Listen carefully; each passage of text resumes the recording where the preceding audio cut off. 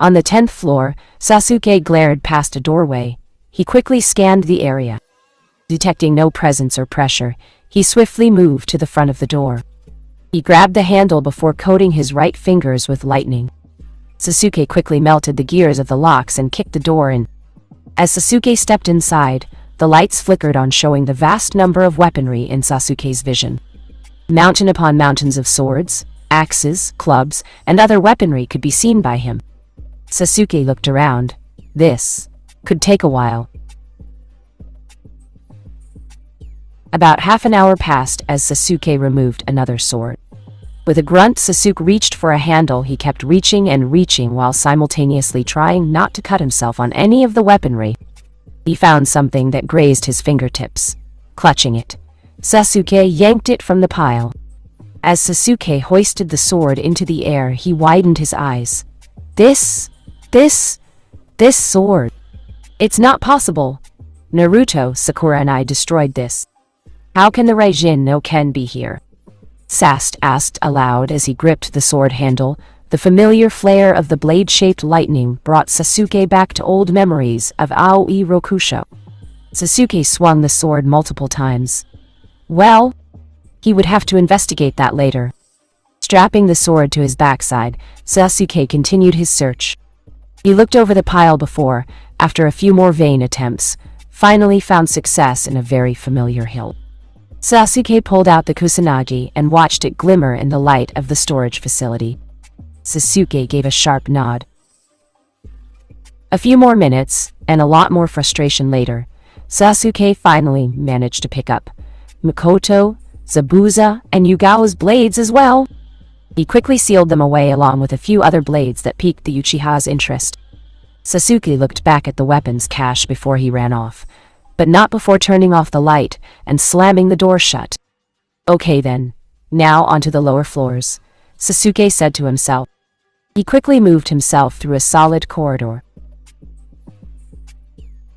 Hey, easy with them, I plan to show Mizuki-san my new playthings.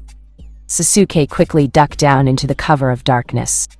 He looked out into the tunnel, and the sight surprised him. He watched as an unconscious Kakashi and Yugao were slung over the arms of two unidentifiable servants. This was a word Sasuke would use to describe them. The woman who was walking in from the servants had a wide smile on her face, while Sasuke turned a fierce glare towards them.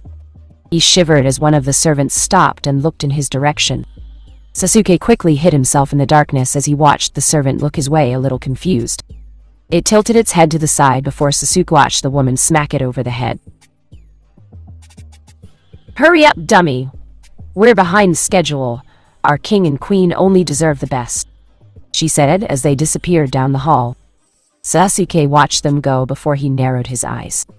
It looked like the lower floors would have to wait. Sasuke hailed the three members as closely and quietly as he could. They proceeded through several corridors, and Sasuke was actually a little worried he would have gotten lost, but that didn't stop him from trying to tail the woman anyway. Perhaps it didn't help that her two little minions seemed to have some unnatural way for being aware of him that he didn't know about. They seemed to know he was there, or at least thought someone was there. Sasuke would have to be careful around them. As Aki took Kakashi and Yugao inside her large doors, Sasuke dashed to the ground. He touched the doors for a moment. They were cold. Big surprise there. However, suddenly Sasuke heard screaming. It sounded like Yugao screaming. Quickly, Kakashi-san, I don't have all day. I'm going to need an answer out of both of you. Just think of what we could do together. We could topple the very shinobi system, if only you stopped being stubborn. Sasuke heard Aki say. She was only met with silence. Suddenly more screaming came that Sasuke couldn't see. But now Sasuke thought he could hear Kakashi in an unfavorable position as well. Sasuke balled his fists. Let it be known that Uchiha Sasuke was a prick, but no one messed with his team and lived with it. Hey you! You can't be here! Sasuke widened his eyes as he turned around to see a guard running at him with a sword. Sasuke snorted before his right arm was coated in lightning. Perfect timing! Sasuke needed a little stress relief. The guard shouted as he ran at Sasuke. while the Uchiha snorted. "Chidori!" Sasuke cried as he and the guard clashed. Meanwhile, Aki widened her eyes to the explosion that happened outside her doors. With a small snarl, turned off the electric device. Kakashi and Yugao slumped their bodies as they looked up weakly. "Ugh, people all day today. Don't you move now, my pets," Aki said with a wink before she walked out the door. "What's going on out here?" Aki asked as she noticed a guard with a dead man in his arms. "Apologies? One of the prisoners escaped. It seems he made his way over here. I killed him before he could inflict any harm on you," the guard said, while Aki looked down at the man with the pierced hole in his chest, laying dead at her feet. "Idiot. He should know by now that there is no escape from here." "Good work. Just put it with the pile," Aki said, and the guard quickly nodded. "Also, Regent Sama has sent for me to retrieve you Aki-sama with this letter. The Regent demands your attention," the guard said, giving her the note. Aki took the note and opened it for a moment before. Much to the guard's surprise, she ignited it in white fire and dropped it to the ground. "Neiichi, get over here," Aki said as she walked off. The two servants walked off as well, leaving the door opened with the guard. For a few minutes, the guard did nothing before he walked through the doors and into Aki's room. As he walked into the room, he could see so many tools made for torture, but he could also see a semi-lab in the area. Many flasks, scopes, and chemical agents could be seen. The guard then heard two groans. He looked up and noticed Kakashi and Yugao strapped to some type of table suspended in the air. The guard looked at the controls to the machine. He quickly coated his left arm in lightning before stabbing his hand into the machine. The circuitry exploded as Kakashi and Yugao's straps unlocked, and they fell to the floor. The guard tore off his mask, revealing Sasuke. "Kakashi, Yugao, you two alive?" Sasuke asked. Kakashi groaned while Yugao tried to stand. Both could see the hazy image of Sasuke before Yugao shook her head. "Hurt but alive. How did you find us?" Yugao asked.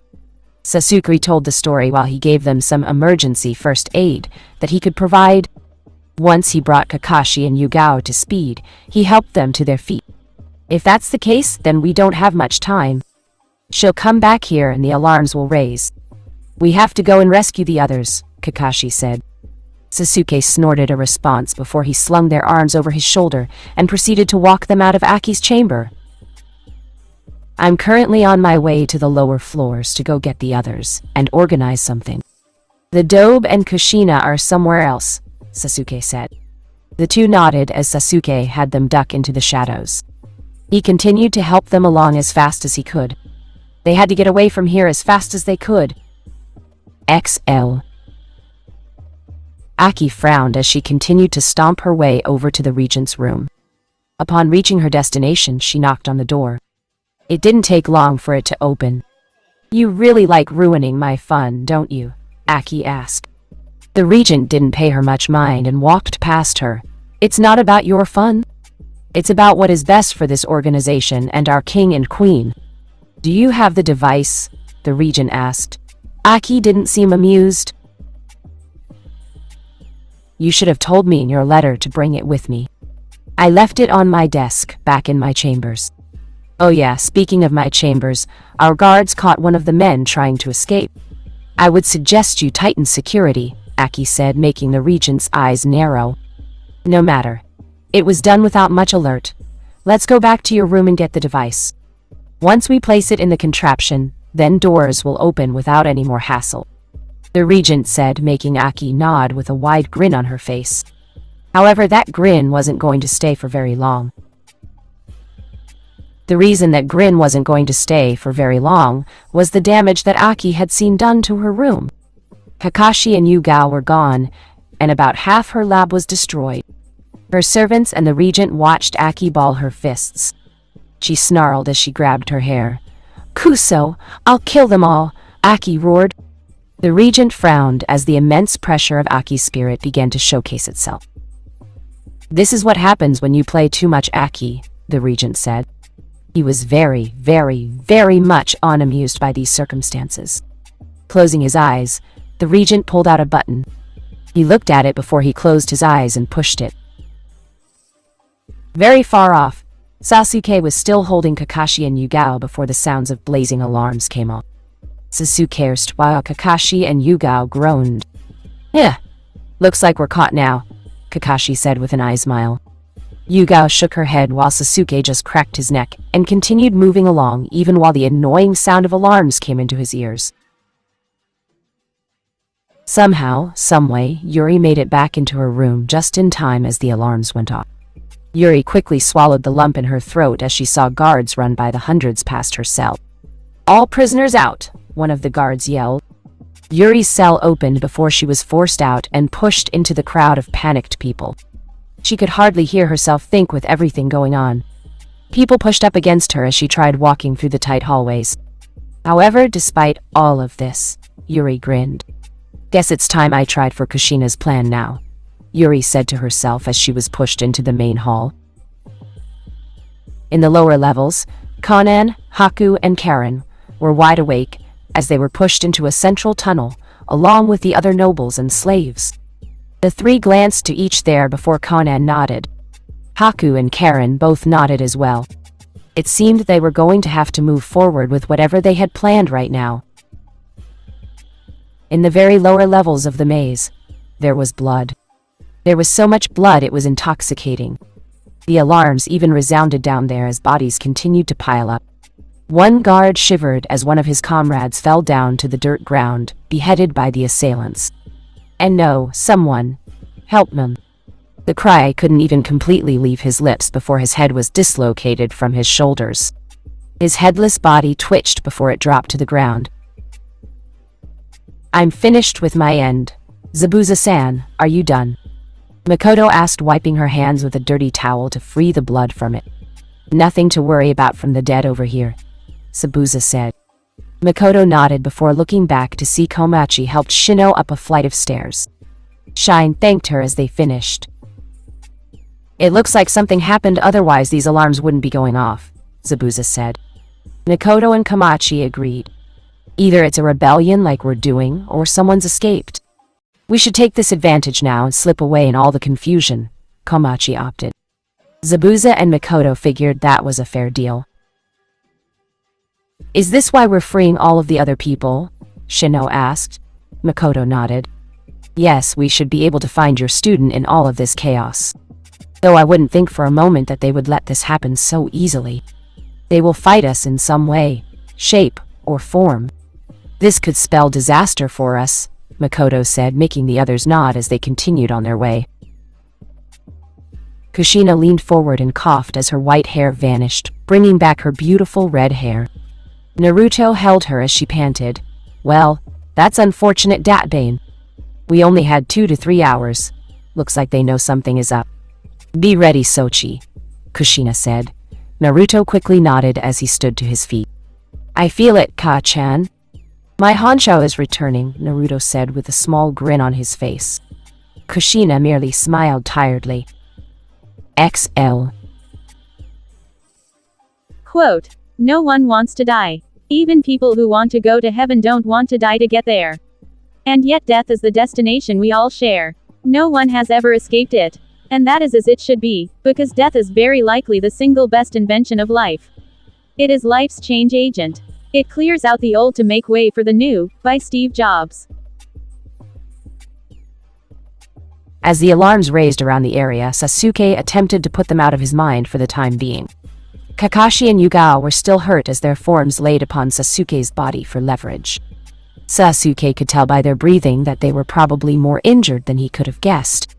Sasuke didn't know any medical ninjutsu, but he did know a bit of field repair. It was a standard in their line of work. With the very limited expertise that he knew, Sasuke patched up Kakashi and Yugao's wounds as best he could. However, any internal damage to them was unknown to him at the moment. He felt his judgment demanded that he take them to the closest medic that he knew. That would have had to have been Haku if Sasuke knew it right. It still sounded surreal when Sasuke thought about it, but as his feet slowly began to trudge from brick and earth to wet mud, he couldn't imagine how the others were doing. Sasuke, can you stop for a second? Kakashi rasped out with a cough. Sasuke sent a small look to Kakashi before nodding. He stopped at the corner of one of the many halls and gently placed Kakashi and Yugao to the wall. Yugao slid down. Sasuke, we might be slowing you down. The others are going to need your help, Yugao said. Sasuke, in a way, agreed with her, but something forbade him from plainly leaving them. They wouldn't die to something like this. If you need to rest for a couple of minutes, then do that. I can wait, Sasuke said. Kakashi offered an eye smile while Yugao just groaned easily. Yugao did have medic experience, but when the medic is down, then there isn't much they can do at the moment. Yugao just lightly groaned as she turned her head. Her eyes pierced through the darkness as best they could from her training. She frowned. She quickly nudged Kakashi. Someone's coming, Yugao warned with a snarl. Kakashi and Sasuke glanced over. The Uchiha took a step in front of Kakashi and Yugao before placing his hand on his sword. He wouldn't give the enemy any chance to do anything. As the footsteps got closer, Sasuke, Kakashi, and Yugao were surprised as screams quickly followed. Screams of resolve, determination, and pride filled Sasuke's ears as people came into view. This way, make sure to stay close. Kill anyone in a mask. They heard the people shout. Men and women with swords, sticks, shovels, and pickaxes charged into the opening. Sasuke growled as the force came to a stop upon seeing the three shinobi. They don't have masks on. They could still be the enemy. I say we kill them. Sasuke could hear these many people say as he tightened his grip over his sword. Don't even think about it. We're not your enemy. If you want to fight, then keep moving forward. But if you want to die, then I will send you to the shinigami myself, Sasuke threatened, exuding the ki to remind the people who just how much the difference in their levels was to Sasuke. Some of the people took a step back before a man walked before the Uchiha. He stood before Sasuke for a moment. If Sasuke were honest, then this man wasn't ordinary. To be able to stand, let alone walk up to, Sasuke and his ki required a vast amount of confidence and pride in one's skills. It showed just how strong one could be. Are you going to stop us from leaving? He asked. Sasuke glanced to the man for a second before frowning. We are going to the lower levels. What you do doesn't concern us, Sasuke stated. The man stared into his eyes for a second before closing them. Let's be on our way. Move out, he said as he ran past Sasuke, Kakashi, and Yugao. The others looked at the three for a second before moving forward. The three Hinoken members watched them go before Sasuke sheathed his sword. I imagine we will encounter more of this resistance movement as we go down further, Kakashi said. Sasuke nodded, as did Yugao before Sasuke knelt down. He quickly picked up Kakashi and Yugao, and they made their way to the lower levels. Oh, by the way, Sasuke, there is some other news I have to tell you, Kakashi said with a small smile as they descended down some steps. The echoing of the steps in the corridors masked the sound of Kakashi's voice, but the small smile on Sasuke's face was easily recognizable as they made their way downward. XL. In the lowest levels of the caverns, Zabuza, Mikoto, Komachi, and Shino quickly made their ways up the flights of stairs that were the exit to the compound. Hi, Kanan-san and Karen-san should be in the same place in the trenches of the cavern, just a floor or two above this one. I still have the piece of paper that Kanan-san gave me. It's moving slowly back to her. We have to hurry to their location, Komachi said as she held Shino's arm. That would be optimal. We'll have to free anyone else we come across. They could be of use in staging our escape, Mikoto replied. Komachi and Zabuza nodded as they came out the entrance of the staircase. The lights illuminating a cave gave off an ominous feeling, but the shaking made Zabuza fear for a potential cave-in. That was the last thing anyone in this maze would have wanted. Who knew how long it would be to get out of the place then? Don't move. You're all dead otherwise, a voice shouted as the four looked up in surprise. They quickly noticed people in masks staring at them with their swords drawn. Zabuza quickly picked up his shovel along with Mikoto.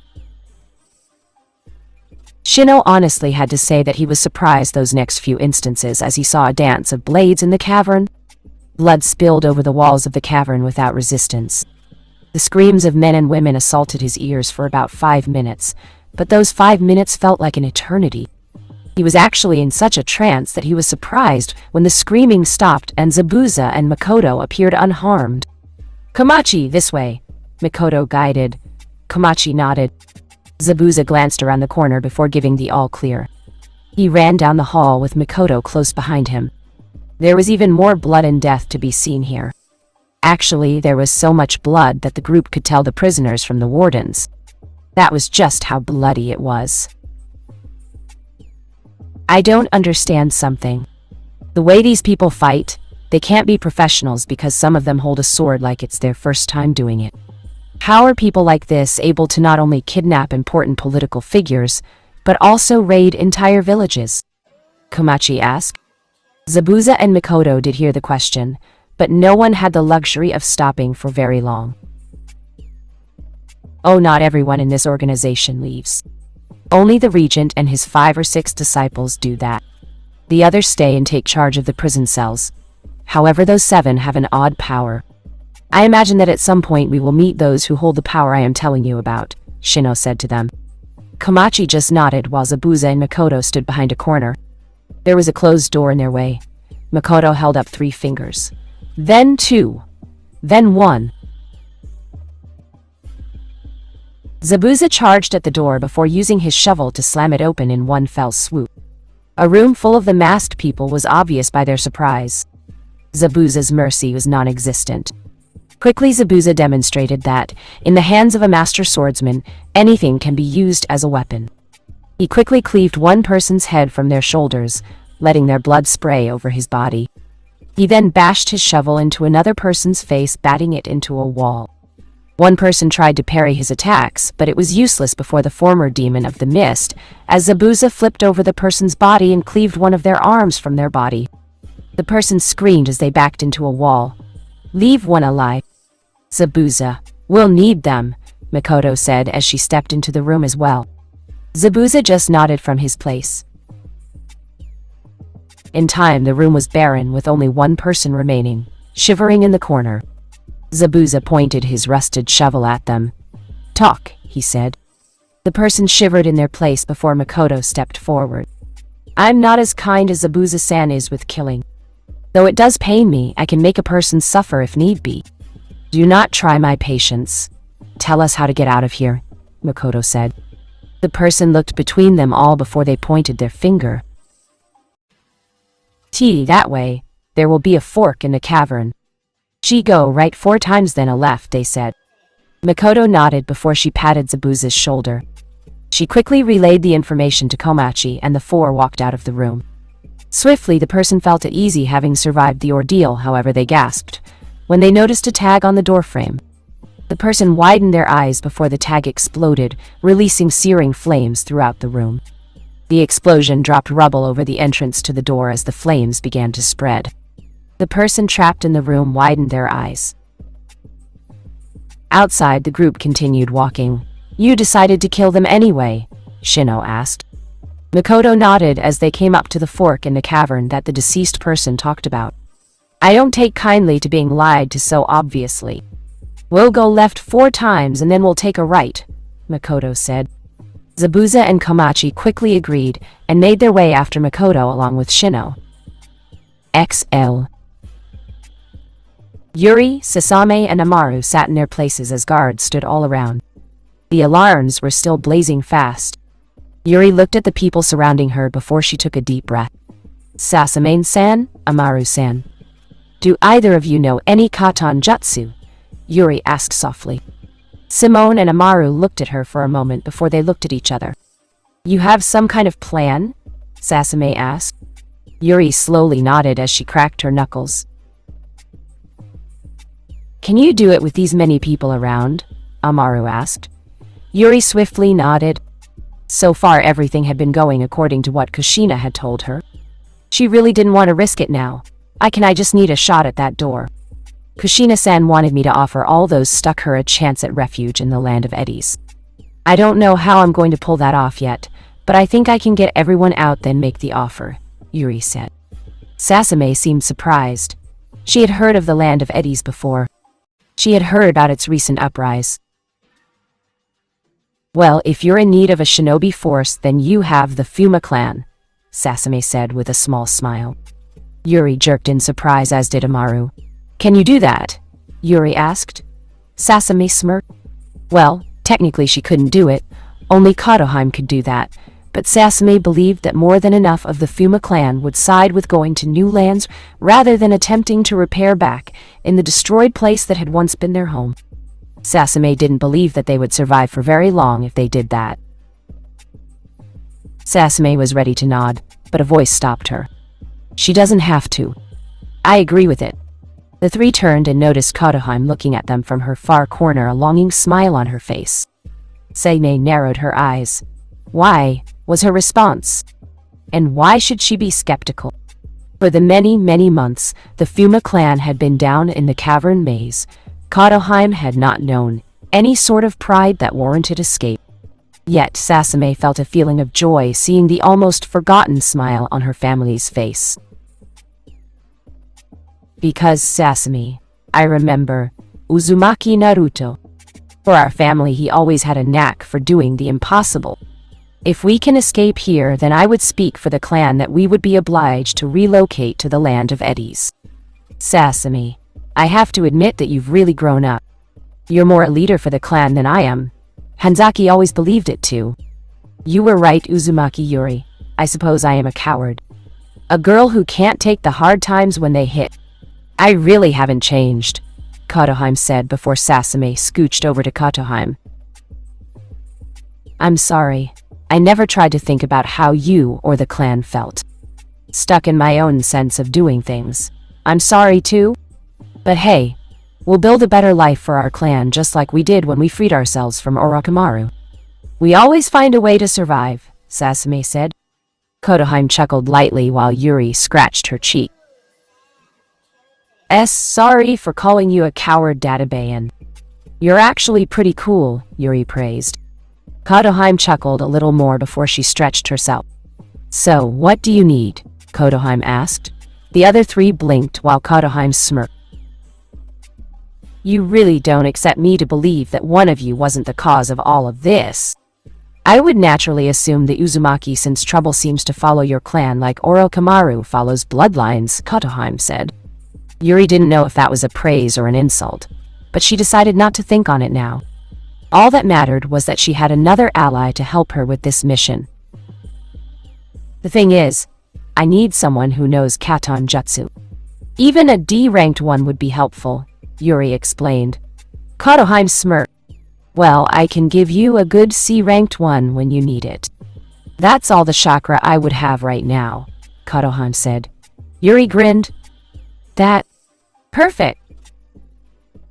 Once she finished explaining to the others the details of her plan, the four quickly agreed as Yuri looked at the surrounding forces one more time. She quickly nodded.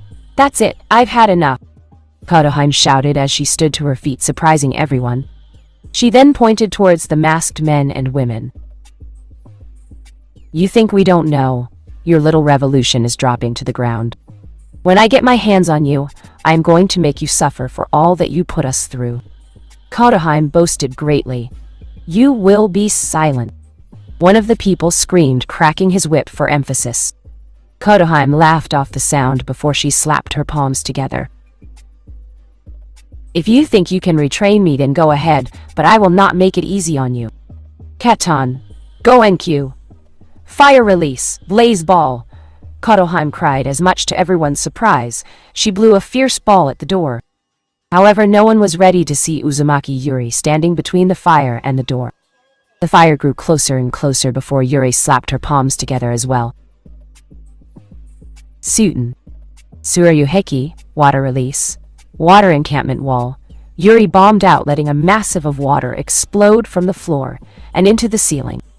The fire collided with the water, forcing steam to erupt from the midst of the collision, shrouding the entire area. Shit! Someone get down there now! One of the masked people screamed. Swiftly, they all jumped from their ledges and into the smoke. Someone get rid of this steam, a male voice shouted. People quickly moved to action, opening some of the doors. As the steam slowly began to blow out the doorway, the wardens were surprised when they saw Yuri standing at one of the entrances. Thanks for the way out. Now, sayonara, Yuri said as she held up a hand sign. Swiftly the steam wrapped around the wardens, suffocating them and filling their lungs. Men and women coughed, hacked, and groaned as they dropped their weapons. Their unknown faces contorted in pain as the steam took a hold of their lungs and forced all of the air out. One by one they dropped to the ground, dead. Yuri dispelled the technique before walking out the door, and to her group, "Sorry, you're going to have to wait a few minutes for the poison to seep out of your bodies. It won't take long, I promise that, Bayan. So long as I don't act upon it, then it will leave naturally every time you breathe," Yuri said to the freed people who panted on the ground. "So, what now?" Amaru asked. "Well, you guys can try and head to the surface. I need to free Noe-chan and Kushina-san. Free any people and offer them the invitation to Uzushio if you can. Nui-chan would rather not have lives wasted. I'll catch up with you. I'll also look for Amaru's sensei," Yuri said. Amaru widened her eyes before she smiled with a thankful nod. "I don't like it, but I'll agree. We'll see you at the top, Yuri," Sasame said. Kataheim and Amaru nodded as well. Quickly, Seisei moved to the front of the confused but freed people. "If you want to live, then stick close to us. We're getting out of here this time. No exceptions. We free anyone we come across, but we're all getting out of here." "Let's go," Sasame said as she ran through a hall. The people quickly followed her. Kataheim and Amaru gave one more look to Yuri before they left as well. Once she saw them all disappear, Yuri looked in another direction. "Okay, time to go commence. Get Noi-chan out of jail. Operation, let's do it," Yuri said as she tightened the slips of her shoes and jolted off back into the caverns.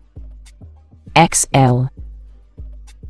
Guren and the rest of her team continued to fall Pakun as silently as they could, while keeping their balance in the rock crevices.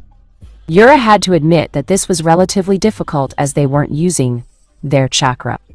To use chakra here took a certain degree of control that no one in the group had. The rows of spikes were much too difficult and slippery to make any sort of grasp with, so they had to do it the old-fashioned way. As it stood, along with Team Guren, she and Fujikaze had tagged along as well. It was something that Guren appreciated, as more manpower wasn't something she was about to turn down. When Pakun had said that the place they needed to get to wasn't far, Guren had thought that they would have been there by now, but the pace was probably slower due to caution more than anything. While Guren didn't hold any particular animosity towards Iwa herself, it still stood to reason that she and the others were invaded, no matter the intention. Perhaps it was that caution that they were taking this long, but Guren couldn't argue that they were getting close to something. Guren could feel this upon seeing Pakun's nose feel around urgently. "This way," Pakun's gruff voice said as he landed to the bottom floor of the rock crevice, and continued onward. Guren signaled for her team and the others obeyed. Everyone dropped to the ground and ran after Pakun. Guren had to hand it to these people. This crevice was a rather intricate maze if Guren had ever seen one. Guren actually had to compare its natural maze-ness to one of Orochimaru's bases. Kami, if you could navigate one of those, then you would never get lost. A few sharp turns to the left, and following a last few turns to the right, the team quickly came to a stop as Pakun glared forward. "It's here," Pakun said with a glare. The team, Shay, and Fujikaze looked forward, but they were all confused. It's just a small house. Not even really house. More like a shack? Is this really it? Aruka asked. Guren narrowed her eyes before turning to Ibiki. The Jonin slowly nodded. Guren did the same before placing a finger to her chin. "No, there is something here. I can sense it," Yura said, bringing everyone to her attention. They saw her knelt on the ground with her hand feeling the soft dirt and rubble. She quickly agreed. "Yes, I feel it too. There is actually an entire fortress underneath this shack." housing almost over 1,000 chakra signatures. Some of this chakra is easily on par with a Keiichi's. Iruka widened his eyes while Shikamaru looked at the shack. A case of mistaken illusion. Anyone would second-guess a small shack in the middle of a large crevice since it's not hiding anything. The perfect hiding spot. Theoretically, this wouldn't work at all, but there is something here. I don't know what, but I can feel a pressure coming from this shack. It's like nothing I've ever felt before, Shikamaru said with as much of a serious face he could muster. Guren slowly walked up to the shack before placing her hand on the door. She could feel something washing over her for a moment before it left. Guren turned back to the others. Everyone be prepared for anything. I'm going to open the door, Guren said. Upon having said those words, Guren watched as everyone pushed up to the door, kunai drawn from their holsters. Guren swiftly wasted no time opening the door. She pushed it open and scanned the room. Empty, of course, she said. Everyone looked inside and saw it was indeed empty. Just a tatami mat, bookshelf and kitchen in the corner. Everyone gently crept inside. Guren closed the door. What are we supposed to be looking for? Iruka asked. Guren looked around for a second before turning back to her squad. I remember Uchiha Sasuke talking about the sacred room for the Uchiha. It was hidden underneath a tatami mat, under a row of tiles. We'll just have to search, Guren said with a small smile. The others quickly nodded. The search for anything interesting began. It was about 20 minutes of searching which finally made Guren realize that something was wrong. Everyone tried to pull up the tiles, but no one got anywhere. It was obvious that the tiles weren't supposed to be moved. Guren could see the beginnings of frustration seep their way onto Yura's face. Guren didn't blame here. This mission might have been more taxing on Yura than on anyone else in this room. It took another 10 minutes of aimless searching around before Shikamaru tapped Guren's shoulder. I believe I have it now, Shikamaru said, making everyone look at him in surprise. While everyone had been searching, Shikamaru had been in the corner thinking in his own way. It seemed he had finally found the answer. It's not that the tiles don't move. We have to make them move, Shikamaru said. We have to make them move, Iruka asked, and Shikamaru quickly nodded with a sigh. Didn't he just say that they had to move them? Why would you make a statement a question when the person before you already said it? And how do we do that? She asked. Shikamaru quickly looked at the floor. What do you see about the tiles? There are small but similar designs on each tile. They form a shape. I imagine that when we find the right shape, we will be able to find the entrance. That is my best bet. Guren-san, take one horizontal row. Yura-san, take the vertical row next to Guren-san. Iruka-sensei will take the second from the left wall, and I will the row to the south wall near the door. Shi-san, can you turn on the faucet, please? Shikamaru asked. She blinked but quickly moved over the floor and into the kitchen. If my theory is right, then this kitchen serves a purpose. Shi-san, when I tell you, please turn on the faucet, Shikamaru said. She just nodded as Ibiki and Fujikaze removed themselves. Shikamaru looked around the room for a moment before he pointed for Shi to turn on the faucet. She did so. To everyone's surprise, and Shikamaru's expectation, the faucet didn't drop water, but rather blood filled the sink before it spilled onto the floor. Shi widened his eyes and backed away. Everyone had to hold their rising disgust as the blood seeped onto the grooves of the tiles. Guren-san, move forward now, Shikamaru commanded.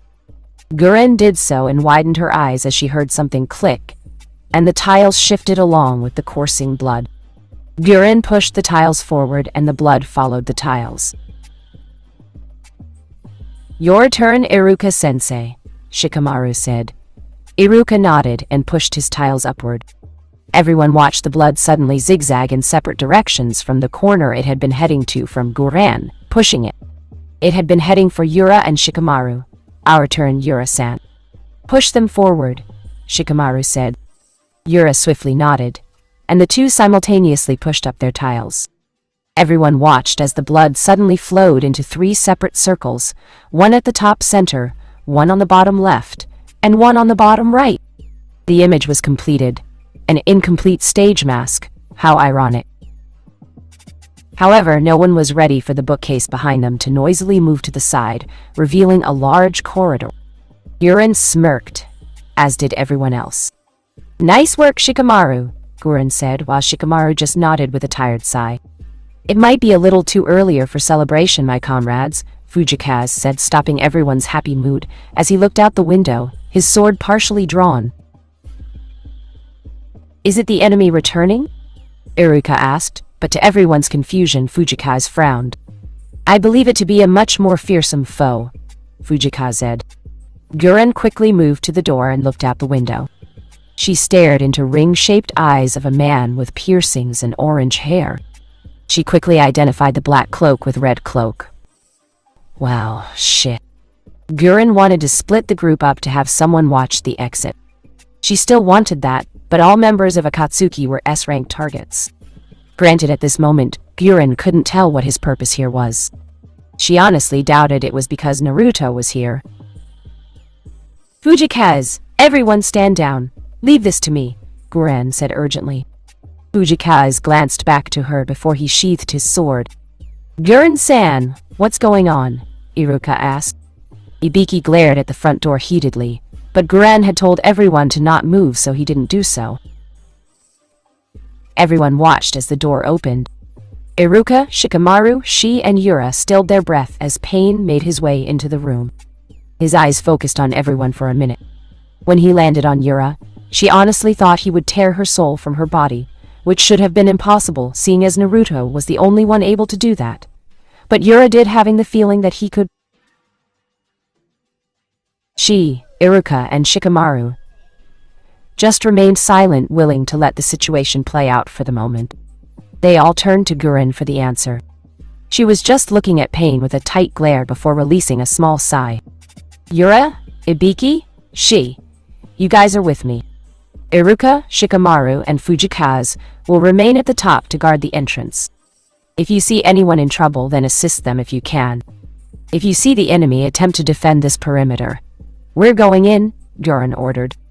Everyone glanced to her before they glanced to the Akatsuki member. Hey, Yura, as she followed her into the corridor. Pain watched them go before closing the door and going into the same corridor. His form slowly disappeared without a word. Once he was gone, Shikamaru dropped to the ground. So that is a true S-rank shinobi. He's much stronger than either of those S-ranks Naruto or I faced. "Troublesome," Shikamaru said with a sigh. Fujikaze just sat on the ground with his arms folded. Iruka leaned against the wall. He looked back at the open corridor. This could not go well. Ibiki frowned as he looked at the corridor. Meanwhile, Pain slowly trailed behind a Konoha shinobi. If he were honest, he was actually half tempted to merely destroy the entire crevice to force an opening, but there were many downsides to this. He could have caused a cave-in and the surrounding rubble would have been a pain to deal with.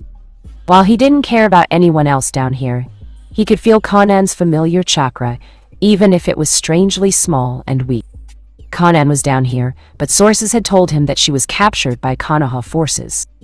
The fact that she was down here had been the only thing keep Pain from ripping this group of Konoha shinobi souls from their bodies in an attempt to find her location. When he had opened the door, he had long since felt the Konoha shinobi, but he was relatively surprised to be met with no hostility, even if the atmosphere dictated otherwise. Well, it wasn't like anyone could challenge a god anyway, so their efforts would have been futile. Normally, Pain would send this body in this situation, but there were too many unknown variables that he really didn't want to take any chances. Even if defeating him was next to impossible, it still felt better to have reassurance than anything else.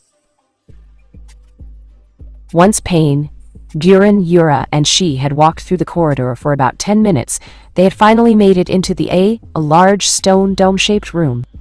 "Gurren-san, do you feel it?" Yura asked. Gurren nodded.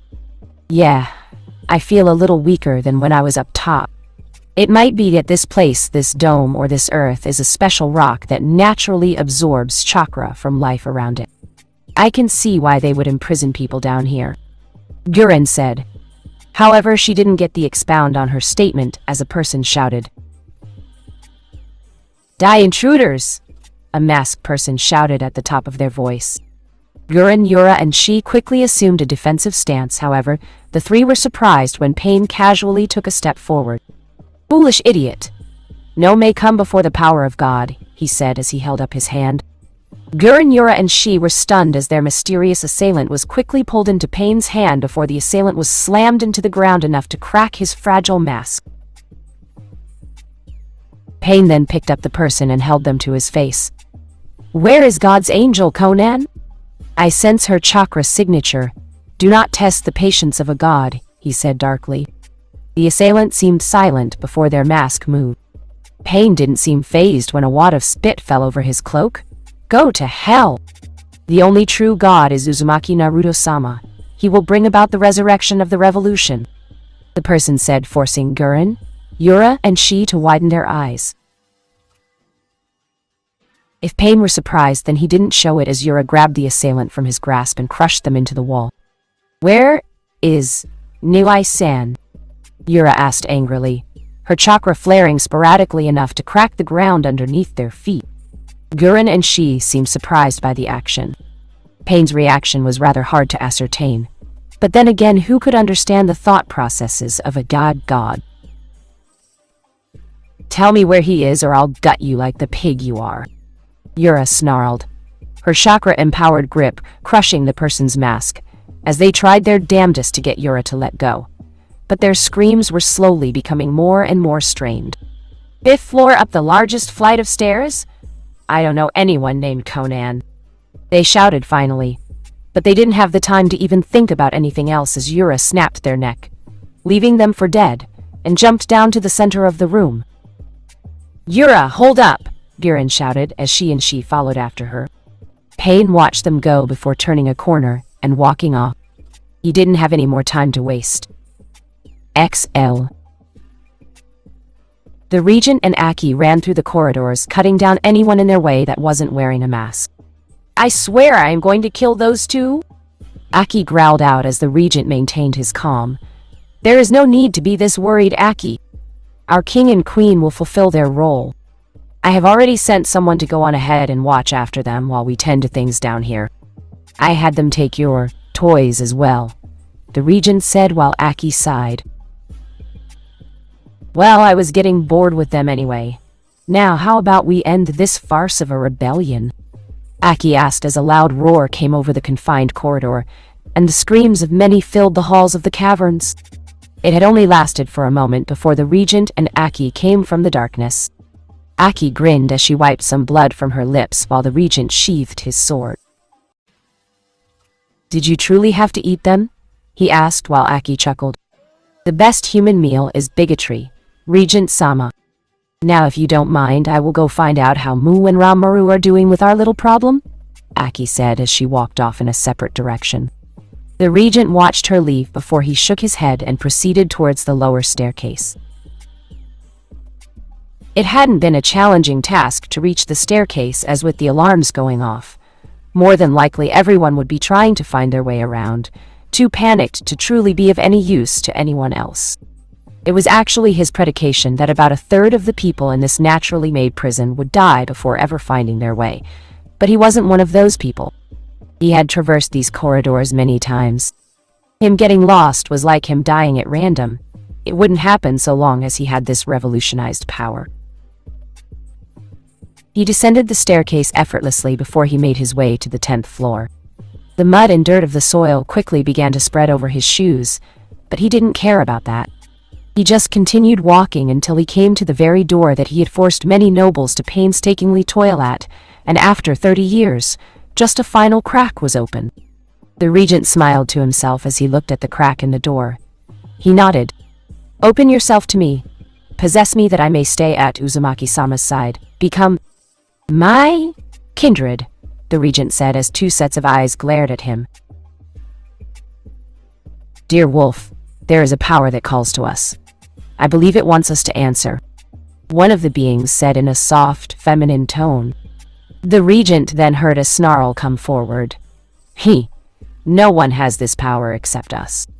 I will make this one submit just like all the others," came a very angry male voice.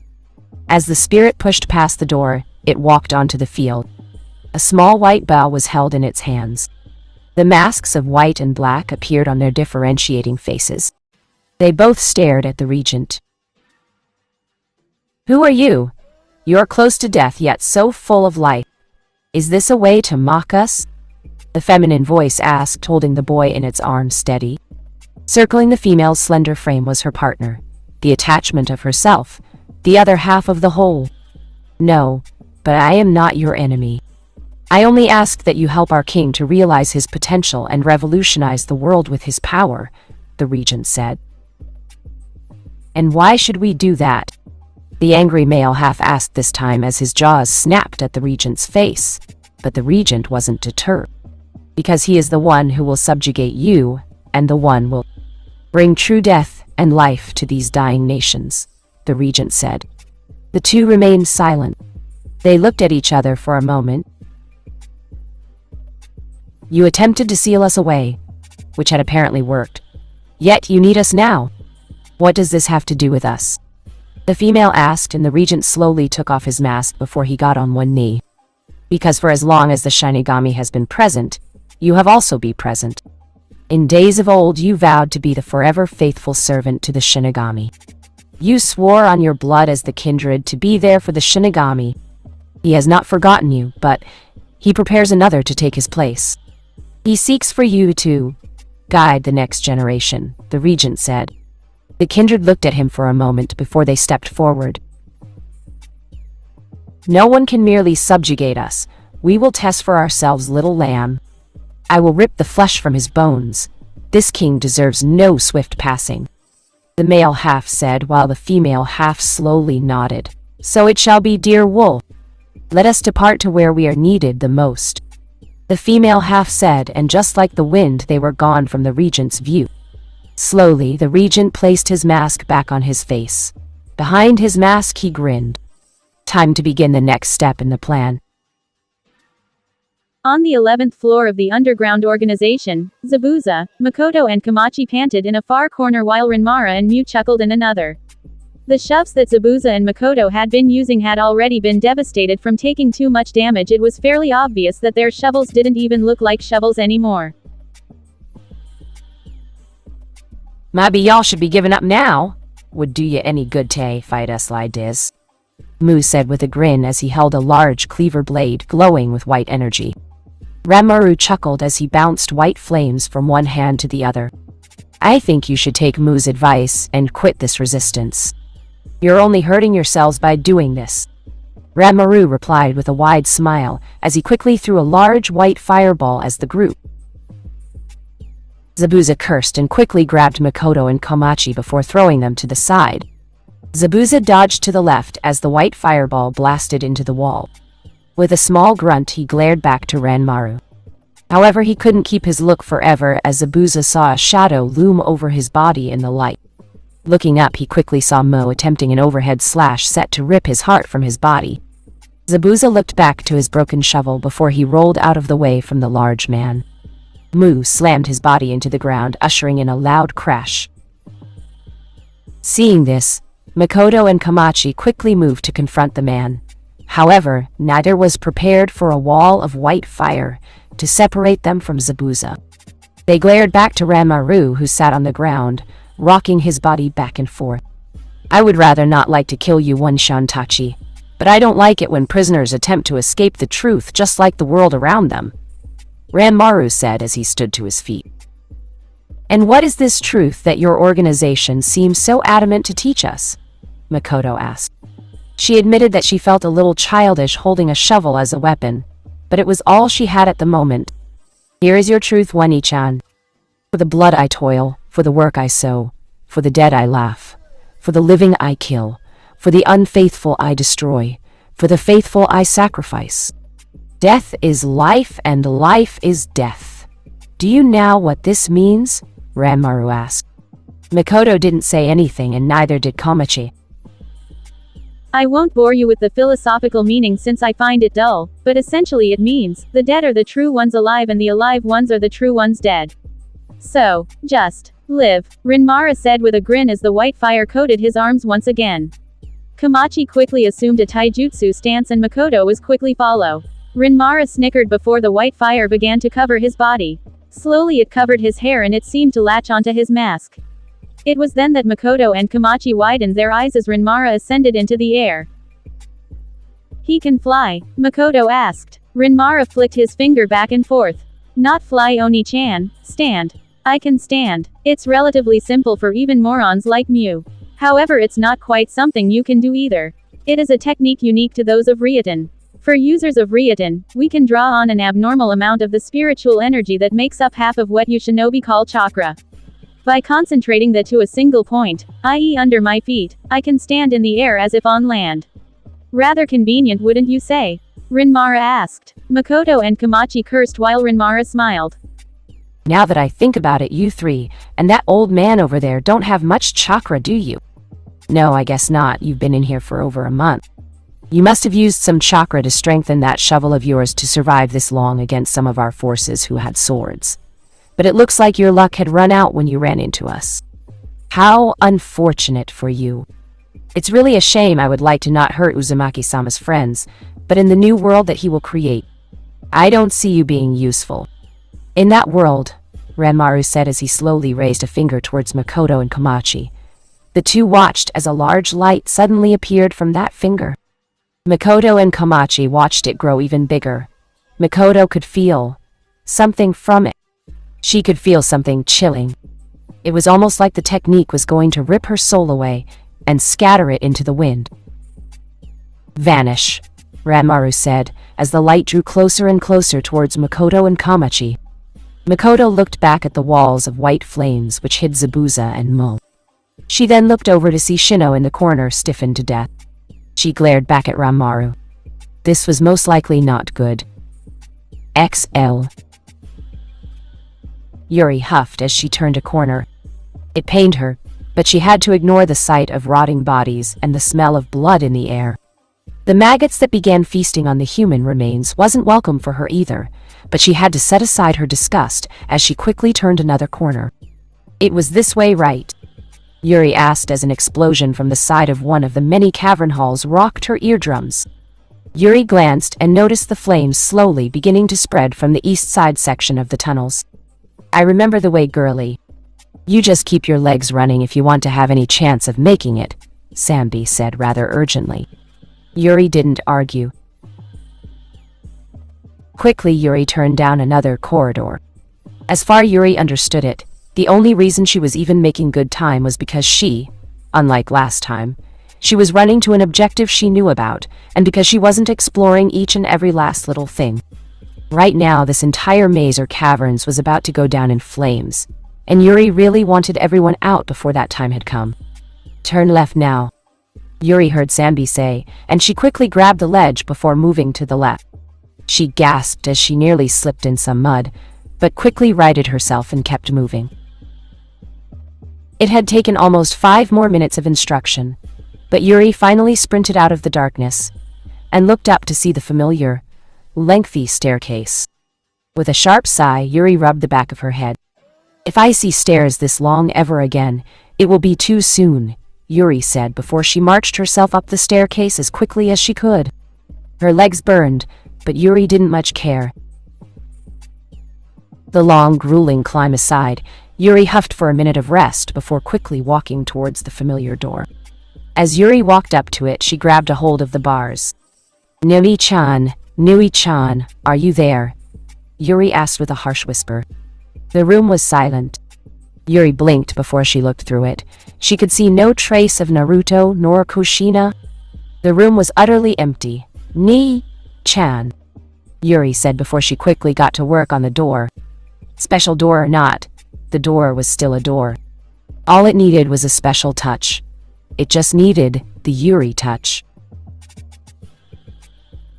Yuri picked at the lock on the door before it finally opened. However, as soon as it opened, Yuri wasn't ready for a sharp kick to hit her in the face, chin bashing her into the wall.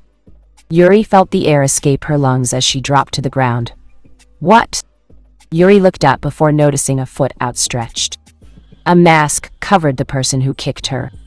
Yuri watched their stance. They dropped their arms and swayed them back and forth. The kanji for one on their mask. After them came another one with a mask, the kanji for two written on it. Ichi and Ni looked at the girl before moving to the side. Yuri groaned as she looked up before anger overtook her when she noticed the woman in the familiar stage mask from before come from the door. You are a rowdy bunch, you know that. It is understandable for a child to rebel against their parent, but the only thing that awaits that child is a harsh reality of punishment. You might be Uzumaki-sama's family, but if you deter him from his mission, then you are only an eyesore, the woman said as Yuri leaned up. Where is Nui-chan? Yuri asked angrily. The woman looked at her for a moment before chuckling. Do not fret. Our king is in a secure location along with our queen. It's simple. We filled the room with a gas and knocked them out. They are fulfilling their purpose as we speak, she said. Yuri sucked her teeth before getting back to her feet. I am going to make you regret this. You and your little cronies, Yuri said as Ichi and Nai tilted their heads to the side. I would rather call them servants of the true purpose. That's a fitting name. They have been changed, reformed, and have found the light of our cause. Just the same as everyone else will in time. Perhaps even faster with Uzumaki-sama, she said. Yuri huffed before she stood to her feet. I'm going to stop you, Yuri claimed heatedly as she rubbed her face. I don't that highly. As a guidance, I will parent you one last time. This final lesson will end with you dead, she said, and Yuri didn't even have the chance to react to the statement before she leaned over when she was punched in the stomach. Yuri dropped to her knees, but this proved to also be a mistake as the woman spun her leg and slammed it into Yuri's temple, the force expelling her from the hallway and into the staircase. Yuri groaned as her body fell down stair by stair, the pain intensifying each time as she fell. Yuri didn't know when she stopped falling, but God, she was thankful for it. However, she groaned once more as she stood to her feet. Yuri hated to admit it, but she was a little out of her league. In terms of her resources, Yuri literally had next to no chakra. That stunt back in the dome room had wasted what she had gathered. She was barely running on anything substantial. She did have a bijou, granted, but with how low her reserves were, she actually wondered just how badly she would need to draw on the Sanbi's power. You're going to need more than that, girlie, Isobu said, making Yuri's eyebrow twitch. Dodge! Sanbi shouted, and Yuri gasped as she rolled to the side, avoided an earth-breaking kick that would no doubt have sent her brains all over the walls. Yuri gasped as she watched Ni tilt their head to the side. You know Isobu yelling dodge is more distrustful than helpful, Yuri said as she backed away from a punch aimed for her face from Ichi. Yuri quickly gawked as Ni flipped over Ichi and coated their arm in chakra. Yuri gasped and jumped back as Ni swung at her, just barely missing the strands of her hair. Ichi and Ni looked at each other as the woman in the mask dropped to the ground-level floor. I'm surprised you lived, she said. Yuri cursed as she took a step back. Empty words, empty promises, made by empty souls. That is the world we have all grown up to believe in. Just as your empty words refuse to acknowledge the truth in mine. This is why you suffer like this, the woman said. Yuri seethed before the woman swiftly appeared in front of her. Now, understand and admonish yourself. Repent for your sins, the woman said. Yuri dropped down and quickly formed a sweeping kick. Her legs flew through the air, but the woman jumped over it easily. Yuri, seeing this, backflipped away, but she wasn't able to get far as Annie grabbed one of her legs. Yuri yelped as Ni swung her around before slamming her into the wall. Yuri groaned as she slid down. 3-on-1, I really know how to pick 'em dat bayin, Yuri said as she leaned against the wall. She watched as the woman closed in on her. Yuri chuckled to herself. You think I need all my chakra to beat you? Yuri asked with a grin. The woman raised her fist before bringing it down. However, as she connected with Yuri's face, the redhead Uzumaki vanished in a cloud of smoke replaced with a stone. Hearing footsteps, the woman turned around and noticed Yuri running fast down a hall. She chuckled. So, destiny had chosen this path, had it? Kill her, the woman said as Ichi and Nyai ran into the direction that Yuri had run in. The woman was quickly to follow. She looked up at the long staircase for a second. A small smile came to her face behind her mask. She grabbed the hilt of her sword. Meanwhile, Yuri panted as she ran further and further down wherever the hell she was going. "It's getting hotter. No doubt you are nearing some form of heating chamber," Sandy alerted. Yuri really wasn't in the mood for those kind of alerts, but she did admit that as she descended, she was getting hotter. It was actually getting really, really hot. Yuri could feel the sweat drip down into her clothes as she neared an entrance. Yuri quickly ran through the entrance and stopped at where she was. On a scale of 1 to 10, how bad is this?" Yuri asked. Sambi shook his head as he watched lava bubble around the chamber. "Only a Uzumaki," Sambi said to himself, as Yuri walked on the hot ground.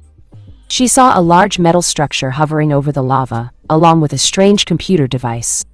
Yuri walked up to the computer and blinked at it. Some images flashed across the screen, and if Yuri was shocked before, then she was absolutely devastated now. They actually planned to... Yuri didn't get to finish her statement as a shadow loomed over her. She quickly turned around and noticed Ichi and Ni hovering over here, their masks inches from her face. Yuri quickly jumped over the computer. Ichi and Ni quickly followed after her. Yuri kept backing away, but eventually she felt her foot have nothing solid to stand on. Turning around, she realized that she was out of earth. The only thing that was keeping her from dying was her one foot that was still on land. Yuri glared back at Ichi and Ni before cursing. The two slowly edged towards her, but Yuri looked past them and noticed the woman slowly appear out of the entrance. She looked around the lava chamber for a brief moment before turning back to Yuri. Something changed about the woman's aura because no Yuri could tell the woman wasn't pleased by something. Her stance told Yuri this. "You have backed yourself into a corner with no escape." "Such a stubborn child," she said. Yuri growled as the woman drew her sword. Yuri quickly readied herself, but she wasn't prepared for the woman to walk on the platform and then slice through the stone connecting the platform to the entrance of the chamber. The woman then placed her foot on the remaining path that connected the entrance. Using her muscles, she pushed the disconnected platform through the lava. Yuri shifted her balance to accommodate as the only thing standing between her and her body becoming a top for Raymond was a damn piece of earth. "Back away," Yuri heard the woman say. Ichi and Nimai quickly backed away from Yuri as the woman took a step forward. "Why are you doing this? You are going to kill thousands of people if you go through with this," Yuri snarled. "It is for the sake of our cause. Believe that only in death can anyone understand the true purpose of life. However, Uzumaki-sama will revive us to the new world, where all will understand the true point of this broken world," she said. Yuri seethed, but it quickly turned to a suspicious glare when she heard something fall to her feet. Looking down, she noticed it was her weapons pouch. She along with 2 military ration pills. She glared up at the woman. "A shinobi wouldn't do this," Yuri said while the woman folded her arms. "I am not a shinobi. I do not have to lie, cheat, or deceive to make my ends meet, unlike the rest of the world. There is a difference between you and I. I kill for the true purpose. You would kill mindlessly for your own selfish ignorances. This world truly is nothing but a child, only worried about itself. Here are your options. Take everything off the group and fight, then die. Or leave it on the ground and surrender to be of use later. We have fought before when you had all your chakra and you still lost. You should realize how low the percentage of you winning is," the woman said matter-of-factly, while Yuri looked at the items. Yuri slowly grinned. "Is it 0? Yuri asked, making the woman in the mask frown. "Behind," said Mask. Yuri quickly strapped her weapons to her pants as well as HR holster to her leg. She picked up one of the ration pills. "Excuse me?" the woman asked as Yuri crunched on one of the pills. Yuri could feel her chakra rushing back into her body. She then ate the second one. The chakra felt like a raging inferno in response to the anger in Yuri's heart. "Neri-chan always told me, if I even have a 1% change of winning, then that's all I need." so long as it isn't 0. I will win, Yuri said with a small grin as she stood to her feet. The woman closed her eyes and sighed. Truly, a stubborn child stuck in her ways. I will make sure you learn this lesson with your death, the woman said as her sword was coated by that same mysterious fire that Yuri had faced with last time. Yuri took out a kunai and held it firmly. Do I at least get to know my supposed killer's name before I die? Yuri asked with a hint of sarcasm. The woman looked at her for a moment before she chuckled behind her mask. She raised her hand to her face before she took off the mask and threw it into the lava. She watched it burn until nothingness. Tokiwa, a name I had forsaken long ago after my disgrace. Now, then you know my name, I will teach you the true meaning in our cause, Tokiwa said as her sword was steadied. Yuri glanced back to see Ichi and Ni form some sort of combat stance as well. Yuri tightened her grip over her kunai. As the lava bubbled around them, Yuri snorted with one thought. Naoi-chan, you are so fucking me when this is over. Yuri thought to herself. XL. Naruto really didn't know where he was. It was cloudy, that was for sure. The weight of the whiteness seemed to weigh over his consciousness. Naruto and Kushina had been waiting to execute the plan as far as Naruto had known, but then somewhere along the line they had to have blanked out. Still, Naruto didn't know how he had gotten here, or even how he could leave. He could actually feel the strands of his consciousness being pulled in this white space. He actually thought this place could have pulled him away into nothingness if it actually tried. How do I get out of here? Naruto asked at the white space. You idiot! I know you haven't been here in a while, but I don't think you would forget me so easily. How rude! Naruto heard a deep voice speak. He turned his head and noticed a white dragon with several heads looking down at him. Morio! Naruto called out quickly in surprise, making the dragon snort. That would be my name? As for why you're in here, well, you should have me to thank for that. The bastard Ninetales and myself are the only ones keeping you connected to the physical realm right now, Morio said, making Naruto blink in surprise. What was happening to him? What do you mean? Am I being spirited away or something? Am I going to lose my legs and arms? What's going to happen to me? Naruto asked as he ran circles around the once demon dragon. Morio watched his summoner run around him while he frantically scratched his blonde hair. At the moment, Morio was truly wondering if he made the right choice in giving up his 1,000-year kingdom ambition for this. But then again, the human known as Uzumaki Naruto was a surprising individual when he had to be. Quite you're squirming. It's unsightly. However, you're right to be concerned. I feel the presence of another Shinju coming soon. However, unlike me, I do believe that you should not attempt to tame this one, he said, making Naruto surprised. Another one? But I don't have a headache like I did with you. I don't even feel my Hanshao being drained, Naruto said while one of Morio's heads turned to the side. Well, to answer that, the first reason would be because I was intentionally doing those things to you. Keep in mind, I hated the thought of being controlled by you, so it was pretty easy to synchronize with your Hanshao and suck you dry, leaving you a husk on the ground. The headaches were supposed to help with that, Morio said with a small, toothy grin. Naruto glared at the dragon, but to his credit, Morio didn't shy away from the gaze. Instead, he cleared his throat. I feel that each of the Shinju can have an effect on you that doesn't have to be physical. What it's doing to you is most likely spiritual or even mental, he said. But Naruto widened his eyes. My powers, Naruto said as he recalled when he couldn't use the Jikugami or even the Kokonyugami to make an escape. That was supposed to be his Shinju contacting him. That is most likely the cause.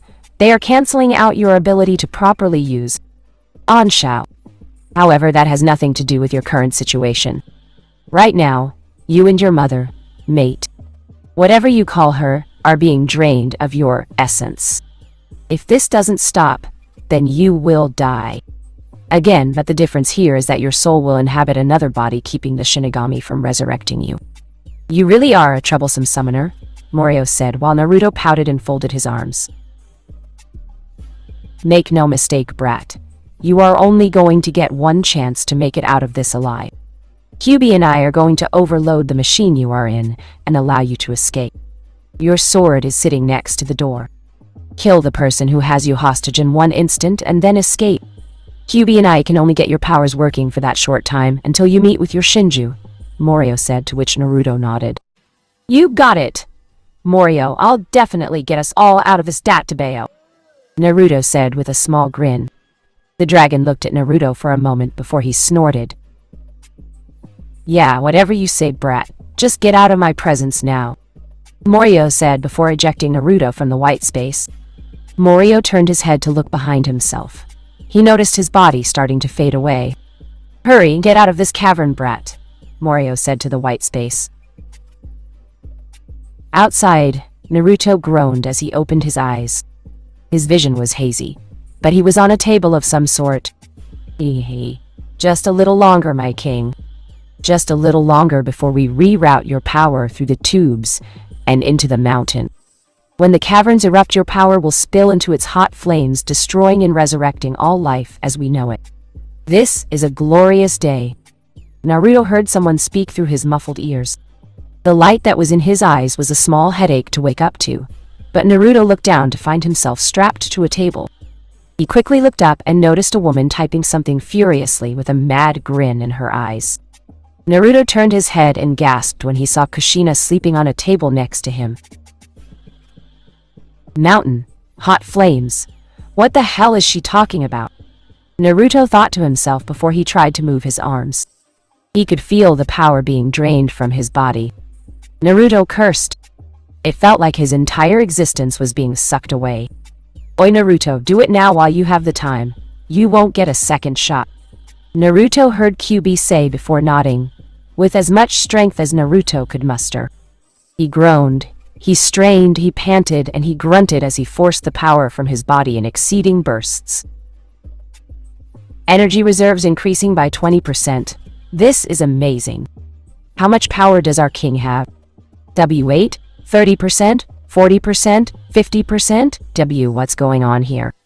The person said before they turned around and noticed Naruto straining his body as the Hanshao bursted from his body and into the tubes. No, this is too fast. He'll break the tubes. Is it too much? The person asked themselves before they rushed over to Naruto's table. My king, you have to calm down. You're going to end us all before your purpose is recognized, the person shouted as Naruto strained even tighter. Alarms went off as the person turned back to see smoke coming from the tubes. They gasped as the tubes cracked and the lights flickered on and off. The bulbs quickly snapped, raining glass shards to the floor. Shit, I guess I have no other options, they said as they ran to the computer. They quickly typed in a code before the machine stopped. Naruto fell to his table. His strap unfastened. My king, are you okay? It's your loyal servant, Aki. We can't have you in too much pain. I'll have you rest for a bit, Aki said as she moved a hand through Naruto's hair. However, suddenly she stopped. She gasped as her hands started shaking. The reason they were shaking was because Naruto was looking at her, fury evident in his eyes. Hello, my king. Are you okay? Aki asked as Naruto glared harshly at her. He grabbed her arm and leaned up. Kukunyugami no jutsu, Naruto said as time itself froze in place. Naruto gently leaned himself from the table before moving slowly through the room. His body was a tad sluggish, but he would make do with a couple minutes of walking. Naruto moved to the door and grabbed his sword. He then turned back to the woman who was frozen in place. It was suffice to say that Naruto was not in a great mood right now. His eyes glowed with the pure white flames of Hanshao as he held his sword in the air. He vanished in a burst of speed before reappearing at his mother's table.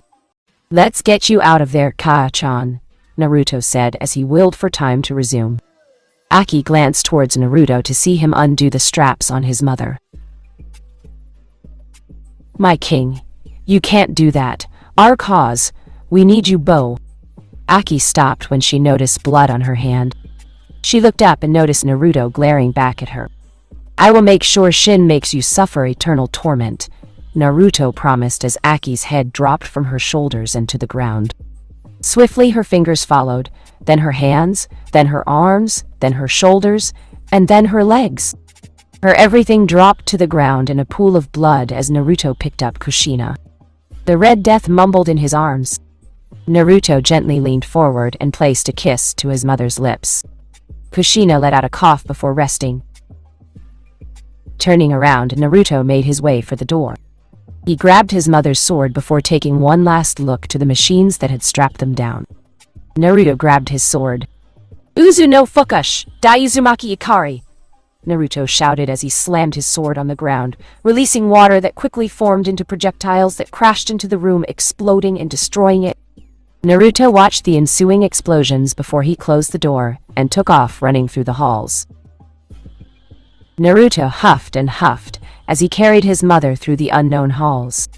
It had been probably over a month, and he had only recently learned about some of the layout of the cavern maze thanks to the time that he and his mother had used Toka Senju to find Yuri. Naruto had gotten a good general layout, but right now it was a point that he couldn't afford to have at the moment. Turning a corner, Naruto noticed the piles of deceased. He then looked into the air, noticing the spirits quickly flying through the ceiling. Quickly, Naruto stood before them. Any of you who know how to get out of here, tell me now, Naruto ordered. The spirits quickly stopped moving and glanced to him. Yes, Shikio-sama? They said without hesitation. Naruto watched as about 10 spirits flew off in a separate direction. Naruto quickly followed them as they turned a right corner. Naruto followed them as fast as he could. His eyes glanced to the left as he heard an explosion coming from one of the hallways. Naruto cursed to himself. Where is everyone else? Did they escape? Naruto asked aloud to none in particular. Suddenly Naruto heard a crack. Staring at the ceiling, he noticed thousands of rocks and stones beginning to fall to the ground. Naruto covered Kushina's body as he ran through the halls. The spirits then took a left. Naruto slid in the mud, but took a turn as well. This way, come on, we're almost out. Keep pace. Naruto looked forward and gasped as he saw a multitude of people rushing through the halls. The 3 girls leading them were actually a surprise, too. Naruto stared at the woman in the middle. Her orange hair seemed so recognizable, but when Naruto and the woman stared into each other's eyes, it was almost instant recognition as the woman smiled. I figured we'd run into you at some point, Naruto-san. Naruto heard the woman say as the others looked up to see the blonde running for them. Yo-same! How have you been? Naruto asked, skidding to a halt. Sasami grinned while Amaru blinked. So that was what Uzumaki Naruto looked like. Kodohime grinned as she waved before the multitude slowed to a stop. Then trying to escape. Yuri decided to go try and help other people. Something about a plan or operation. Right now we're just trying to get to the surface, Sasami replied. Naruto quickly nodded before everyone felt the cavern shake. Not to be rude, but I would like to continue this conversation at a later time and place where we won't get flattened, Kodohime remarked, making Naruto and Sasami blush. But you guys are going this way. There is only a dead end this way, Naruto told them. Sasami and Amaru widened their eyes, while Kodohime's face turned red as she suddenly found the cave wall interesting. Sasami and Amaru sent her a small glare. I guess we took a wrong turn somewhere, Amaru said while Sasami folded her arms. Come on, follow me. I know how to get out of here, Naruto said as he ran past the group before Sasami could even ask how he had this information. Many in the multitude glared at the young man, but right now they had to get out, so they were willing to leave him alone for now. Naruto, Sasami, Kodohime, and Amaru quickly took a right turn with the mob and continued on running through the maze-like halls. Sasami glanced at Naruto and noticed him looking at the ceiling multiple times, but she couldn't figure out why. As Naruto took a left turn, the others followed him. Sasami looked down and noticed the unconscious woman in Naruto's arms. She then looked back up at Naruto before chuckling. You really haven't changed at all, Sasami thought to herself, as they quickly heard more talking. Guren-san, I think we should tread cautiously. This place is becoming unstable. A voice that filled Naruto with a touch of happiness and joy came out saying. Naruto couldn't resist the bright grin on his face as he shouted, "Yura-chan!" Naruto called out from the caverns. Yura, Guren, and she looked at the three separate entrances. "Maybe the left one?" she asked. Guren placed a finger to her chin. "I think the middle one might be more viable for us than the two on the side." "What do you think, Yura?" Guren asked as Yura stood up from kneeling on the wet ground. "Guren-san, I think we should tread cautiously. This place is becoming unstable," Yura said before she turned and heard fast footsteps coming for her location. "Yura-chan?" Yura heard a familiar voice break through the noise of the cavern. Yura widened her eyes as did Guren. And she? Yura would know that voice anywhere? That was... "Noi-san!" Yura called out to the leftmost tunnel. The thunderous footsteps grew even louder, and the team of three watched as a mass of blonde hair exploded from the room, with nearly hundreds of captives behind him. Guren widened her eyes as did she when the people stopped. Yura quickly ran up to Naruto before shocking most of the denizens as she claimed his lips. Naruto was even surprised by the amount of lust Yura actually placed into the kiss. Was that her tongue? Seriously. However, Naruto couldn't deny he found the friction and tenderness of Yura's lips inviting. Quickly, Guren cleared her throat, ending the kiss between Yura and Naruto, which both felt a little flushed after the ordeal. Guren and she quickly moved up as Guren patted Naruto's shoulder. "Glad to see you're doing all right, Naruto, but we'll have to set aside the pleasantries for now. Run down the situation for me," Guren said, and Naruto quickly nodded. He told Guren as much as he could about the organization and its goals involving him and his mother. He also told her about what he had seen on the computer screen, and this wasn't filling Guren with the most optimum of confidence right now. "I see," Guren said, making Naruto nod one more time. Guren looked down and noticed Kushina in Naruto's arms, unconscious. "Looks like you guys had it rough. Well, you guys are safe now. Come with us," Guren said, but to everyone's surprise, Naruto shook his head. "Sorry, Guren-san, but you're going to have to take Kaya-chan and the other captives out of here.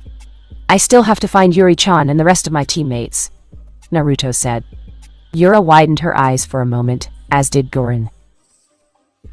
"Yuri's down here? We were on a mission to find Yuri, Shizune-san, and Ibisu-san.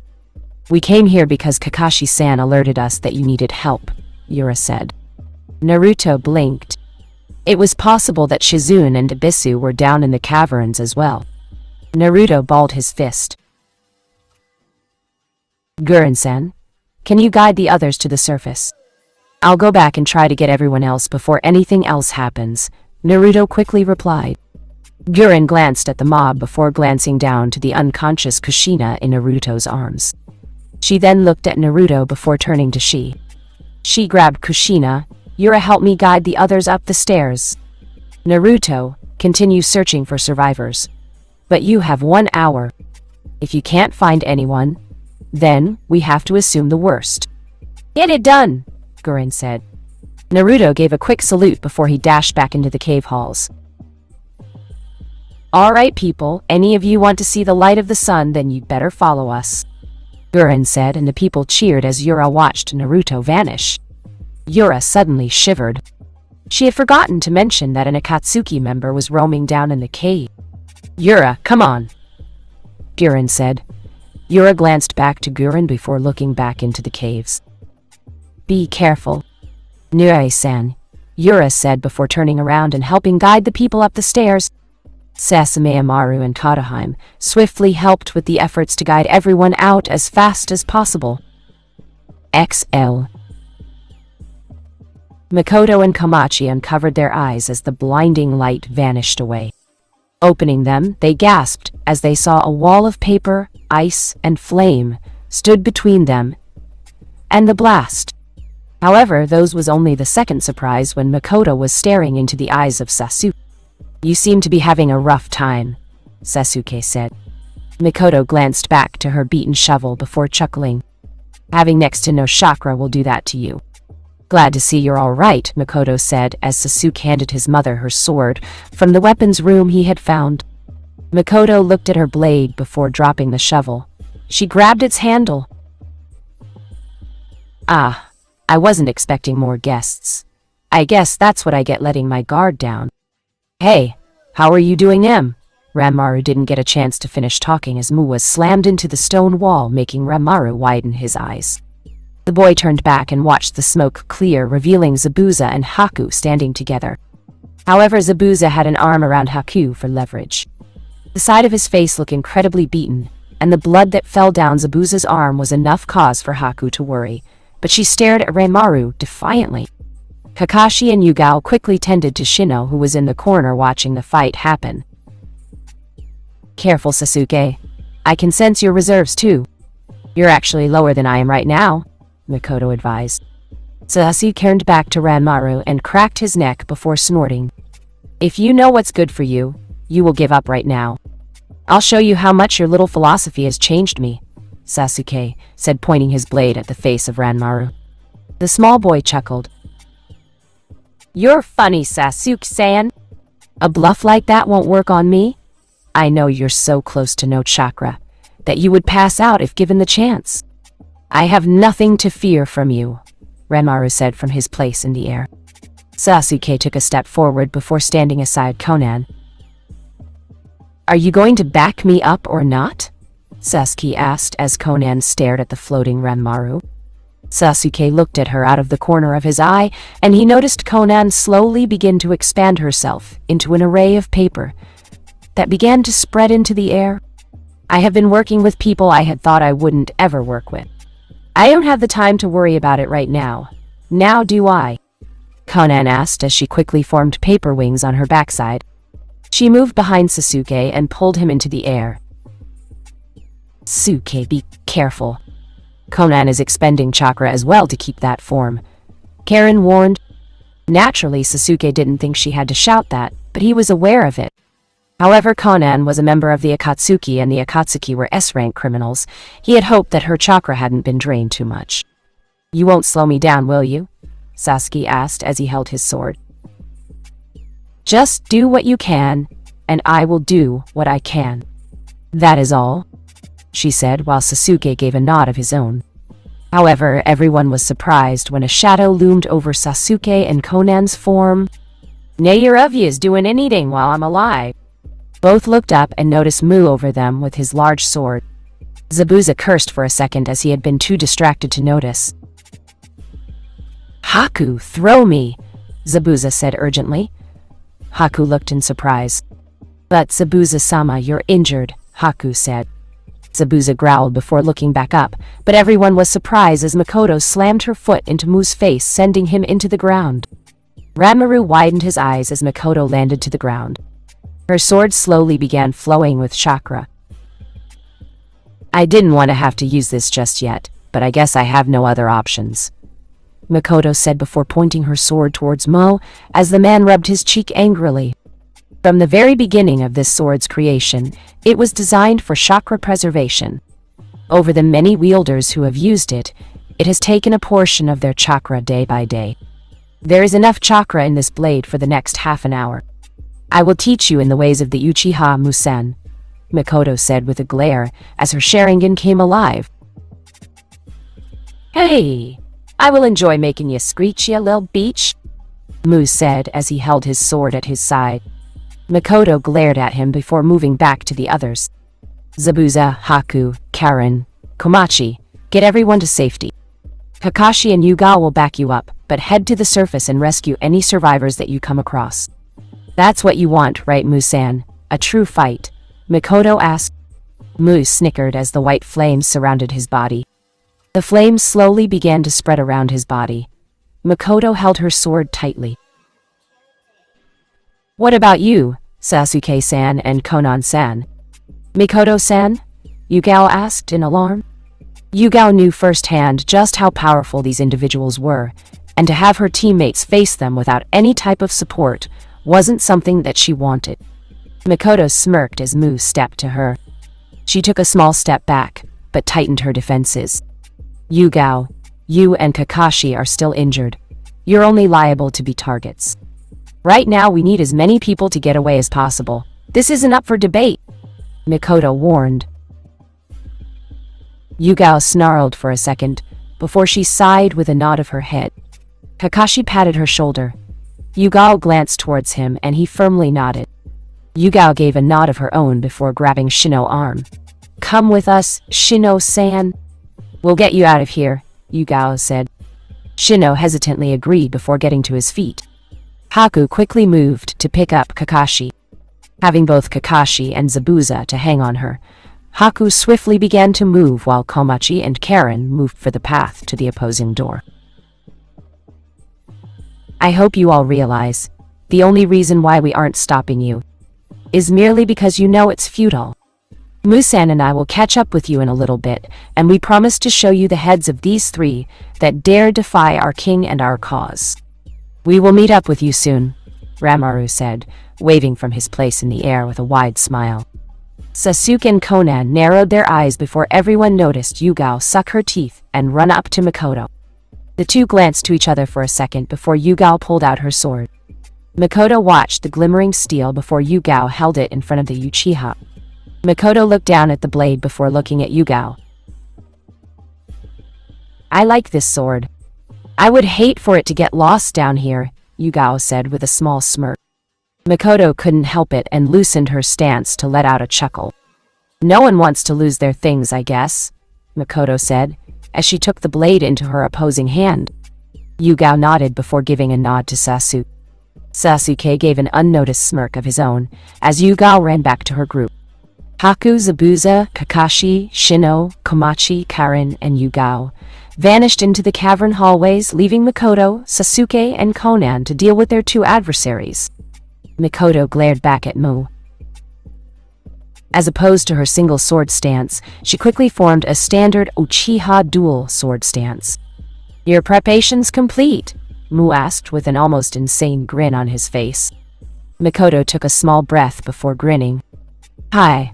All the preparations for your death have been completed," Mikoto said while Mu cackled. Swiftly, he charged at Mikoto. Meanwhile, Sasuke turned back to Conan. "Still got enough chakra?" Sasuke asked. Conan never took her eyes off Ranmaru. "I will be sure to inform you when I am about to run out," Conan responded. Sasuke didn't respond. He just glared back at Ranmaru. The young boy dropped his hands to his side. From his fingertips came the white flames that Mikoto had seen on Mo. Yet as Sasuke, Conan, and Mikoto watched this all go down, they could finally understand it. They could understand that they couldn't sense anything. XL. In the magma chamber, located deep underneath the caverns, a hard grunt was heard as Yuri blocked a kick from Ichi. She turned to her right and noticed Nai quickly, let out a punch for her face. Yuri swiftly ducked underneath the punch before swiping a kick for Ichi's feet. Ichi jumped over her leg with ease, but Ichi missed Yuri's smirk as Yuri swirled on her hands. Outstretching her legs, she kicked Ini and Ichi simultaneously, forcing both back away from her. However, Yuri wasn't given the chance to relax just yet, as Yuri leaned her back far enough for her hand to touch the earth as a slash of the white, illuminating fire blazed past her face, and into the wall, dropping rocks into the scorching lava all around her. She glared at Takawa before she noticed Ichi and Nai coming for her again. Yuri quickly backflipped to the edge of the rock platform she was drifting on before she slammed her hands together. Katon, Uzu no Ho. Release! Whirlpool's Phoenix! Yuri called out, releasing a torrent of flames from her mouth that quickly split off in 3 separate directions on the platform. Each flame made its way for her 3 targets. Ichi and Nai watched the incoming flames before they jumped into the air. Yuri grinned at the sight before she formed another hand sign. The fires suddenly converged into one flame, making their way for Tokiwa. The woman watched the flames coming before holding her sword into the air. Reiten, Henshoku, Spirit Release. Discoloration, Tokiwa said in almost a whisper as she held out her hand. Yuri was stunned as a mass of white light beamed from her hand before colliding with Yuri's orange flames. The beam of light dispersed the flames so easily as it forced Yuri to duck, avoiding the shot. Yuri took a deep breath before reaching into her pouch. She quickly flung 2 kunai at the woman before carefully dodging Ichi and Nii, as they slammed into the ground with their feet, making it crack. Yuri backed in surprise before stealing her gaze at both Ichi and Nii. She sucked in her leg, and with the built-up power from their suspension, she blasted towards both puppets. Yuri quickly jumped over Ichi by grabbing their head and proceeded to kick Nii straight in the jaw, forcing them off the platform and into the bubbling lava. However, Nii quickly surprised Yuri when they backflipped to the wall and ran along the ceiling before coming back down. Yuri jumped off Ichi and landed. She took a calming breath. Tshee! I knew this wasn't going to be easy, but this is a lot harder than I thought, Yuri said to herself as she watched Ichi look at her cautiously.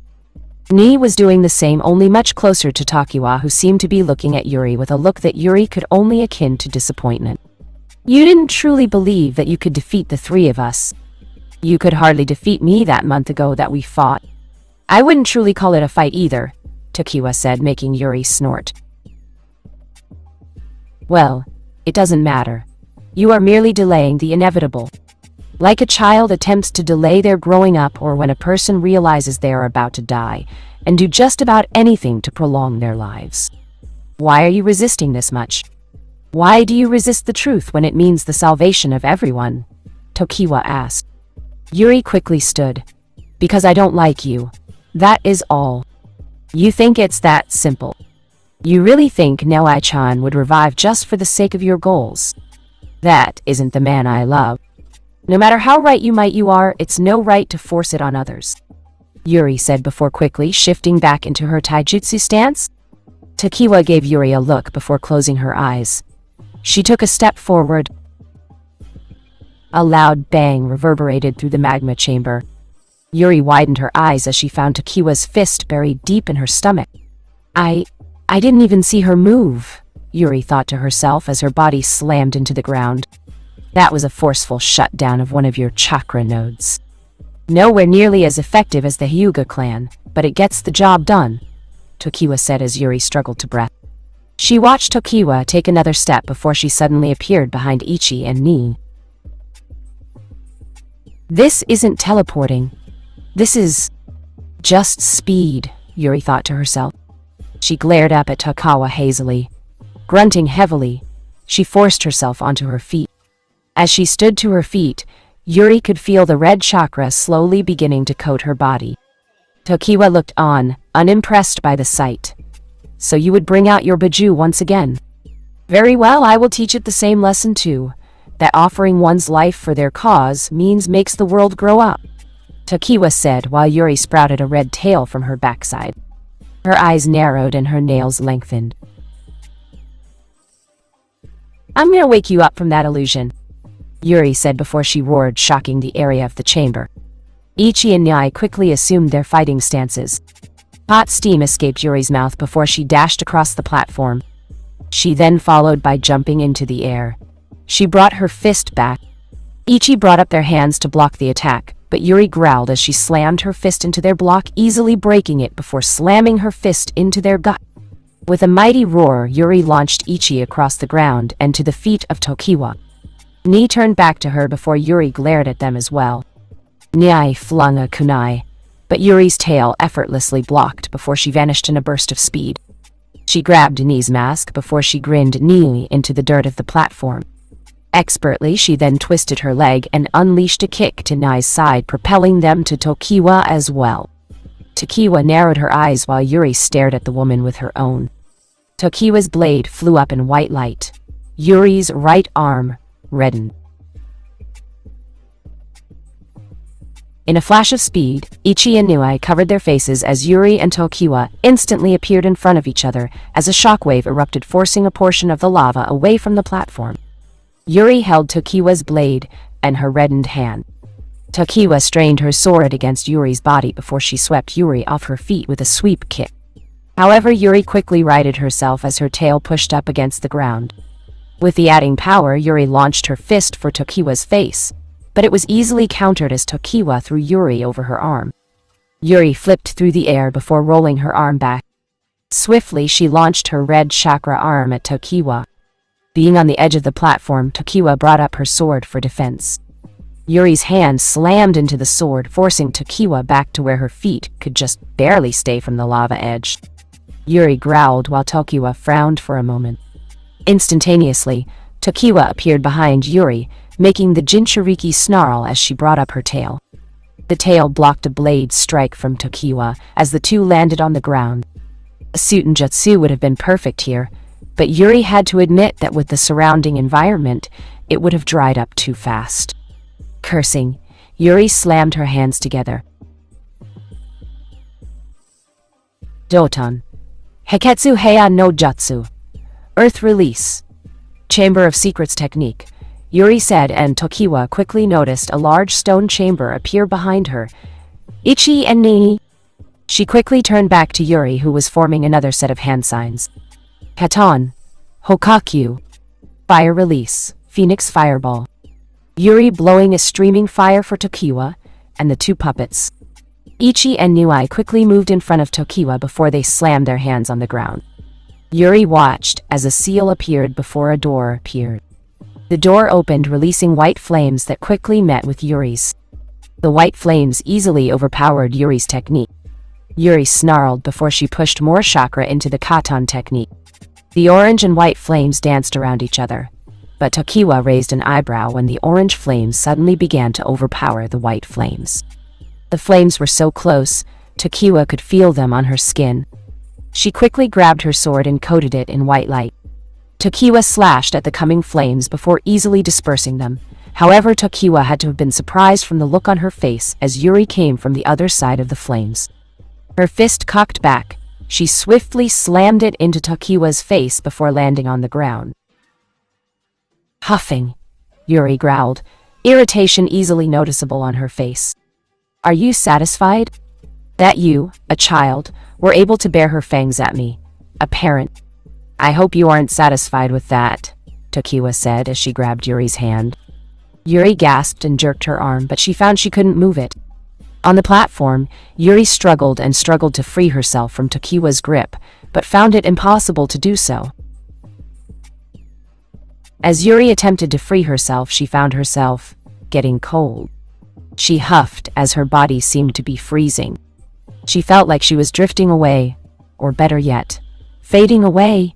She felt so cold. It was like her body was trying to cling to any forms of warmth that she could get. She suddenly shivered before looking up. You are feeling it? The true essence of your soul drifting away into my possession. You feel the cold embrace of death over your body. You are losing all sense of touch from having your spirit energy drained. A fitting way to die for an ignorant child, Tokiwa said as she continued to suck away at Yuri's spirit. Let go of me, Yuri shouted as she tried to punch with her other hand, but she found Ni had grabbed and restrained it easily. She also watched as her red cloak slowly began to vanish. Yuri felt she could actually see her breath in a hot lava chamber. She slowly fell to her knees. This is what it means to die, Tokiwa said before Yuri glared left and then right. She closed her eyes. They say that when you are about to fully drown, you are first consumed by a state of panic. Of course, no matter what human it was, people could only go a few seconds without oxygen. Yuri actually remembered her lesson on that from Zabuza.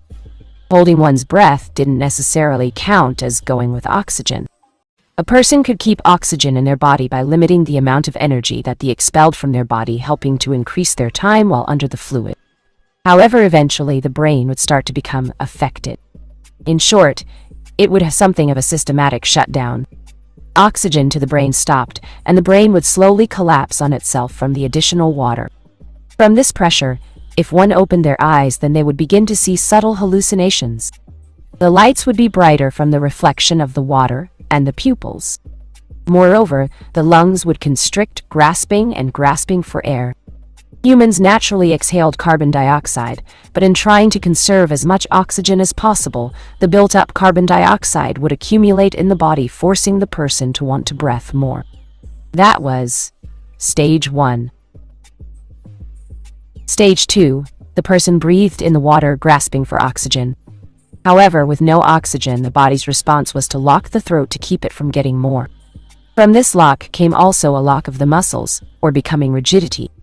As the remaining water left the throat to the stomach, it slowly began to flood everything else. Then, there was stage 3. Stage 3, known as death's embrace, was when the person slipped into unconsciousness.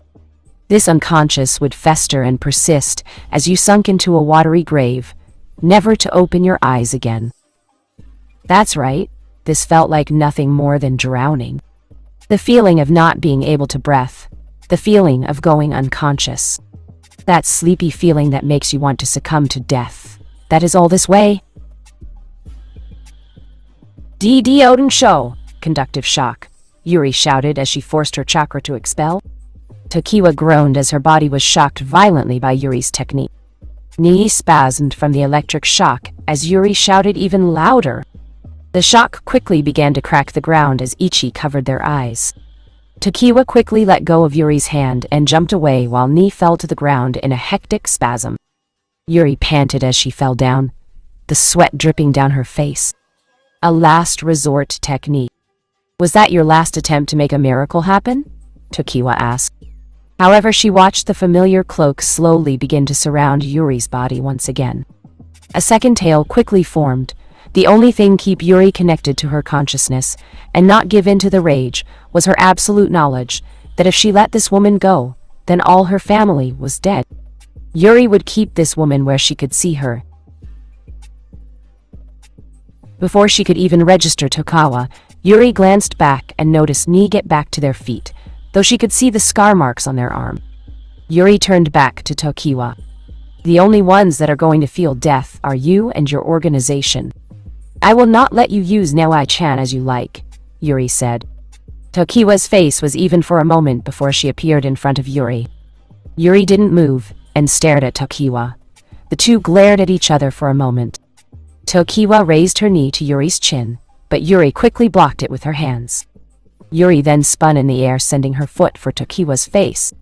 Tokiwa effortlessly blocked the kick, forcing Yuri to growl. Yuri flipped over Tokiwa and backflipped away. Her chakra flared. Tokiwa took her stance. With a loud roar, Yuri dashed hard enough to leave a dent in the platform before rushing for Tokiwa. She shouted as her rolled back her fist. Tokiwa swung her blade down. Yuri's cloak-covered fist slammed into the blade as Yuri snarled. You think you have the right to decide if someone lives and if someone dies. You claim you hate the rich and powerful for messing up the lives of regular people, but you're not making it any better. Yuri cried as her chakra hardened. Tokiwa slightly opened her eyes as she found herself pushed back. We are not messing people's lives. We are correcting human behavior. Human might the decision of they should die or live every day.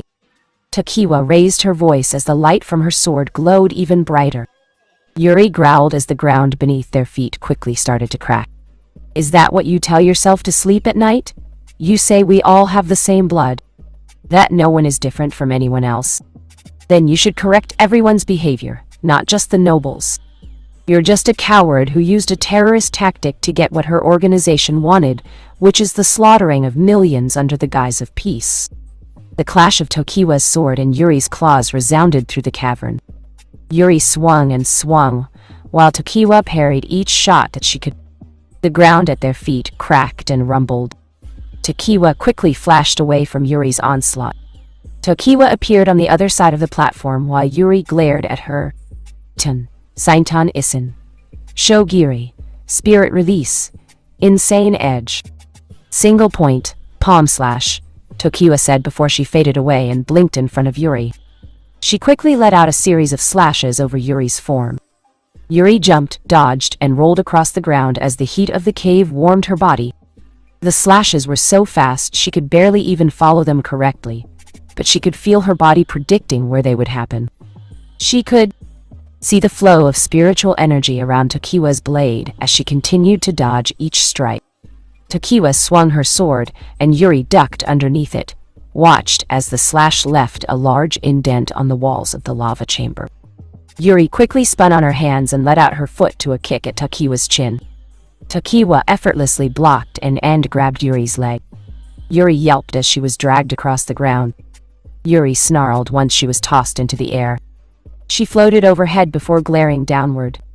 Humans make their own future. It's why we live each day as if it were our last. It's why I treasure Naoi-chan and the rest of my family. Because even if I die, the moments I have shared with them all will never be taken away from me. Don't underestimate my will to believe in my family, Yuri shouted as she slammed her hands together. Tokiwa's blade swiftly glowed. Katon.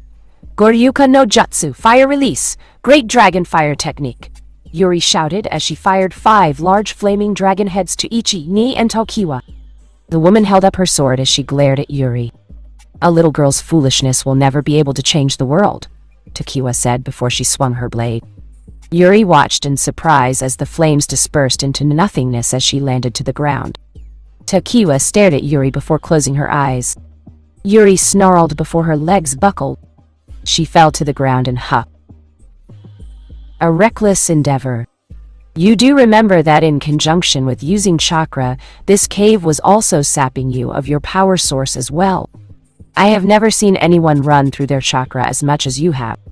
Of course, the backlash would hit you after a couple of jutsu and a near-death experience. You say that humans make their own future. Humans treasure each other's memories, Tokiwa asked as she stood over a gasping Yuri. Tokiwa glared down at Yuri before raising her foot and winding it backward. Yuri cried as Tokiwa kicked her in the stomach, sending her crashing into the opposite side of the platform. Yuri coughed before she cried again as Tokiwa kicked her in the side. Yuri could feel the pressure of Tokiwa's foot on her body as her muscles and skin groaned for release. You know nothing of future or memories.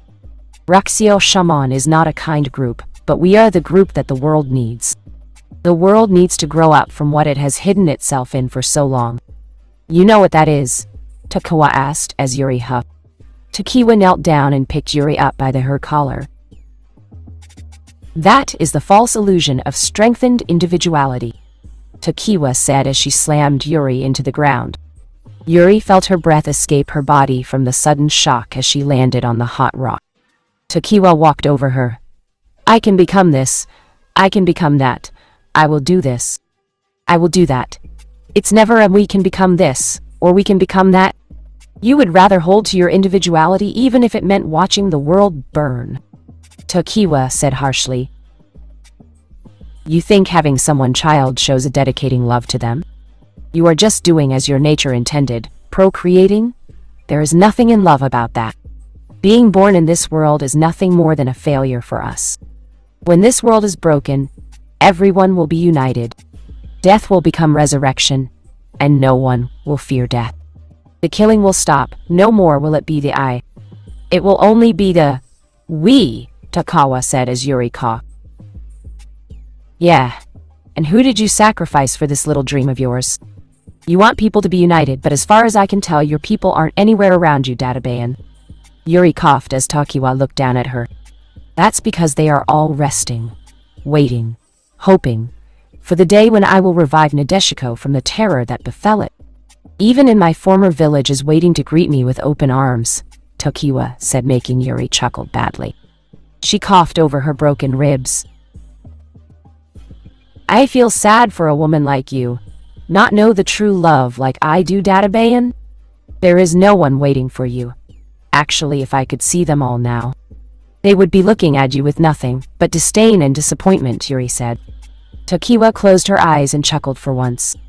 I truly think for once I have heard enough of what you have to say, Yuri-san. Somewhere in my mind I always knew it was a mistake to let you live. I will correct that mistake and I will leave you with absolutely no chakra at the end of this. I will disperse you chakra to the air in this chamber, never to return to your body, Tokiwa said before she looked at Ichi and Ni. Ichi Ni, what is 500 minus 7? Don't break count, Tokiwa said. Yuri growled as Ichi and Ni advanced to her. Once they spoke, Yuri almost felt like she could cry. They sounded broken.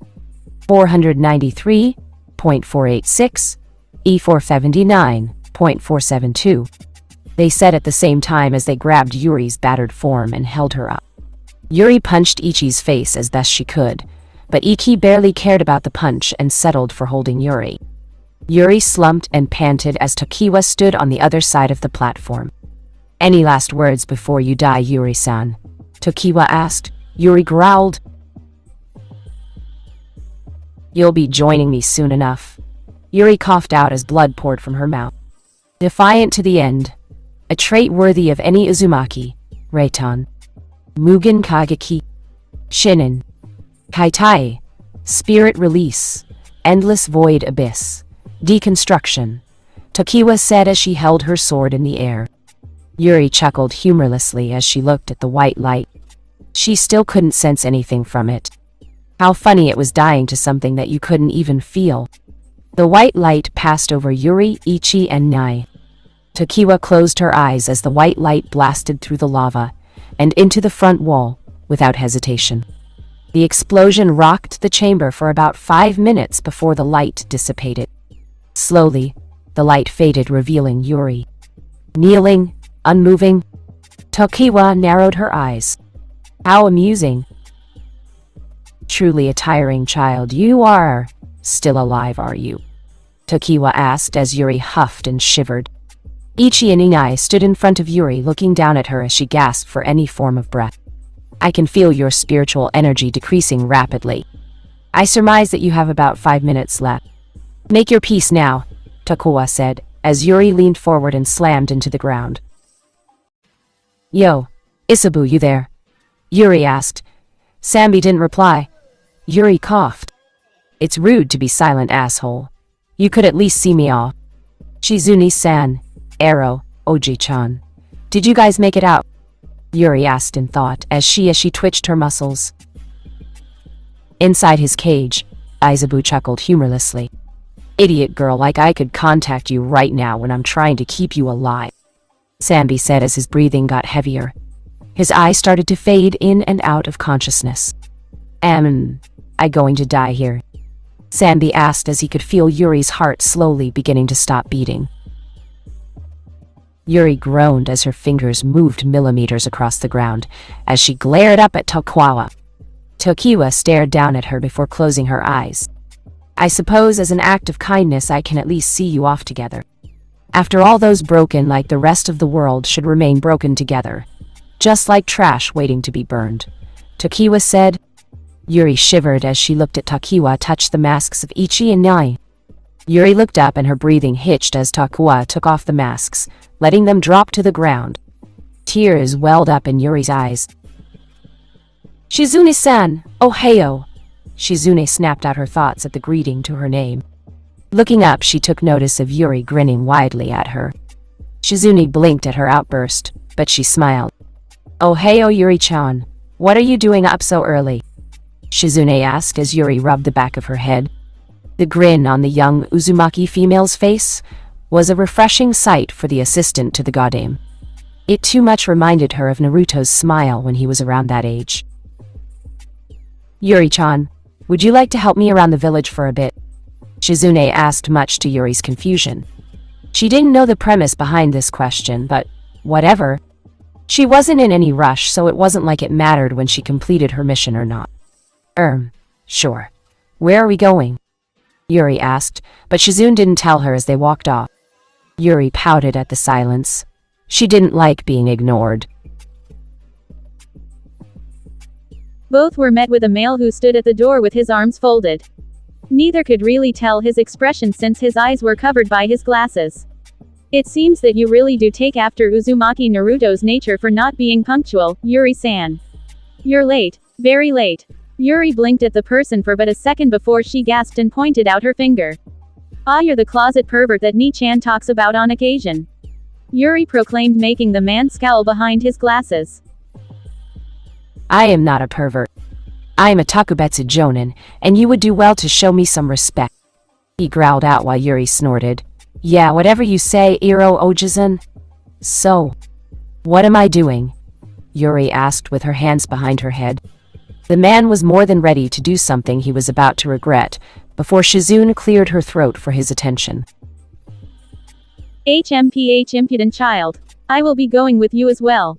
To make sure this girl doesn't try anything like a certain relative of hers, Ebisu said, pushing up his glasses. Yuri gawked. We don't need your help, Closet Arrow Oji-san, Yuri protested back heatedly. For the last time, I am not a pervert, Ibishu exclaimed vehemently while Yuri covered her ears. Maybe he's a super pervert then. Nui-chan said that Iro Senin did the same thing at one point. Yuri contemplated to herself before shrugging her shoulders as she watched Shizune walk out of the door. Yuri hopped off her chair and walked off as well. As the masks fell to the ground, Yuri's tears did the same. All this time, she had been fighting, all this time she had been searching, all this time she had been hoping. Tokiwa watched as the lone tear fell from Yuri's face in conjunction with their masks. I'm sure Shizune-san and Arrow Oji would have been able to do something, but I don't know where they are. I definitely can't leave without them, Yuri said in a firm tone. I will save them. On my name, I swear it, Yuri remarked. Bang, bang! Tokiwa looked over and watched Yuri bash her head into the platform, repeatedly before she looked up. Shizune-san, Arrow Oji-san, Yuri thought as she saw the blank faces of Shizune and Ibisu staring down at her. She could see no life in their eyes. They truly looked no better than puppets. Their arms at their side, their faces unemotional. Yuri wasn't even sure if her voice reached them. They looked down at her and Yuri choked on her own tears and dying breaths as they didn't even seem to recognize her. 388.381 374.367 Shizune and Ibisu continued on and on as Yuri's tears stained the ground. This is your reality. This is where your memories lead you, Uzumaki Yuri. This is where true life is, Tokiwa said as Yuri's tears burned the side of her face and sizzled off the hot rock. Ichi. Lick my feet and call me your god, Tokiwa said. Yuri widened her eyes and looked up as Shizune stopped counting. She walked over to Tokiwa. Make sure her eyes don't close, Tokiwa said as Ibisu stopping counting and moved over to Yuri. He grabbed her eyes and forced them open. Yuri shivered as Shizune fell to her knees. Shizune-san, Shizune-san, please, don't. Shizune-san? Yuri cried as Tokiwa took off her shoe. Without a word, hesitation, or protest, Shizune sucked on Tokiwa's toes obediently. You are my god, Tokiwa-sama, Shizune said as her tongue trailed Tokiwa's toes. Tokiwa glared down on Yuri while felt the bile begin to rise in her stomach. Tokiwa stared at the nearly dead Jinchuriki. It was of no consequence to Tokiwa. This was merely the true reality. Tell me when the Konoha night guard shifts, Tokiwa commanded. Every 3 hours every day for day evening, night shifts, Shizune said before continuing with her previous order. Tokiwa nodded before Yuri clenched her teeth in anger as Tokiwa kicked Shizune to the ground. Now get up, Tokiwa ordered. Shizune was instantly on her feet without another word. Tokiwa nodded as Yuri turned away, but Ibisu grabbed her head and held her down, only to watch as Shizune remained still. Very good. I hate to break Aki's toys to prove a point, but she will always get new ones. This is our fallen order, Tokiwa said as she unsheathed her blade. Yuri stilled. The chamber was silent except for Yuri's screams as Tokiwa pierced Shizune through the heart. Blood poured from Shizune's mouth as she fell to the ground. She fell to her knees before her face slammed against the floor. Yuri looked down before Tokiwa grabbed Ibisu. It was swift, it was quick, and it pained Yuri as she watched Tokiwa behead Ibisu. His lifeless body dropped to the ground as Yuri watched. Tokiwa watched as Yuri crawled along the ground. Yuri grabbed Shizune's arm and tightly closed her eyes. Shizune-san, Arrow Oji-chan, you guys were supposed to watch me do the Chunin exams. You weren't supposed to die down here, Yuri thought as she struggled. With her remaining strength, she pulled Shizune and Ebisu's bodies closer to her.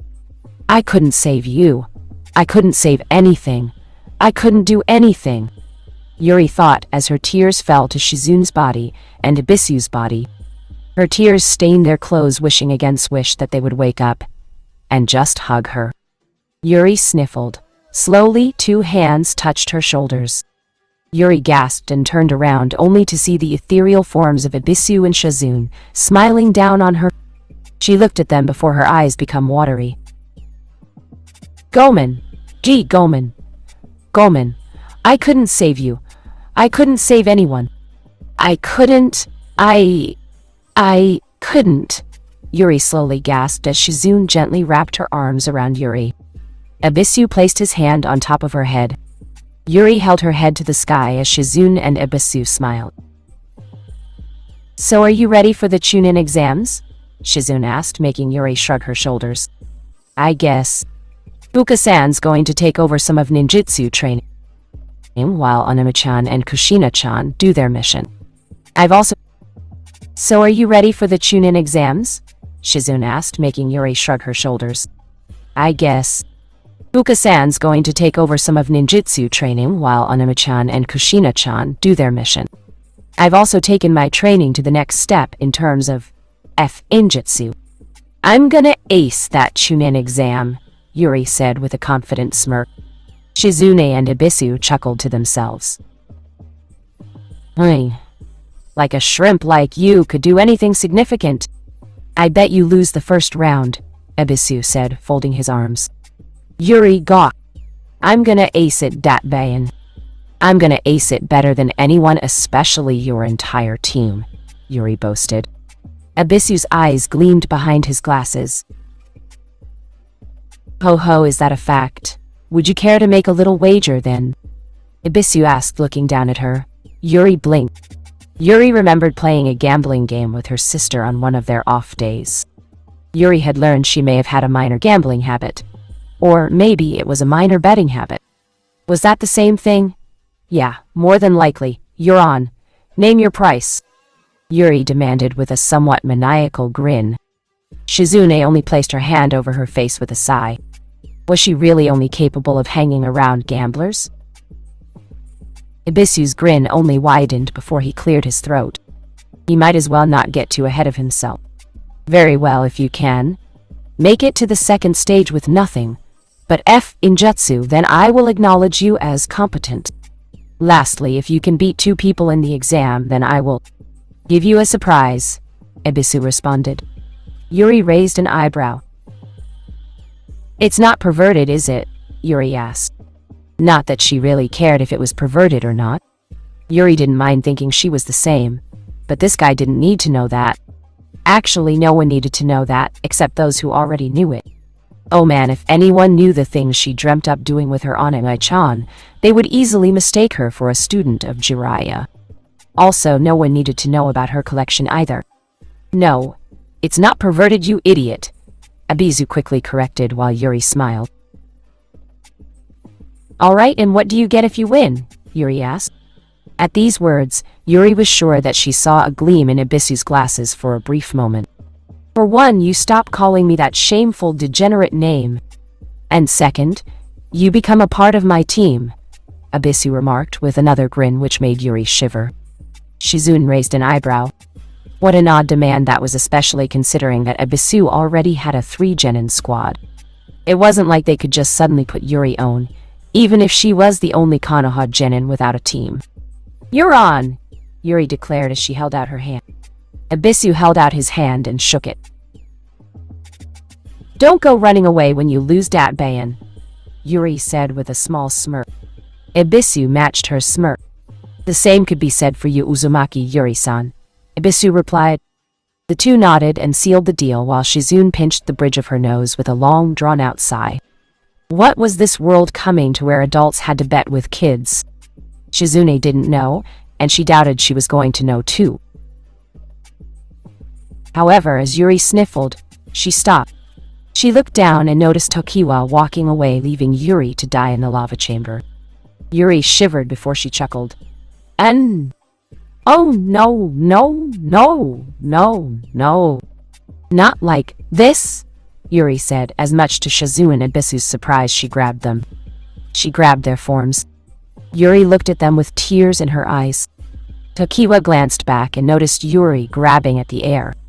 Insanity before death. A beautiful sight. You're both staying. You're both staying with me, damn it.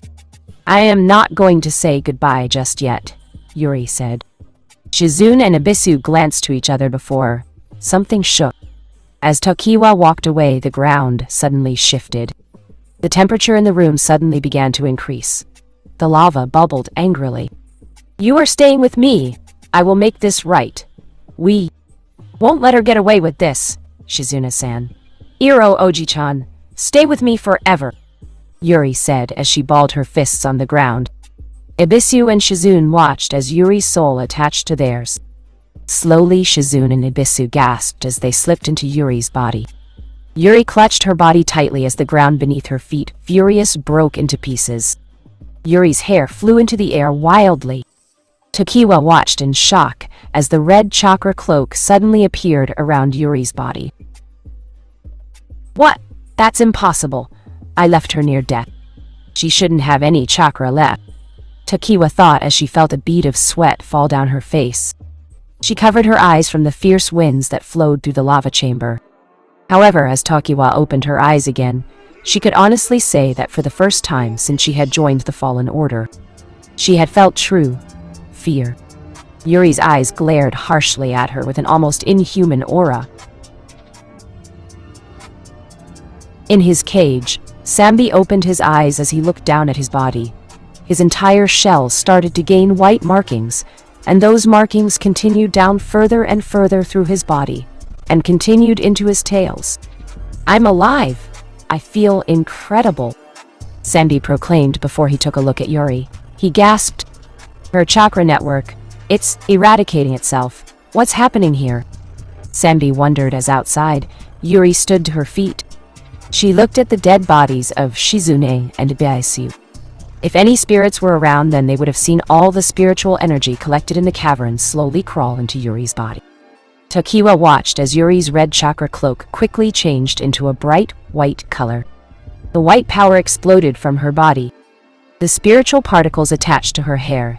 They filled her eyes, giving them a small silver look. You have crossed the line for the last time, Yuri said, and Tokiwa wasn't sure, but she thought she heard at least two other voices talking besides Yuri's. Tiga's power. This is the same power that we tried to extract from our king. Why does she have it too? Tokiwa asked as Yuri forced the entire cavern system to rumble and shake. Tokiwa gasped as lava sprouted from the chamber and ruptured violently all around her. You have mocked my family, my love, my village, and my friends for the last time. You wish to die so badly. I will make sure to rip your soul from your body, hand it to the shinigami upon your death. Yuri snarled out as the white chakra cloak that had formed around her body suddenly dispelled. It was only for a second, however, before Yuri's body flourished with power as the white light encompassed the whole room. As he ran through the tunnels, Naruto gasped as he fell to the ground in surprise. Naruto looked down as he noticed the seal on his right hand. He gasped as he watched it unlock and fill with Hanshao before encompassing his entire body. Off on his own, the Shinigami glared over in the direction where everything was taking place. He narrowed his eyes. So it was possible after all. To think that this would be possible. Odd that she would unlock the second tier of his seal. Interesting, Shin thought as he gobbled up a soul. Back in the lava chamber, Tokiwa quickly brought her sword back and snarled. Reiten. Mugen Kageki, she said as the white light became bright before she swung her sword at Yuri. Yuri took a step forward into the incoming light. The light passed over her like water over a sandy beach before it slammed into the wall behind her. Tokiwa waited for the light to dispel, but as it did, she took a step back in shock as Yuri appeared from the light, still standing, and still much angry. Count us as the last face you will ever see before you are taken before the Shinigami. I hope you're ready to die. Like Nui-chan, right now I am reluctant on second chances for those who don't deserve it. Here I come. Tokiwa-san, your death is coming, Databayan, Yuri said with an angry glare and with more than one voice as her silver eyes stared at Tokiwa's form. like a predator that had suddenly found a reason to kill and would have a chance to like it. Nay. When your time comes to die, be not like those whose hearts are filled with fear of death, so that when their time comes, they weep and pray for a little more time to live their lives over again in a different way. Sing your death song and die like a hero going home, by Tecumseh. Keep pace, all of you. We're almost to the surface, Gurren ordered as she and Yura swiftly led the people up the stairs out of the underground prison that had been some people's home for possibly months on end. In Gurren's arms laid Kushina. Kushina's unconscious form was easily seeable if everyone wasn't rushing to keep up with Gurren and Yura. Don't lose stride, Gurren repeated against. It hadn't sit well with Gurren to allow her cousin to go back into the caves without proper backup. But Gurren had known that Naruto could handle himself. He wasn't a part of her unit, so he had to follow his own mission parameters. Gurren wasn't going to stop him, but the fact that more people could have been down there wasn't filling her with the best hope currently. As she looked down at the unconscious leader of Hinoken, Gurren wondered just what could have been so powerful as to knock out the clan head of the Uzumaki. It was without a doubt that the Uzumaki had a strong life force. This was coupled with the fact that to contain said strong life force, then they needed particularly strong bodies. It wasn't widely known, but back in the day, Uzumaki blood was extremely valuable for its high resistance to poisons, disease, sickness, and other ailments. Uzumaki blood back in the day could probably have bought you a small house for about an ounce to a pint or more. So given how strong this blood was, Gurren had to wonder what could possibly be in Kushina's system that caused her to become unconscious. Kushina, what happened to you? Gurren asked before shaking her head. She gave a small grunt before turning her head forward. The grin on her face couldn't have been bigger as she noticed the familiar small door which came to be the entrance of the cavern. Not looking to stop her stride, Gurren kicked the door down, ushering in a small crash. The dust that came from the crash dispelled soon enough, allowing Gurren to gain her focus.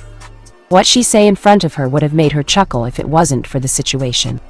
Stand down, Gurren said, seeing Iruka, Shikamaru and Ibiki, looking ready to take someone's head off if they seemed to be a threat.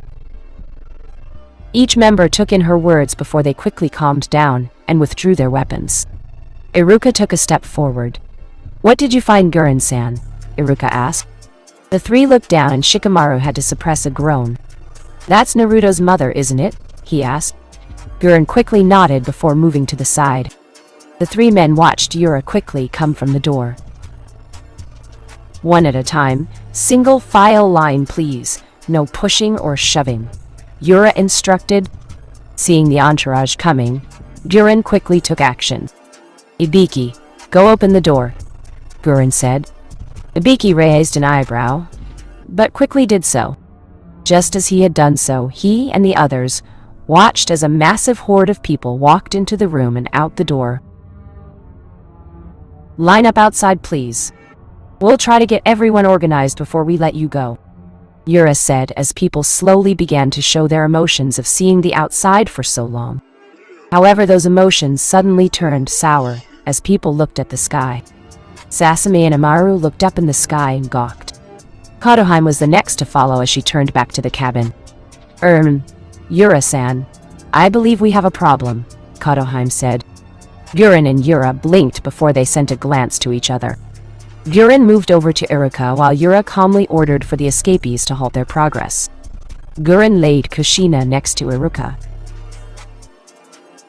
Please look after her for me, Gurren said. Iruka nodded before he began pulling out a standard med kit. Iruka was no medic nin, but standard field medicine he could accomplish. He quickly nodded while Gurren and Yura moved outside. Both looked into the sky. What the hell? Gurren muttered. The once clear skies that showed it should still be early in the morning were covered in dark clouds. Lightning flashed through the sky. Thunder roared over the horizon. Gurren, Yura, and the group of prisoners gasped as lightning flared down and struck the ground nearly the cavern. The struck earth quickly exploded, forcing a series of shouts from people as boulders fell to the ground. People screamed in shock as the jagged cavern rock suddenly seemed to resemble the jaws of an angry demon, ready to devour them whole.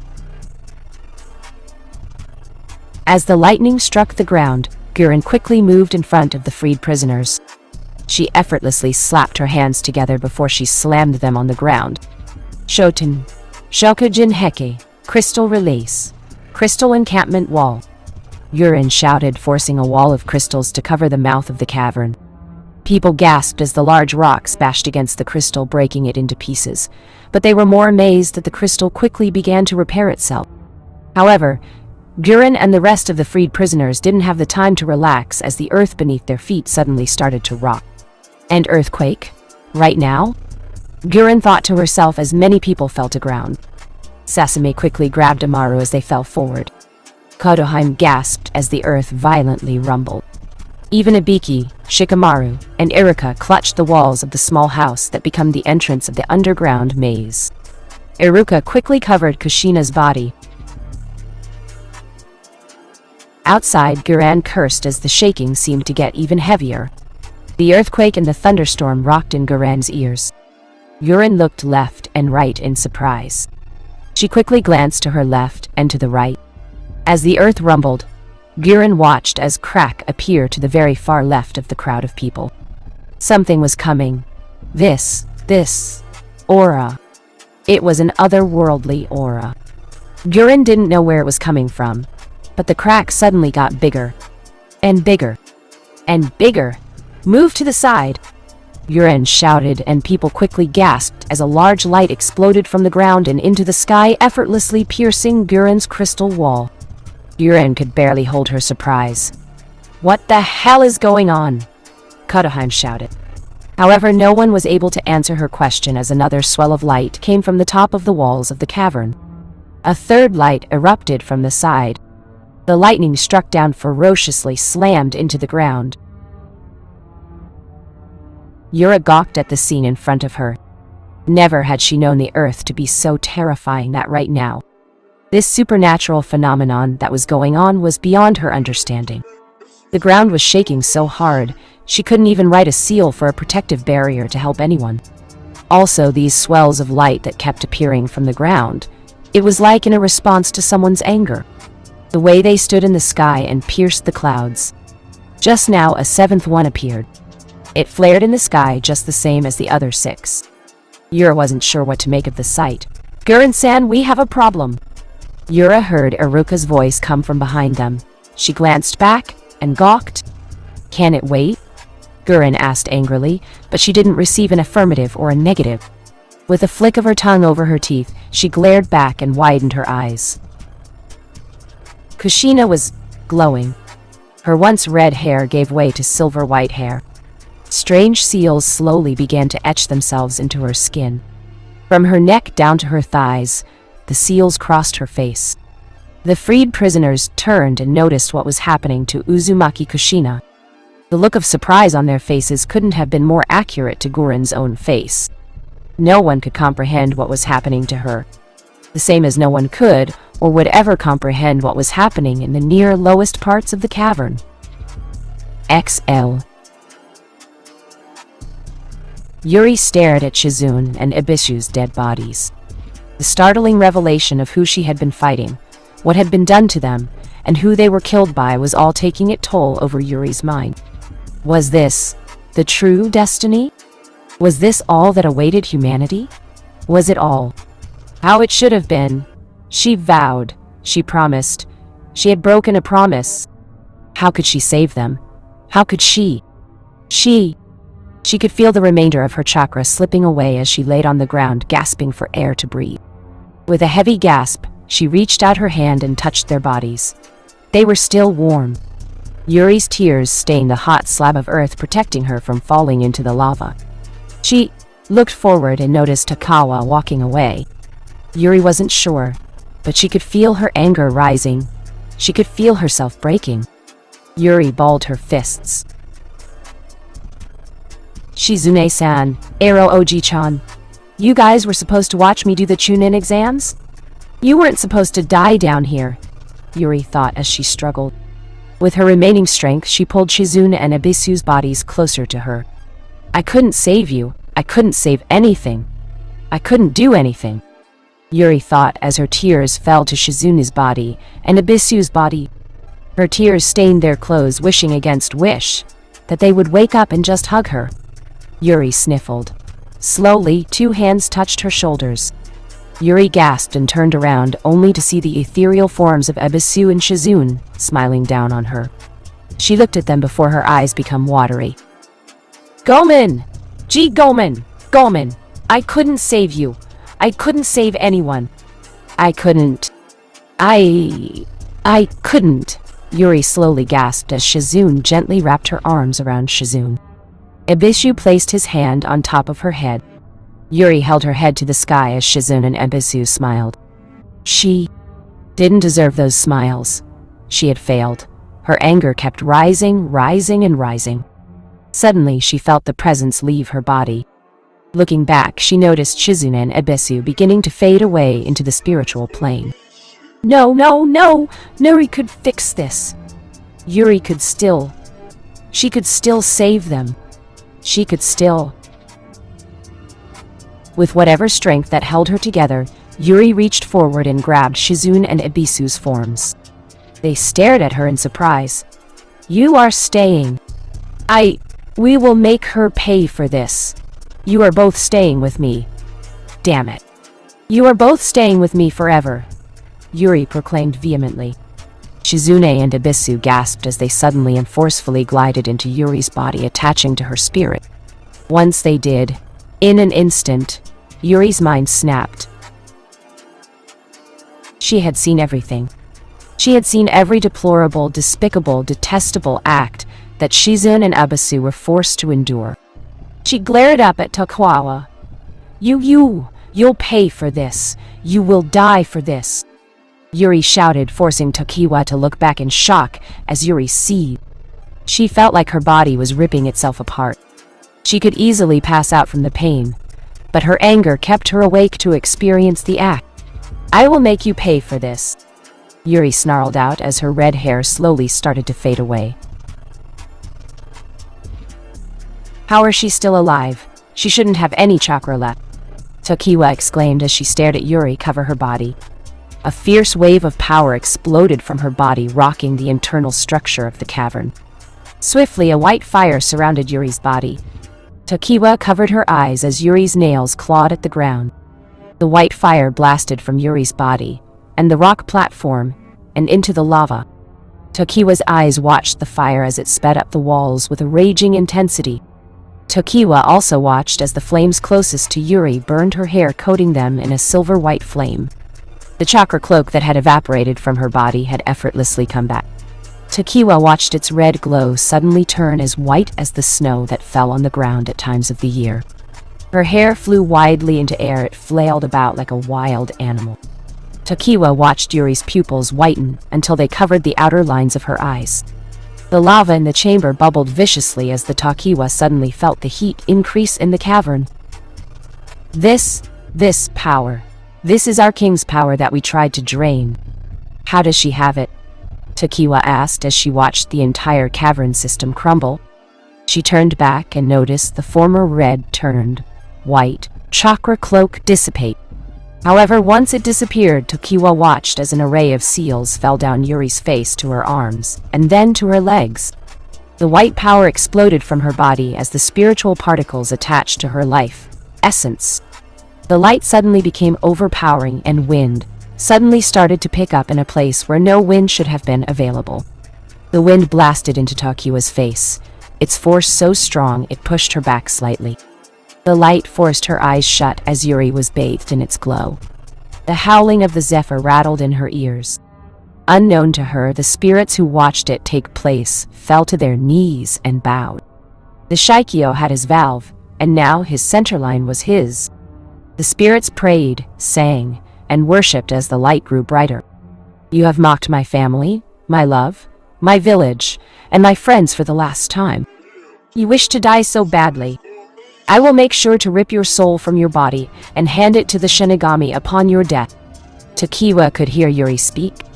She groaned as the light somehow penetrated her eyes no matter how hard she shut them. However, this didn't last long before the light slowly began to fade, until it faded completely. Tokiwa hadn't opened her eyes. Once she opened them, she snarled and took a step back. Riton. Mugen Kageki! Tokiwa shouted as she grabbed her sword and swung it, releasing a large pent-up wave of light at Yuri's direction. The light passed over Yuri as Tokiwa growled, and waited for the light to fade away. As it did, Tokiwa was stunned to silence. Count us as the last face you will ever see before you are taken. Before the shinigami. I hope you're ready to die. Like Nui-chan, right now I am reluctant on second chances for those who don't deserve it. Here I come. Tokiwa-san. Your death is coming, Databayan. Tokiwa shivered as she felt she heard more than one voice speak to her. Yuri stepped out of the light. Her clothes looked like that had been washed in the essence of divinity itself. Long white streaks laid across her clothing. She glared at Tokiwa angrily. Moreover, her clothes were covered by something. Tokiwa couldn't figure it out. It looked like a cloak made of pure silver and light. This cloak fell down to where it just reached her ankles. Her hair was floating in the air like the very spiritual pressure keeping it afloat. Her silver white eyes seemed to dig directly into Tokiwa's soul. I see. So that's how you use that move of yours, Yuri said once again, creeping Tokiwa out with how there seemed to be three voices talking at once. However, she steadied herself. You are harder to kill than I had assumed before. What do you mean you have figured out my technique? Tokiwa asked with narrowed eyes. Yuri didn't answer immediately. Instead, she glanced off to the side. She could see the bubbling lava with her sparkling silver eyes. Yuri honestly found it funny how she didn't see it. Her brother was essentially the avatar for all things spirit-related in the shinobi nations. She glared back at Tokiwa before she took a step forward. From that step, a wide circle of white fire began to slowly spread along the floating rock platform on the lava. Calling it Raiton is actually pretty accurate. You truly do not have chakra. You and the others like you trained your bodies to live without chakra. Chakra is the combination of physical and spiritual energy. Your techniques have no physical side. You have turned your spiritual energy into a weapon on its own. It's like Naui-chan's Hanshao, only to a lesser, almost irrelevant extent. Want to know how I know? Yuri asked as Tokiwa frowned. However, Tokiwa couldn't stop the bead of sweat that fell from her head. Whether from the pressure Yuri was exuding of the heat radiating in the chamber, Tokiwa wasn't sure. It's easy. With these eyes I can effortlessly stare into your soul and see your spirit. Your spiritual power diminished slightly from that last attack. You focused your spiritual power into your blade, and you made that into an attack. I now also understand why my chakra always faded after that attack. In its form, you merely merged the spiritual half of my chakra with your own spiritual energy before dissipating it. Essentially, you stole half of the requirement for me to make chakra. In other words, you overpowered a portion of my spiritual energy with your own. Yuri explained with a small nod to herself. Meanwhile, Tokiwa could feel the fear and angst staring to rise within her. In just those few explanations, Yuri had been able to decipher the truth behind Tokiwa's technique. The technique that she had spent years perfecting had just been explained by a 13-year-old genin child. Tokiwa's hand strangled the handle of her sword. So it seems you have explained the powers behind Raiten effectively. However, just because you have explained it, that doesn't mean that you can comprehend the danger I still possess to you. I will admit that this power you have obtained is intriguing, it doesn't help your situation, Tokiwa said as Yuri merely shook her head. I wouldn't accept someone like you to understand the power of a soul of the person you love. I will show you the power of the souls you killed. I will show you that thanks to my friends. My spirit will forever be stronger than yours, Yuri said, and Tokiwa watched as the white energy that surrounded the former red-headed Uzumaki slowly began to gather into her arms. The white aura granted itself a sharp tip, extending itself from Yuri's fingertips in the formation of a blade. Yuri sent a light glare at Tokiwa. Tokiwa grabbed her sword and frowned. I will make certain you pay for what you did, Yuri proclaimed boldly while Tokiwa unsheathed her sword. As Tokiwa got into her kata, she could have sworn she saw an image of Shizune and Abisu glaring at her. In the act same formation, Yuri was in XL. Sasuke, with the help of Konan, quickly flew to the left as a blast of white fire passed over their heads. Konan quickly flew Sasuke into an aerial arch. The laughing of their opponent was evident in their ears as Sasuke gave a small curse. He wasn't used to fighting in the air, let alone with someone holding him like this. Run! Fly! Do more tricks! Dance for me! Ranmaru cackled as he grabbed his sword and swung it forward. An arch of light propelled from his sword. Konan and Sasuke watched the incoming attack before Sasuke held up his own sword. Katan. Enko. Fire release. Arch. Sasuke called before he swung his sword, releasing an arch of fire that quickly blasted into the light arc.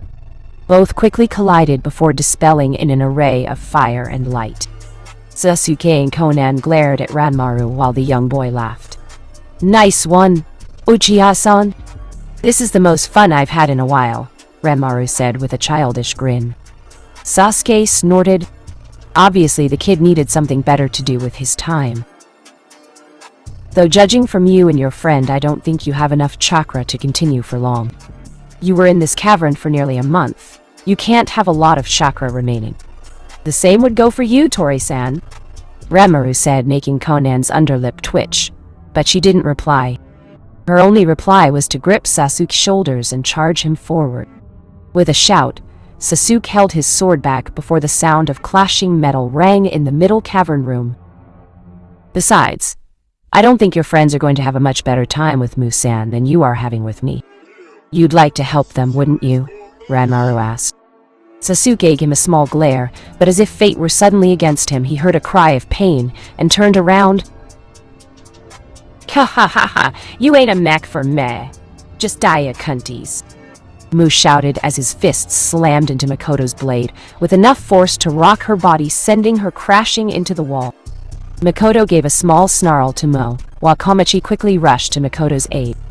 However, Komachi wasn't sure, but the shadow looming over her form didn't inspire the best confidence in her as she turned and noticed Mu right behind her, his fist prepared to dislocate her head from her shoulders.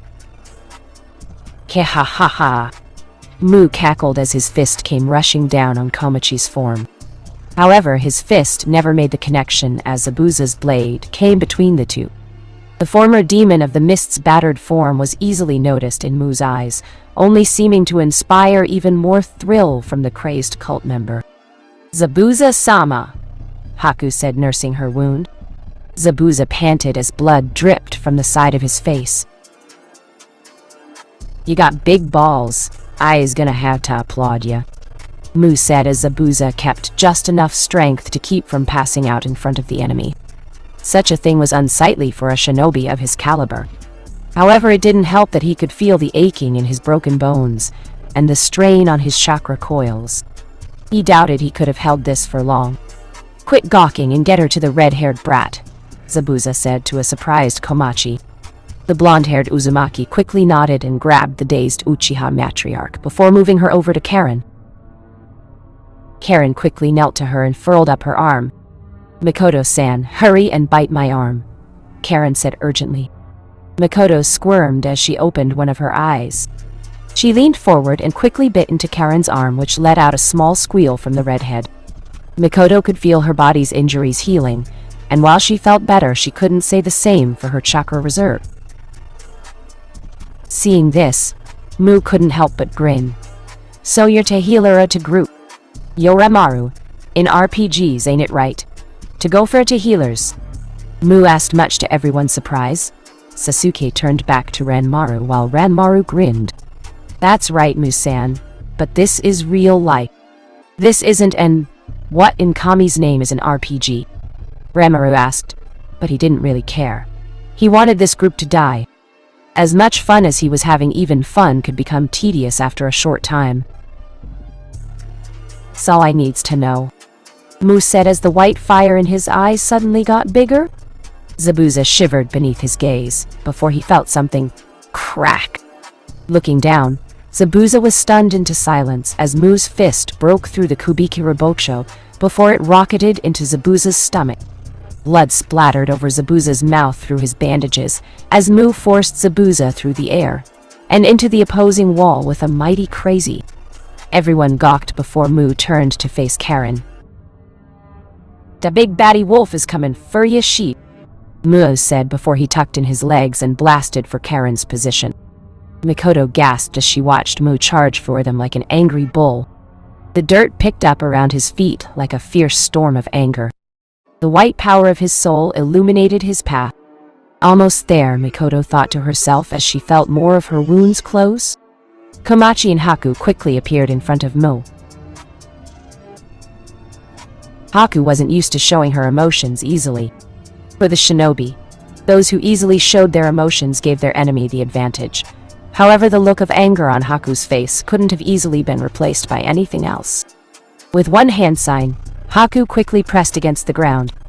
"Hisatsu Hyoso," certain kill ice spears. Haku hollered and Mu quickly watched as large spears of ice erupted from the ground. He chuckled as he dodged one by moving to the left. He dodged another by jumping over it. Komachi frowned before she placed a hand over Haku's. "Reiten, Kageki Toho." Lightning release. "Void walk," Komachi uttered. Nearly instantaneously, a streak of lightning arose from the ice spears. Mu grinned at the incoming lightning strikes as they connected to the tips of each individual spear. The ground cracked beneath Mu's feet. He looked down and quickly sidestepped a spear that erupted from the ground before he ducked underneath a strike of lightning that passed over his head. Haku and Komachi gawked as Mu snickered. "You're annoying. Take yourself a nap," Mu said before he flared his spiritual energy. This energy quickly flooded the room, and Mikoto was forced to watch as Haku and Komachi fell to each side of Mu before going unconscious. Sasuke and Konan growled, but they both felt the pressure as Ranmaru pressed his blade into Sasuke's blade. "Are you sure you have the time to be distracted?" Ranmaru asked while Sasuke and Konan frowned at him. Mikoto and Karen watched as Mu's form got bigger and bigger, until he stood before them. Mikoto gripped her sword while Mu smirked. "No worries for ya. All healers go to Haven," Mu said as he cocked back his fist. With a wide cackle, Mu sent his fist flying forward. Karen shivered underneath his gaze. She tightly closed her eyes. It was going to be over for Karen. Mikoto still couldn't move, and she was going to die in this cavern. But strangely, Karen wasn't so against the idea. Sure, Sasuke was hers like she might have always envisioned, but she supposed she did have a hand in keeping his mother alive. That had to have counted for something. There always was her distant cousin. He could probably bring her back with that contract of his. Then again, perhaps Karen was sick of dealing with the world. The bullshit that seemed to make up the most of her daily life was because of situations that she could never truly comprehend. Karen had waited for her ending. She had kept waiting. This Mo guy didn't seem like the type to make you intentionally suffer. She actually expected to be floating around the room, or whatever the hell a spirit did when it departed. However, there wasn't any pain that she could think of, well, other than the Uchiha matriarch who was still biting into her arm. She opened her eyes and saw Mo, bleeding from his lower lip, but what surprised her the most was that Shino had stabbed the man front to back. Shino's quivering form was easily noticeable as the tears fell down his face. Karen and Mikoto could see a kunai that Shino had used buried deep in Mu's back. Mu coughed as blood dripped on the floor before he turned a murderous glare towards the prisoner. With his hand, he slammed his fist into Shino's stomach, knocking the man to the ground as he doubled over in pain. Mu snarled as he turned around, forgetting Karen and Mikoto for a moment. "I gotta admire ya, spunk asshole, but you have only signed your death warrant," Mu said with a snarl as he walked over to Shino. The man's body shook as his breath quickened. Mu grinned while Mikoto cursed. "Mikoto-san, you aren't finished? Just a few more seconds," Karen said while Mikoto looked over as Mu towered over Shino's form. He raised his fist into the air. "Say your prayers, asshole," Mu shouted as he swung his fist down. Shino made the attempt to defend his body as best he could, but no one could hide their surprise as Mu's fist impacted metal. Mu looked down and noticed Zabuza huffing with his blade, being the only thing keeping Shino's head attached to his shoulders. Mu turned to Zabuza and noticed the man's battered form. A vein appeared on the edge of his forehead. "Would you all kindly take a Coke and fuck off?" Mu shouted as he grabbed Zabuza by the face before slamming him into the ground. The light slowly began to fade from Zabuza's eyes before Mu turned to Shino and kicked him into an opposing wall with the sheer force needed to bury the man through a hole. Shino coughed as he slid to the ground. Mu gave a small grin before he turned back to Karen and Makoto. He looked up for a second and noticed Ranmaru effectively blocking both Sasuke and Conan. He gave a small nod. He turned back to Karen and Makoto. "I'm coming for you, slut!" Mu cackled as the spiritual pressure of his energy cracked the ground beneath his feet. He quickly charged for the two downed women. Makoto didn't remember anything hurting this much. As she laid on the ground, she shivered. She was sure that her bones were broken in some areas. She was also sure that she had some internal bleeding. Whatever healing Karen had done had nearly been destroyed in that single moment. The ringing in her ears wasn't going away, but not even that could mask the snark laughing of Mu. Makoto could hazily see Karen's body edged into the wall. Her life force sprayed over the wall like a disgusting art painting. How Karen's body twitched unnerved Makoto. She turned over and noticed Haku and Komachi still unconscious. Kakashi and Yugao were still passed out from their earlier injuries. Her eyes trailed up as she noticed Sasuke's eyes looking at her in shock, surprise, and horror. Makoto frowned. No, she couldn't let it happen again. She couldn't let Sun watch her die again. Countless times Makoto at night had seen Sasuke cry, more than likely from a dream about her and Fugaku dying.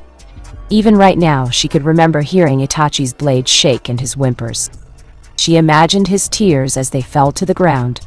In the name of the village. Makoto chuckled even though it hurt to do so. Her right hand twitched. She could feel her blade in her hands. Yeah, that's right. She still had her blade? And her Uchiha heritage. Do it. Makoto shivered as she heard someone speak. Makoto wasn't sure if she was going crazy or not, but she could have sworn she could see Shisui looking at her. I'm tired, Makoto answered with a smile as she noticed Mu turn to her. The glee in his eyes was enough for her to tense. If you don't do it, then everyone in this cavern is going to die and the end of days will come, Shisui told her. Makoto frowned. Naruto could just revive us again. Why do I have to do anything different? Makoto asked. She noticed Shisui seemed to be displeased with that answer. How many deaths would Shikio-sama have to do to help return everyone? Shinigami-sama and we the spirits can see it. How tormented his soul is with each kill he makes. Despite being the summoner to the very essence of death, he has yet to learn the true meaning in death. Until he does, his soul will forever be tormented by his kills. Do you want your son to die down here? Shisui asked. Makoto snorted painfully. That was a low blow. Makoto remembered Shisui being much nicer. No time for pleasantries. Either you do it or the world will fall right here. None of us are going to blame you for it, Shisui said. Makoto looked up and noticed Mu directly behind Shisui. The maddening look in his eyes didn't particularly faze Makoto. If you don't, who will? Shisui asked and then disappeared as Makoto closed her eyes while Mu grabbed her face. Makoto sighed, and with the last bit of her chakra, she turned on her Sharingan. Good night, sweet princess. Mu said with a grin, however, so enthralled in his actions that he never noticed the light in Makoto's left eye go out. Mu crushed Makoto's head into nothingness. Mu cackled as Makoto's body fell to the ground.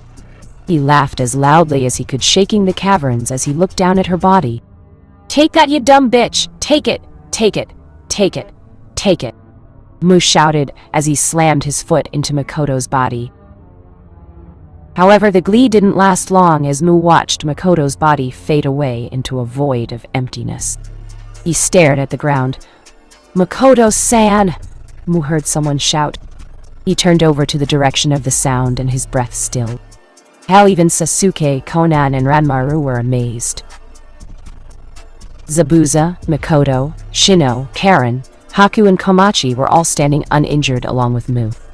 However, Kakashi and Yugao were not. What happened? I thought we were dead, Haku said as everyone watched Mikoto drop to the ground, covering her left eye. Mikoto-san! Karen said as Mikoto panted. Karen and Haku quickly went to attend to Mikoto as the woman gasped for breath. You! What did you do? I killed you all. Why aren't you dead? Mu shouted angrily. Ranmaru was intrigued to know this answer as well. Even Sasui would like to have known. Even through his anger over the transpiring events, Sasuke could feel something burning within him. He had nearly been about to lose his mother for a second time, and he was being held up by a child 6 damn years behind him. It nearly annoyed Sasuke to no end. Sasuke trembled enough for Conan to notice. She looked down and could see the lightning current run through his blade. Drop me, Sasuke replied. Conan frowned at him. Your opponent is in the air, Conan said before Sasuke turned back to her and gave her a solid look.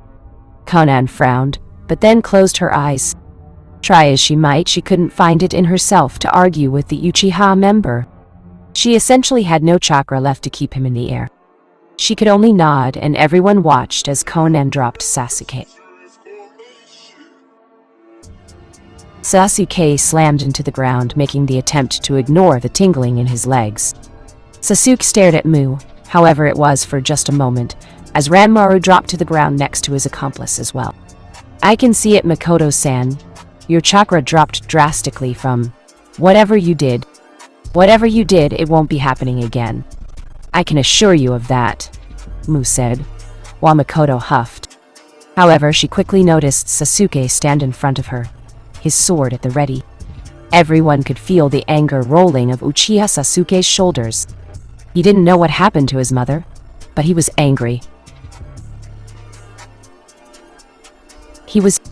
Conan fell behind him as Sasuke raised his sword at Ranmaru. Sasuke, I have, Mikoto could barely breathe before she fell over and leaned into Sasuke's back. Sasuke moved to accommodate her. He gave her a small look, and Mikoto had just enough time to stare into his eyes in surprise before offering a small smile. Since when did her son grow into such a reliable young man? Mikoto gently slipped into unconsciousness. Karen grabbed Mikoto and touched a hand to her forehead. Severe chakra exhaustion. Whatever she used to save us completely drained her of chakra, Karen said before Shino knelt down. Let me take care of her. I am a doctor, he said. Sasuke gave a quick nod, but his eyes never left Ranmaru or Mo. By the shuffling of bodies, Sasuke could hear Karen and Shino drag Mikoto off to the side and tend to her. Oi Zabuza, I have a plan, but I need the 5 of us, Sasuke said. Zabuza, Conan, Haku, and Komachi looked at Sasuke and were surprised by his look before Zabuza snorted. The brats really changed from the coward genin. To think he'd come this far, Zabuza thought to himself before turning back to their opponents. Not much chakra between all of us, Uchiha. What plan do you have? Zabuza asked, heaving his large sword over his shoulder. I only have enough chakra for one last technique. I just need 2 minutes. Komachi, can you place a fire seal on my sword? Sasuke asked. Komachi blinked. She wasn't the best sealing person in the world, much less by Uzumaki standards, but she could at least do that much. What are you doing at once, Savia? Mu shouted as he charged forward. Sasuke quickly threw his sword to Komachi as she pulled out her ink brush from her pouch. You won't get the chance, Mu shouted as he slammed his fist forward only to hit something solid. He looked up and noticed a mirror of ice blocking his path. He snarled. He sent a glare at Haku before he turned to see Ranmaru charging forward. Sasuke-san! Komachi shouted, bringing everyone's attention forward. Komachi threw Sasuke's sword into the air. Sasuke quickly grabbed Zabuza's shoulder before being hurled into the air. Sasuke quickly grabbed his blade. I don't know what you're planning, but it won't work. I suggest you give up, Ranmaru said before he brought back his sword. Everyone watched as the light quickly began to cover the area. Ranmaru grinned as he noticed Sasuke on the ceiling. Sasuke grabbed his blade before he glared at Ranmaru. I told you before I would have Naruto send your souls to the shinigami. I intend to make him do just that, Sasuke growled as he released the fire seal. The flames quickly ignited the blade before Sasuke forced his own lightning chakra through the blade. I will make you regret for what you did to everyone. I will make sure that you regret ever doing this. Sasuke spoke as the fire and lightning flared from his sword. Ranmaru chuckled while Mu gave a small grin. Both turned down as smiles left their faces as they noticed Konan and Zabuza together. Hiragakure no Jutsu, hiding in the mist technique, Konan and Zabuza said before a thick fog fell over the area. Mu and Ranmaru jumped out of the mist. Ranmaru smirked. With that water you would magnify the power of Sasuke-san's lightning. The heat from his sword would condense the mist, making the lightning even stronger. We wouldn't fall for something so childish, Ranmaru said before they gasped as the mist began to rise into the air. Ranmaru heard something. Spark. He glanced to the left and then to the right. Another spark snapped in his ears. He looked forward for a moment. He shivered. Sasuke was gone. Where did Sasuke-san go? Ranmaru asked. Mu widened his eyes and looked up, but he didn't see Sasuke either. Both couldn't feel his spiritual energy either. Ranmaru growled as he looked around the area, but he couldn't see Sasuke. You'd better focus on what's in front of you, Zabuza snarled as he charged at them. Mu held up his fist before heard something spark. He looked around the room as did Ranmaru. They both gasped as streak of lightning flashed around the cavern room. Zabuza continued charging at them both. He swung his blade at Mu, but the large man effortlessly grabbed the blade with one hand. Ha! Don't get ahead of yourself, Mu said with a smirk as he slammed his fist into Zabuza's stomach. Zabuza coughed as he was propelled away and to the feet of Komachi, Haku, and Konan. Mu grabbed his blade and chuckled. Nice toy you got here, Mu said, before he heard Zabuza smirk. It's for you, dumbass, Zabuza said. Mu and Ranmaru watched as the blade dispersed into paper, and the paper into paper bombs. Ranmaru widened his eyes as he jumped away. Mu, run! Ranmaru warned. However, it was too late as Ranmaru and Mu heard shouting. They looked up. When did the mist turn into thunderclouds? That wasn't possible. How is this much chakra still available despite the caverns? This couldn't be possible. A massive roar was heard from the clouds. The clouds suddenly turned a bright hue of orange and red. Ranmaru and Mu shivered. The amount of chakra in this technique shouldn't have been possible for this group. The lightning raced through the clouds. Before there was the Kirin, now there is only the Chinth. You all die by my hand. Understand your place as you fall before the beast of thunder. Ration. Chinth. Lightning release. Chinth. Sasuke roared and the clouds roared in response. Sasuke dashed from the clouds and charged at Ranmaru and Mu. I won't be fooled by your tricks. You die today, boy, Mu shouted as he jumped into the air. Riton. Shiro Hoyo. Spirit release. Embracing white. Mu hollered as his fist encased itself in a white light and fire. Sasuke and Mu charged at each other before Mu bashed his fist into Sasuke's blade. Ranmaru didn't even have the chance to react as Mu was effectively split in half. Ranmaru quickly tried to jump away, but he saw his legs stuck.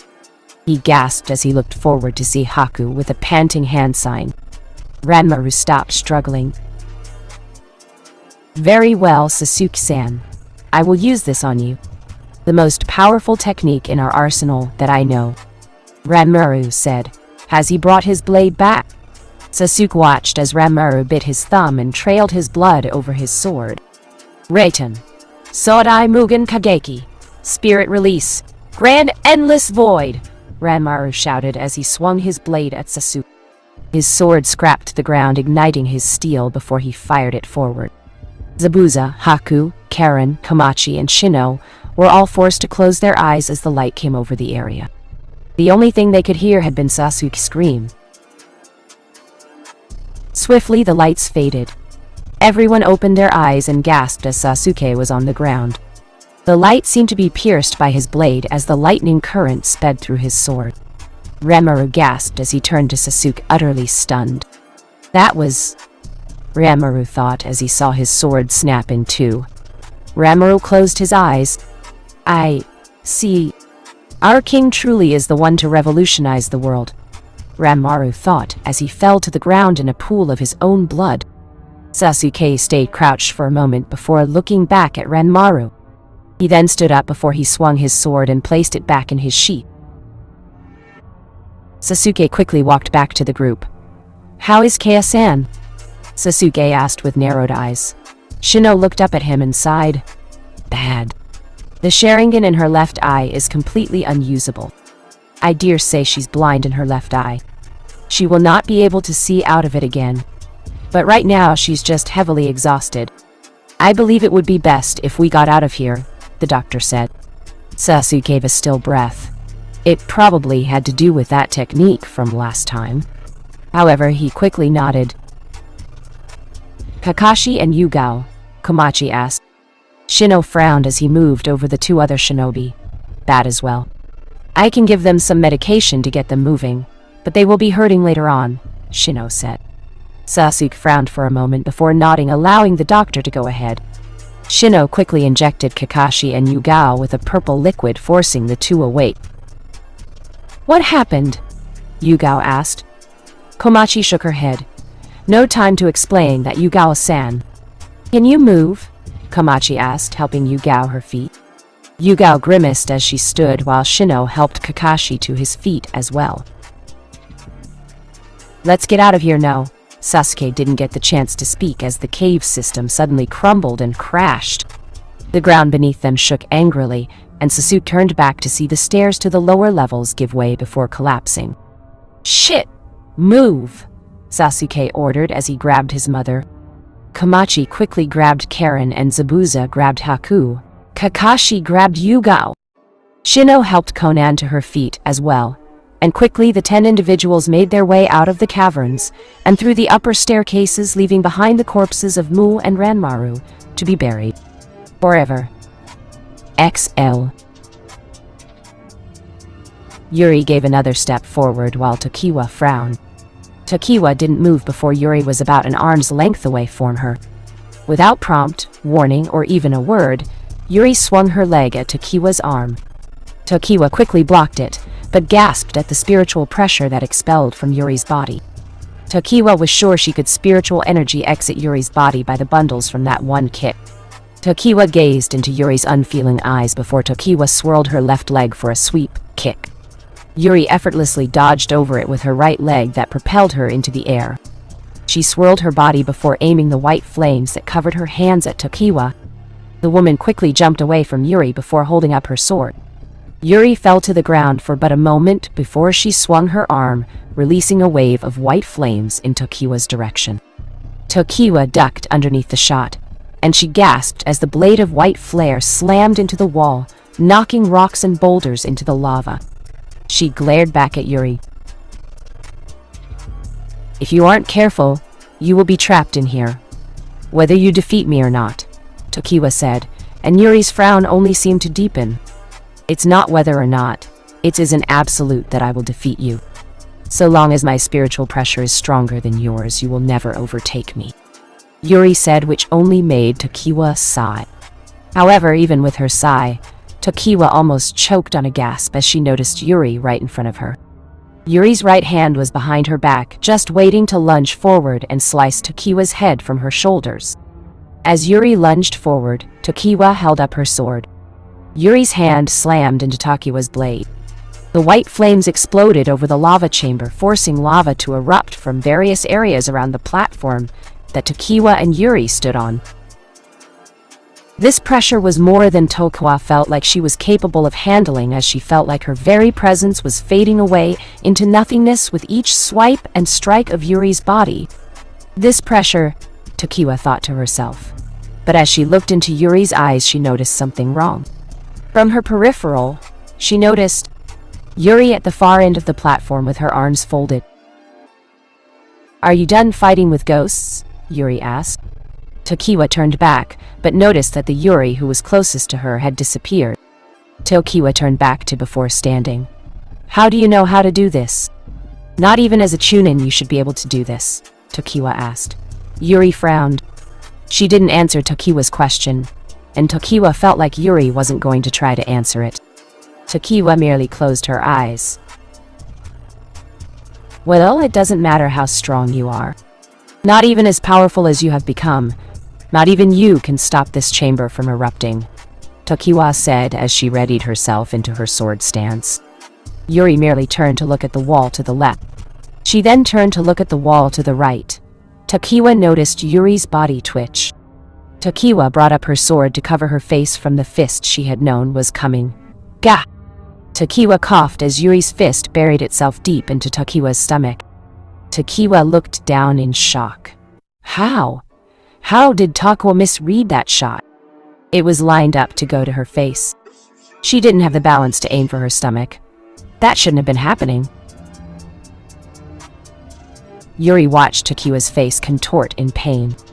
She turned her and hooked Tokiwa on the curve of her leg, sending the woman crashing across the platform. Tokiwa quickly regained herself and managed to parry Yuri's white-flamed blade with her own sword. A white light exploded from Tokiwa's body. As the white flames formed, Yuri responded just as heavily. Yuri launched a flurry of punches, and Tokiwa did her best to block them, attacked her with a vigor that Tokiwa hadn't seen in a lot of people. A left and a right, a sweep kick and a side kick. Tokiwa wasn't sure, but she thought for sure that she was looking at phantom shots.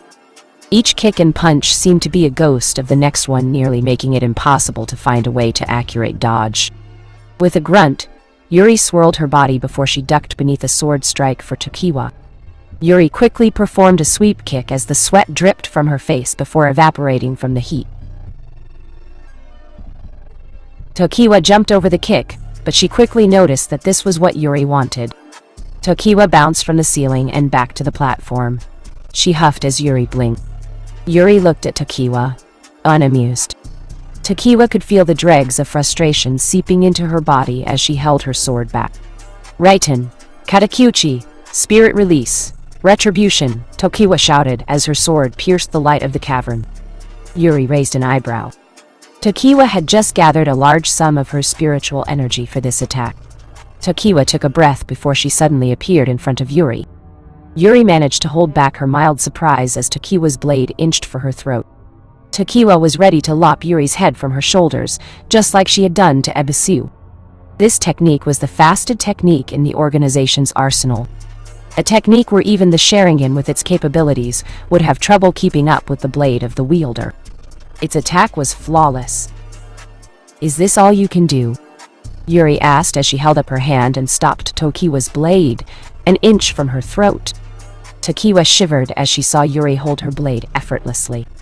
The white light that exploded from Tokiwa's blade was easily dispersed by the white flames that surrounded Yuri's body. Tokiwa was stunned to silence. How could you see that?" Tokiwa asked. Yuri decided to humor the woman. "Without a doubt, I would have been dead if I was myself. I almost missed that, but in my body is the trained experience of 2 elite jonin of Konoha. I calculated it easily," Yuri said, making Tokiwa gawk. She calculated it. That was impossible. This technique couldn't be calculated.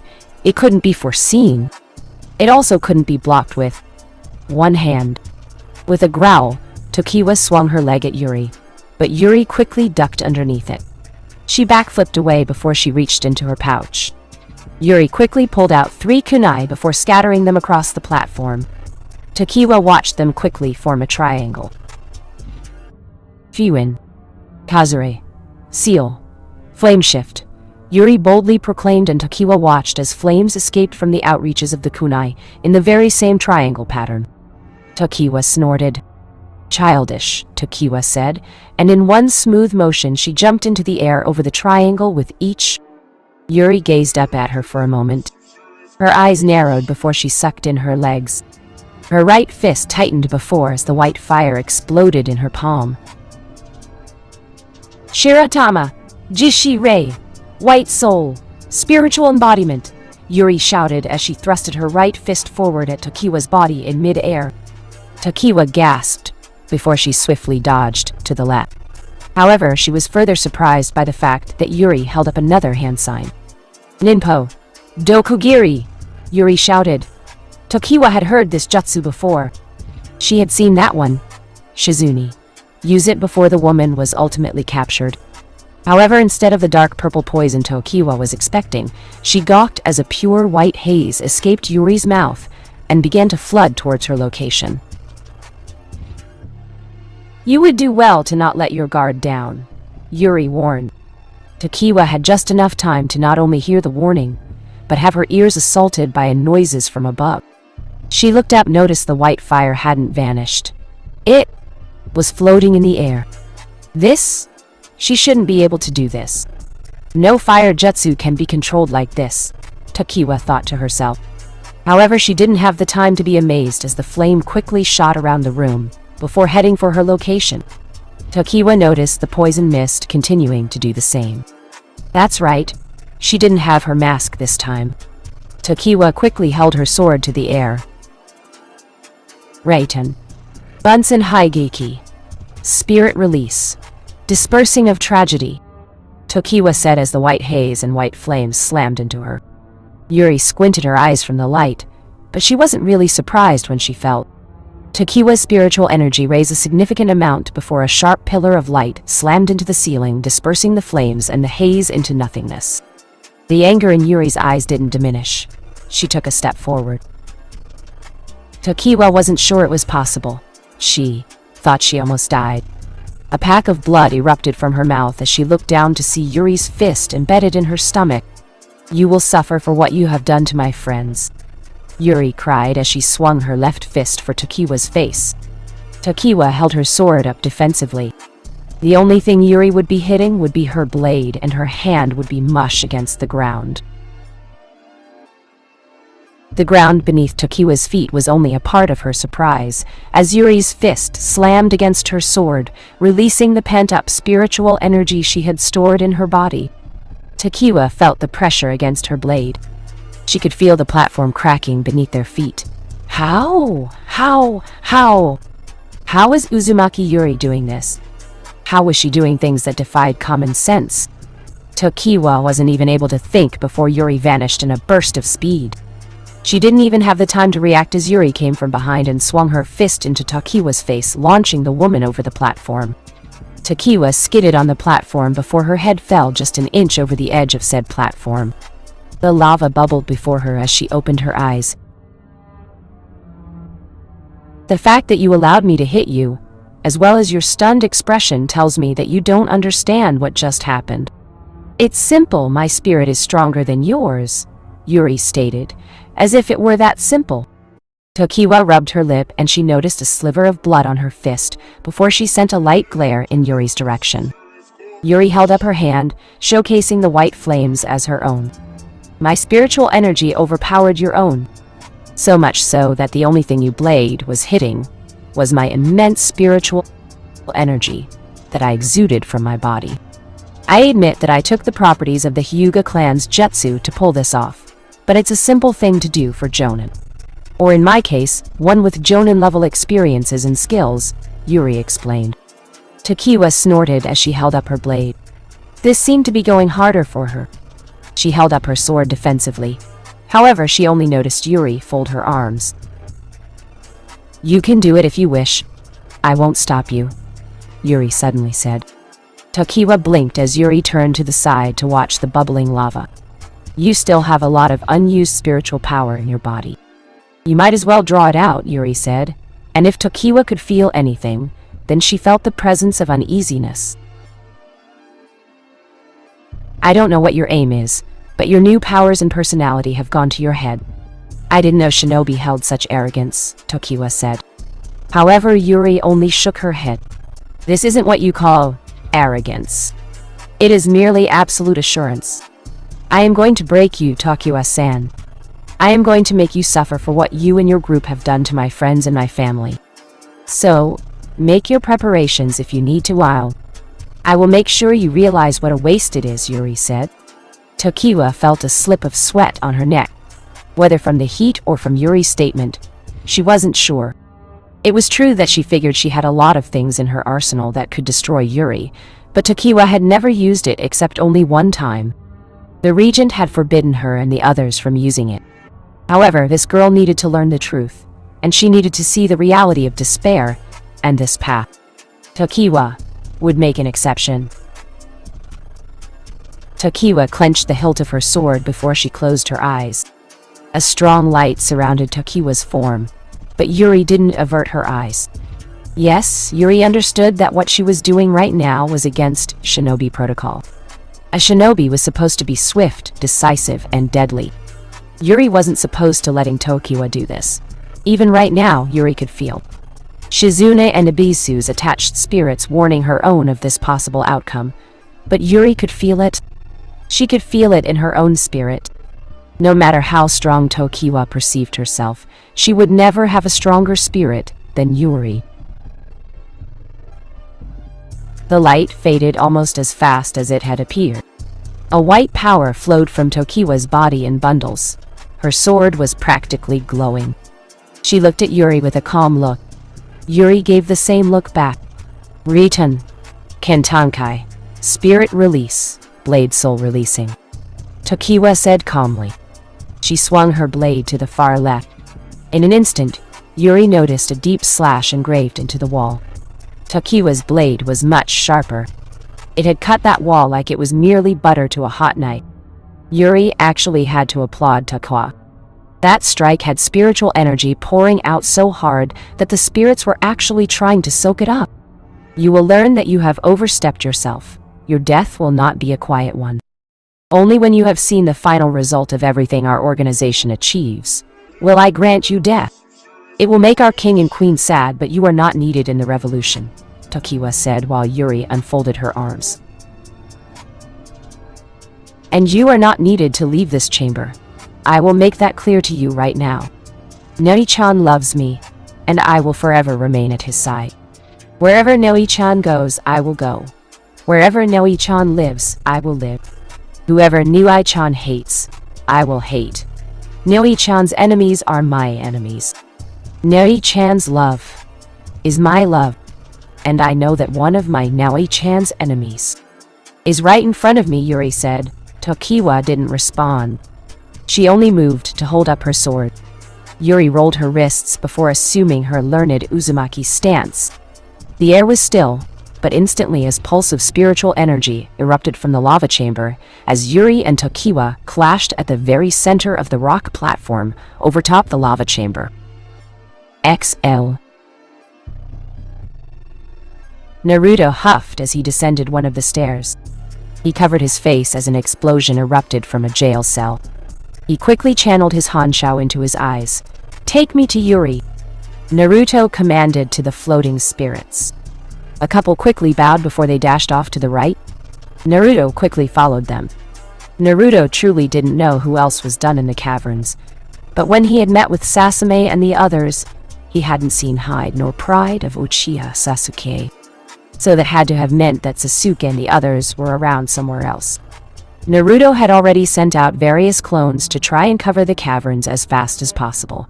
But with explosions being as frequent as they were, the only thing Naruto ever really received were the constant screams of his clones before they died. It had made Naruto frustrated, and he was sure that he could ask the spirits to. Naruto slapped his forehead so hard, making the spirits turn to him.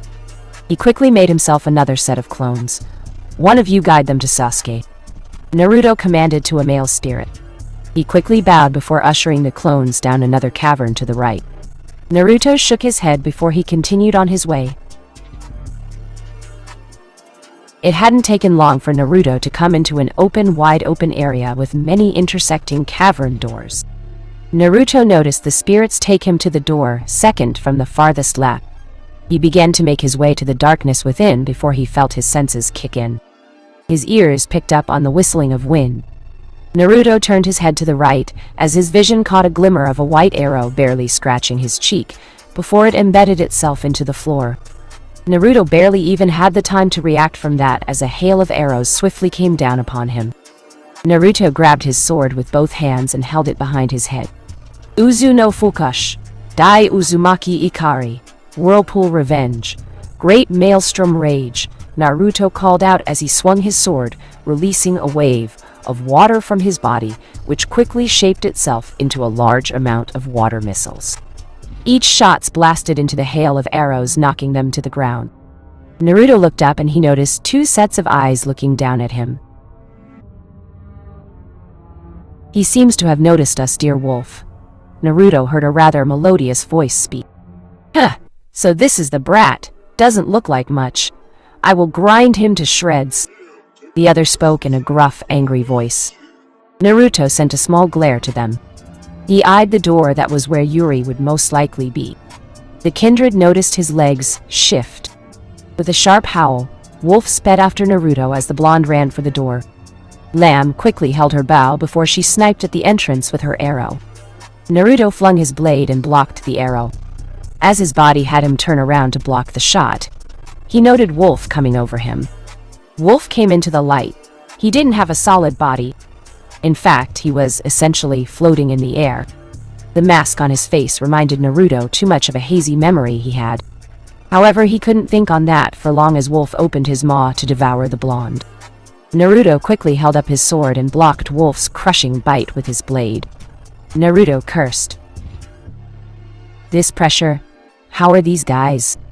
Naruto thought to himself as the dirt at his feet kicked up while the steel of Naruto's blade and the sharp fangs of Wolf clashed against each other. You'll have to try harder than this to make us submit, brat, Wolf said as Naruto felt his breath hitch. More than likely, these were the two Morio was talking about. The two reasons as to why his powers weren't working. These two individuals, one being, they were his Shinju. Naruto growled. Pushing his strength into his arms, he shifted his body and slammed Wolf's body into the ground before jumping back. He skipped across the dirt as Lamb dropped to the ground rather gracefully. Wolf effortlessly floated up and to her side. He snapped his fangs at Naruto while Lamb held her bow. Look, I'd be more than happy to fight the both of you right now, but I don't have the time to deal with you. I need to get everyone out of here, Naruto said boldly. Lamb and Wolf looked at him, but with their masks he couldn't very well understand their emotions. However, hearing Wolf's sudden laughter made Naruto frown. So the wannabe master thinks he can save everyone from death. He truly doesn't even understand the mere concept of death. Dear Lamb, let's show him what he's missing, Wolf said while Lamb slowly nodded. I agree, dear Wolf. We'd better make him understand, Lamb said while Naruto shivered. Something was wrong here. Hate us or not, it is not our concern. Uzumaki. Naruto, would you prefer a swift death or a painful one? Lamb asked as Naruto raised his sword. He noticed Lamb raise her bow to his face. Her hands gently touched the string of said bow before pulling it back. Naruto could see the white arrow come into life. Naruto was more than ready to parry the shot, however, he was surprised when Lamb shot the arrow into the air. The three watched it go before Lamb stepped to the side. Wolf did the same. With gravity, the arrow came falling down, however, unlike the other arrows, it phased through the ground. Naruto wasn't sure what to expect. He looked at the kindred. They looked at him. 30 minutes, Uzumaki Naruto. That arrow is going into the active lava chamber below us. When that arrow hits the lava, it will force the lava to surface with such a force that nothing will stop it from erupting. It will kill all life in here, as well as any life beyond this mountain for the next 20 miles. Ashes will fill the sky. The fate of those you wish to save is on you, Lamb said while Naruto widened his eyes in horror. Unknown to him, Kyuubi and Morio frowned from their respective places. That wasn't good at all. Naruto strangled his sword as he glared at the two. Why are you doing this? You would kill everyone here just to prove a point, Naruto asked. Not to prove a point, to merely provide a lesson. both said at the same time. Naruto raised his sword, Lamb raised her bow, and Wolf snarled. Right now, Naruto did not like these two. However, the worry quickly etched itself onto his face as the ground at his feet shook violently. No, perhaps even more violently than before. It actually made him wonder how the caverns weren't collapsing on him. This crazy Shinju, and anyone else in these caves. A crack of the ground came between his crack, quickly began to spread itself from one entrance of the entrance to the cavern to the next. Naruto could even see the cracks beginning to shift against the walls. He turned back to his opponents. Your time starts now, Uzumaki Naruto. Defeat us. Or kill about 20, maybe even 30 men, women or children, in the hopes of reviving your loved ones. Not even Uzumaki Naruto could find 30 not-so-innocent people to do so. Your option is clear here, Lamb said as she pointed her bow at him. Naruto tightened his grip on his sword. Wolf licked his teeth with a sharp grin over his face. XL. Sasuke and the others quickly moved themselves up the flight of stairs, coming to another hallway. Sasuke grumbled to himself, but he pressed forward. The others quickly moved behind him. What floor are we on? Karen asked as they ran as fast as they could. This would probably be floor 8 or 7. The paper trail is still leading us. We should be coming up to floor 5 soon, Kakashi said. Sasuke and the others quickly nodded. However, the sudden crack of the earth at their feet caught their attention. The crack seemed like a giant line that ran through the hallway. It kept going and going. What's happening? Haku asked as Zabuza cursed to himself. Everyone, in an instant, lost their balance as they dropped to the ground, as the shaking seemed to be getting even worse than before. Sasuke unwillingly slammed against the wall while Haku and Zabuza dropped down. Yugao and Kakashi held fast as best they could despite their injuries. Karen held Shino while Komachi and Konan leaned against the walls. This place is coming down hard, Karen said, while everyone looked around. Sasuke looked up and cursed. Move! Sasuke all but shouted, and everyone followed his vision to see the entrance slowly beginning to collapse underneath the rubble, while the very floor they were standing on was beginning to break apart at the seams. Sasuke and the group charged for the entrance. With his blade, he swung his arm, breaking through the barricade as best he could before they all kept running. The flight of stairs that they ran up was actually beginning to break behind them. I hate my life, Karen shouted as she panted, her feet just barely managing to get off the rocky steps she stepped on before they descended. At least you'll live to hate your life, Zabuza growled out as they continued forward. Oi Sasuke! Everyone perked up as they heard a voice. Sasuke looked up, and if he wasn't him, then he would have no doubt have hugged and married Naruto right now, as the blonde appeared in front of him. Aniki? Komachi asked, and Karen was never happy to see her cousin right then and there. Haku and Zabuza smirked. Right in the nick of time, loser, Sasuke said with a smirk as Naruto quickly waved to them. Naruto quickly summoned a group of clones that took hold of the others as they came face to face with him. Glad to see you made it, but we don't have time. Boss is busy fighting a Shinju. He wanted me to get you out of here, the clone said as the others breathed easily. So make the portal and get us out, Karen said quickly, as the cavern seemed to shake even faster. The clone cursed.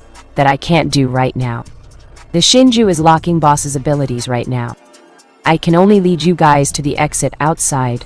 I warn you, we're going to pass by Boss's fight, so don't interfere with it, the clone warned. Everyone would have liked to argue, especially Sasuke.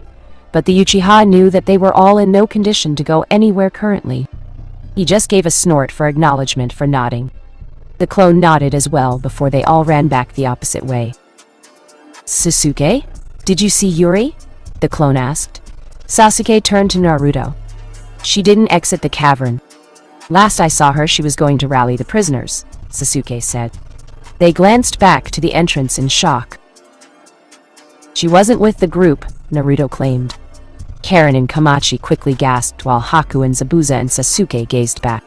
Konan and Shino were the exact same.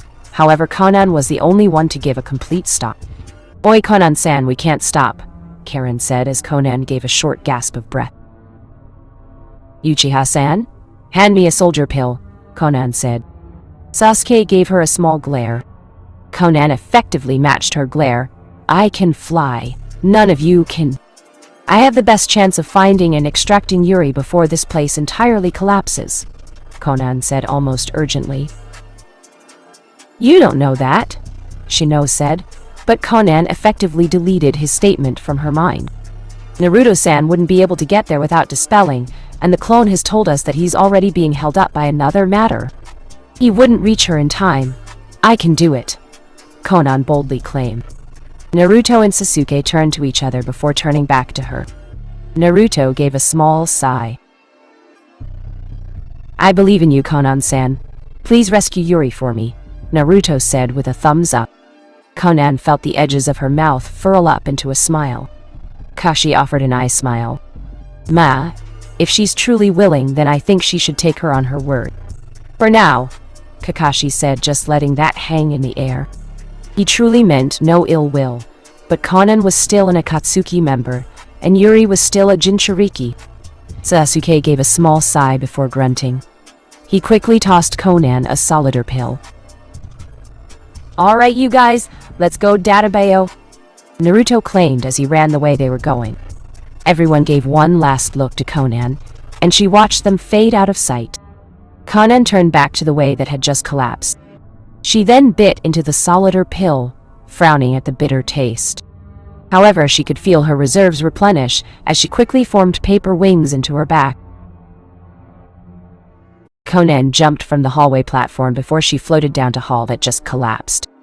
Shikibami no mai, dance of formula paper, Conan said as she held her hand in the air. The paper that surrounded her quickly formed a spread that she launched at the closed-off wall, effectively opening it. She flew inside. Truly, Conan didn't know why she was doing this. If she were honest, she gained nothing from rescuing the main reason she was even in this predicament in the first place. But then again, Conan hated to admit it. But the Uzumaki had grown in Conan. The fact that she saw Yahiko had indeed helped, but Conan felt it was a lot more than that. She was sure if she lived through this, then she only had Yuri to blame, and she was strangely happy with that. XL. Tokiwa and Yuri glared at each other as a flash of white snapped through the chamber. Yuri picked up her foot while Tokiwa spun her body. Yuri's foot slammed against Tokiwa's leg, but Tokiwa blocked the attack well as she aimed her sword for Yuri's throat. Yuri quickly grabbed the blade, blocking the pent-up energy from releasing before she weaved her head out of the way. The blade slashed against the wall across from her as Tokiwa backflipped away. The insides of Yuri's knees quickly buckled as Yuri dashed for Tokiwa's position. Tokiwa watched the girl come before she threw her back out, letting her barely dodge Yuri's fist from hitting her chin. Yuri landed from the platform to the wall. However, she effortlessly ran up the wall to ceiling. Tokiwa sharpened her blade before she slashed at the ceiling. Yuri blurred in a burst of speed, leaving Tokiwa's attack to hit the ceiling. And only the ceiling.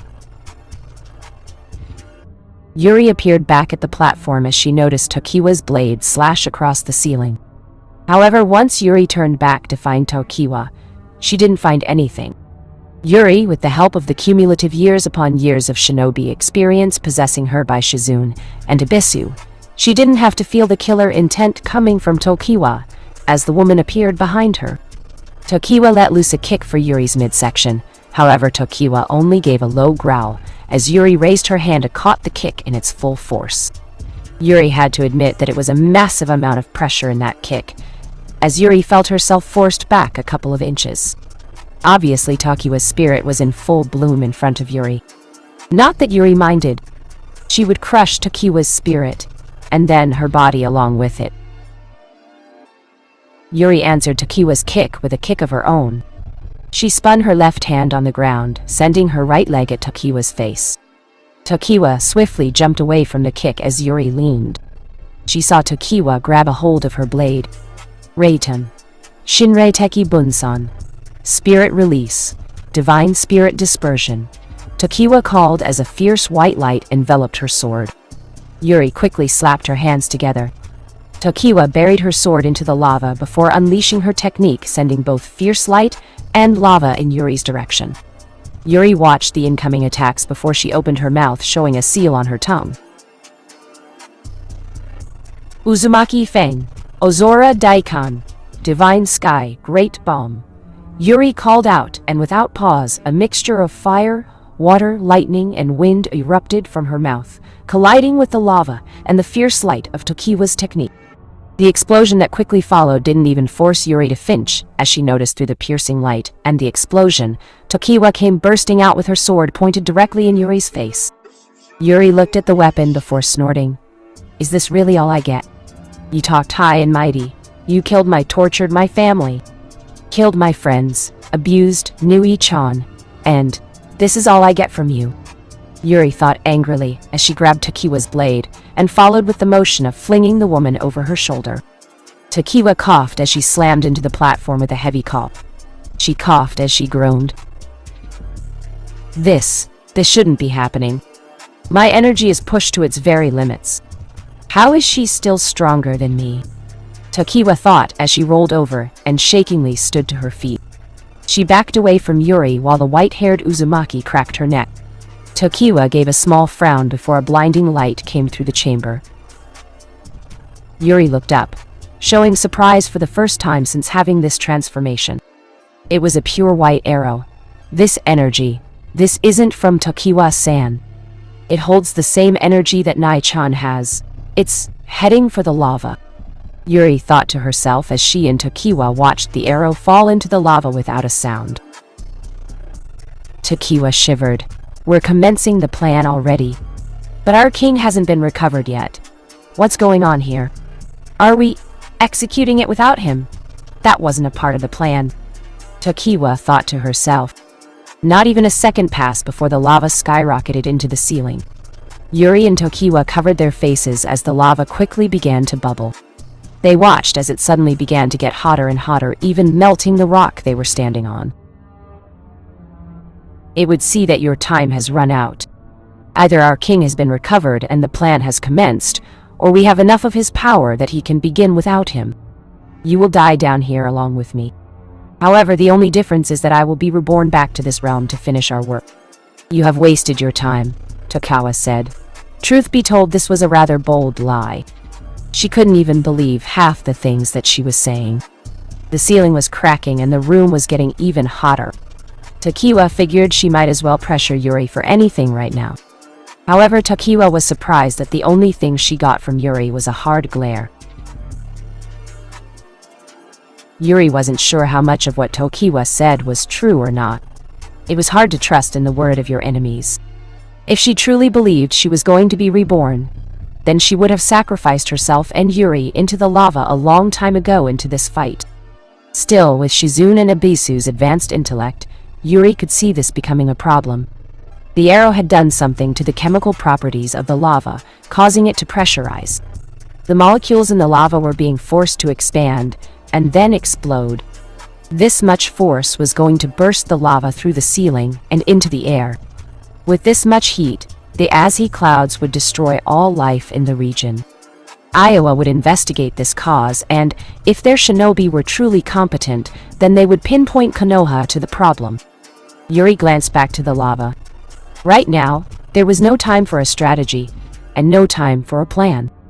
All Yuri had right now was that the Uzumaki were as lucky as legends foretold. Yuri gave a still breath as she held up her hand. Tokiwa blinked as the white fire encased Yuri's hand before she thrusted it off to the right side. Tokiwa watched a large white chain dig itself into the side wall. Yuri closed her eyes. Visions flashed in her eyes of the cavern. No, not there, not that one, not there either. One after the other visions passed Yuri's mind. Tokiwa looked down and gasped. The lava was beginning to rise to where the platform was actually beginning to sink and melt at the same time. She turned back to Yuri to see her eyes still closed. No. Come on, Datbayan, come on! Yuri prayed as she could feel the heat just beneath her feet. The images raced through Yuri's mind before she gasped. Never doubt Uzumaki. Found it, Yuri thought to herself as she opened her eyes. I suppose I should have thanked you for not interrupting me from stopping your plan for the both of us. I won't let you have your way. As a Uzumaki, as a Konoha shinobi, and as family of Nia-chan, I am not going to let you kill anyone anymore, Yuri said as Tokiwa gasped. She quickly grabbed her sword and lunged for Yuri's position. However, Tokiwa was far too late, as Yuri suddenly shouted as she pulled on the chains with all her strength. The hardened walls of the lava chamber began to crack. Tokiwa slammed her sword down on Yuri, but to the woman's surprise, Yuri stopped the assault with her opposing hand. Why do you resist? This is for the betterment of the world. Tokiwa growled out while Yuri snorted. The only betterment for the world would be one where your group didn't exist at Abayan, Yuri retorted as her white chain ripped the wall apart. Tokiwa and Yuri felt the lava shift as it poured out of the open wall, and quickly began to fall into the darkness below. The white chain quickly vanished as Yuri and Tokiwa felt the platform at their feet began to shift along with the flowing lava. You're pouring the lava out. You have no idea where it goes, Tokiwa said while Yuri snorted. True, but then again, neither do you, Yuri said, and quickly had her newfound energy attach her to the platform. Tokiwa glared at her before her spiritual energy held her in place. The platform began to move. The lava carried the platform out. Yuri and Tokiwa had only a second to see the lava smash into the ground below, sliding down deeper and deeper into the darkness. The platform tipped, one measure of pressure in the wrong place, and it would spill over. You told me the world has a pointless reality, one that would be revolutionized by you guys. The only thing I see are people who lost something from the world and gave up trying to change it. If your people could see you now, they would hold their heads in shame. Before I kill you, I will show you the feelings of the people you discarded, Yuri said as she shifted to the right. That shift was all the platform needed as Yuri and Tokiwa fell along with the spilling lava. The platform sailed down the flowing lava at a nigh breakneck pace. Yuri and Tokiwa's hair flapped in the winds of the cavern as they glared at each other. Tokiwa held up her sword. She made sure her spirit energy kept her steady. Yuri cracked her knuckles as she used her left and right hands to form blades made entirely of white fire. Tokiwa and Yuri charged once again. Yuri ducked underneath Tokiwa's blade before she swung her leg for a sweep kick. Tokiwa jumped over the kick with ease before she sailed through the air. She noticed the flowing platform before landing on it, making it rock. Yuri quickly tightened her fists as Tokiwa came charging at her. What would a girl who has never experienced any form of hardship know about the feelings of the discarded? What would a child who has never had anything ripped away from her know about the cruel reality of the world? Tokiwa asked as she lunged her sword for Yuri's chest. Yuri snorted as she backflipped away, landing on the edge of the platform. She looked up, but barely managed to dodge the sword strike aimed for her throat as a strand of her hair was cut. The momentum of the surfing platform seemed to get even faster as it dodged a tall stalagmite. Yuri grabbed the stalagmite before propelling herself back to the platform. She slammed onto its surface and then proceeded to block a punch from Tokiwa. Tell me, child, how would you find the answer? What would you do? How can you fix this broken world where people fight and kill each other for causes they don't even believe in? How can you fix this world where people live and die just by one word from someone who lives and breathes the same air as everyone else? Tell me. You like to think you're high and mighty. Tell me, Uzumaki Yuri, Tokiwa said between punches as Yuri blocked and deflected each of them, one after the other. In anger, Tokiwa thrusted out her fist and punched Yuri across the face, sending the girl sliding back. The white aura that surrounded Tokiwa's body suddenly seemed to get even brighter as Tokiwa charged at Yuri. Where is all your talk now? Tokiwa asked as she tripped Yuri off her feet. Yuri's eyes were moving rapidly over the lava chamber as she glanced to the left. She quickly poured her energy into her left hand as she vaulted over the platform before landing on the opposite side. Yuri looked up and noticed Tokiwa suddenly over her head. You can't talk because you have nothing. You will never have nothing. You will never get anything as long as we live in this cruel reality known as life, Tokiwa said as she sent her sword slamming down over Yuri's head. However, Tokiwa was stunned to silence as Yuri stopped her sword inches from her face with both her hands with ease. Tokiwa growled as Yuri growled. Yuri shifted her body before she tossed Tokiwa to the side.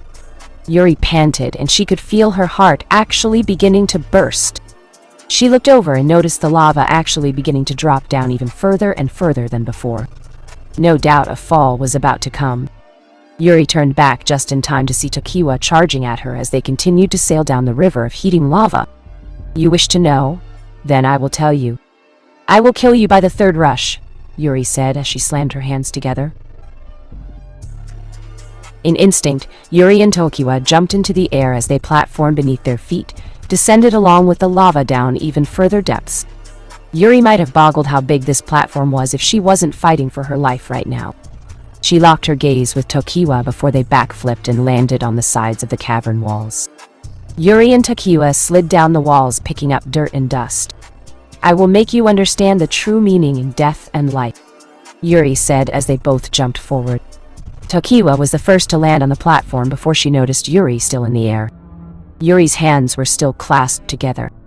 However, Tokiwa noticed 3 orbs surround Yuri's body. 2 white tails sprung from Yuri's backside along with 2 chains. One of the orbs quickly took its place atop her head while another was held by the 2 white tails. The very last was held by the 2 chains. Hakukari. Shinrei Bakushin. White light, spirit rush, Yuri called out, and it was almost as if the 3 orbs became even more prominent as Yuri slammed into the ground hard enough to make it crack. Tokiwa held her blade as Yuri held up 3 fingers. "After the third rush you will die, and you will understanding the feelings of those you have killed," Yuri said while Tokiwa snarled. She charged at Yuri while Yuri charged at her. Tokiwa swung her sword, but Yuri jumped over it. Tokiwa gasped for a moment before she noticed Yuri drop to the ground. "First rush," Yuri said, and as soon as those words escaped her mouth, Tokiwa felt pain. It was like her body had been entirely destroyed, reconstructed, destroyed and reconstructed at least 3 times. Tokiwa fell to the platform before she noticed one of the orbs Yuri held was gone. The orb held by the tails was gone. What was that? "I can't let that hit him again," Tokiwa thought to herself. Yuri frowned before she narrowed her eyes. "It's pointless, you will understand, and you won't escape. I won't let you escape this pain. The pain of everyone you have killed," Yuri snarled as she dashed at Tokiwa. Tokiwa quickly got up and blocked a kick from Yuri, only to hear Yuri murmur. "Second rush," Yuri said, and Tokiwa coughed as she looked down and noticed the orb that was held by Yuri's chains to be embedded in her stomach.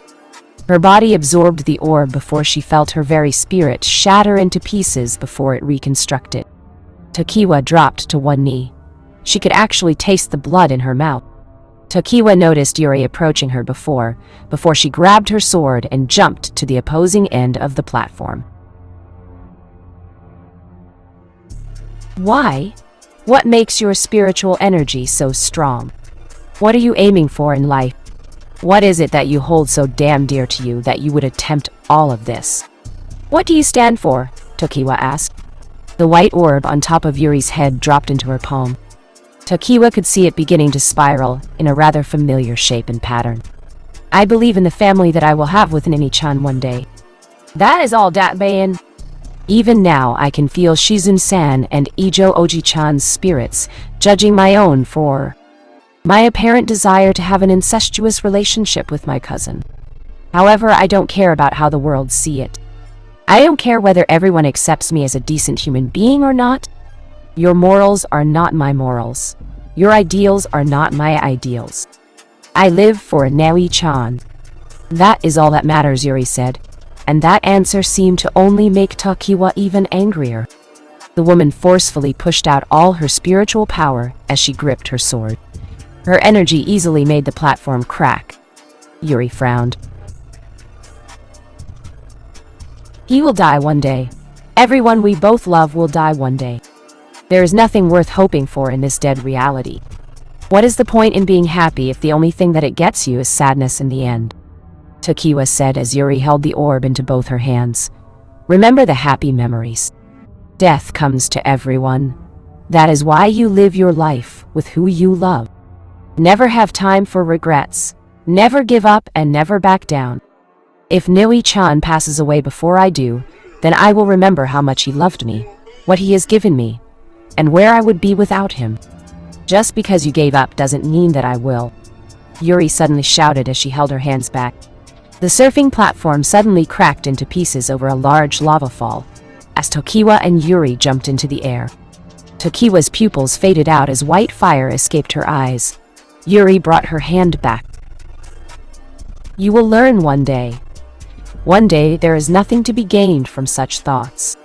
You will learn that as long as this status quo stays, there will never be a place for humanity to improve. I will forever be a child feeding on the bosom of its mother. It will forever be coddled until it is broken from its harsh realities. You can never face such a thing, Tokiwa said as she drew her sword back. If my family is with me, then we will face anything you assholes can throw at us. Never quit, and never back down. Most of all, never, and we mean never, go back on your word. That is the Uzumaki way. Someone like you could never understand those words, Yuri hollered as Tokiwa suddenly shouted. Reiten. Daitenchika. Spirit release. Great heavenly order fall, Tokiwa shouted as she pushed herself off a wall and dashed at Yuri. Yuri watched her come before sighing. She bent her head down. Do it, Yuri heard Sambi speak as she felt his power overwhelm her orb. Third rush. Yuri vanished out of sight. Tokiwa and Yuri hollered as they slammed into each other. A fierce light bathed the very reaches of the cavern in power, as Yuri and Tokiwa growled. Yuri's orb clashed against Tokiwa's blade as the two snarled at each there. The white spiritual power was actually so heavy that the walls, lava, and earth cracked beneath the sheer force. The entire cavern system rocked and shook with unearthly force of will. Tokiwa gazed into Yuri's eyes. For the first time, tears fell down Tokiwa's white fire-filled eyes. Tokiwa, do you think there will ever come a time that those stupid village laws will ever be changed? A young dark-haired girl asked. Tokiwa smiled as she leaned against a tree overlooking the village with a serene smile on her face.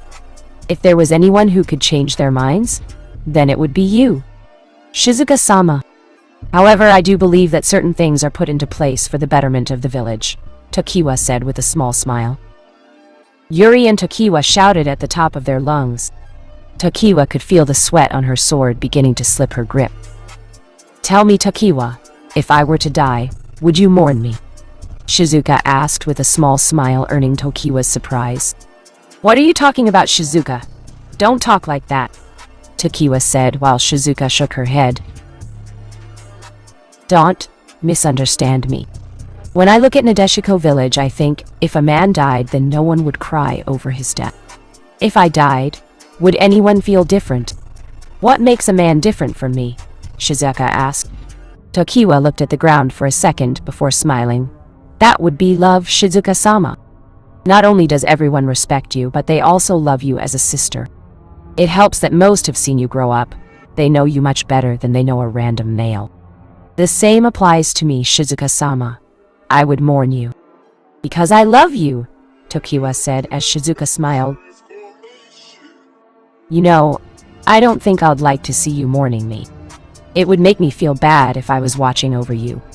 Promise me that no matter what happens, you will never stop moving forward, Shizuka said. Tokiwa blinked before chuckling. If you say so, Shizuka-sama. I'll keep moving forward, but I'm pretty sure you're going to be around longer than me, Tokiwa said while Shizuka laughed. Then I guess I'd better hurt you if I see you still alive while I'm gone, Shizuka laughed. Tokiwa, despite her facade, couldn't keep the smile from her face as she chuckled lightly as they looked down at their village. Down at Nadeshiko village. Shizuka-sama, Tokiwa thought as she gasped when her sword shattered in two before Yuri crashed the orb into her chest. Yuri cried as the orb shattered Tokiwa's very soul. Tokiwa could feel like she was beginning stabbed over and over by a million sticks of fire from inside her body. She could actually feel her spiritual energy being severed from her body as Yuri pushed her forward before both slammed into the ground.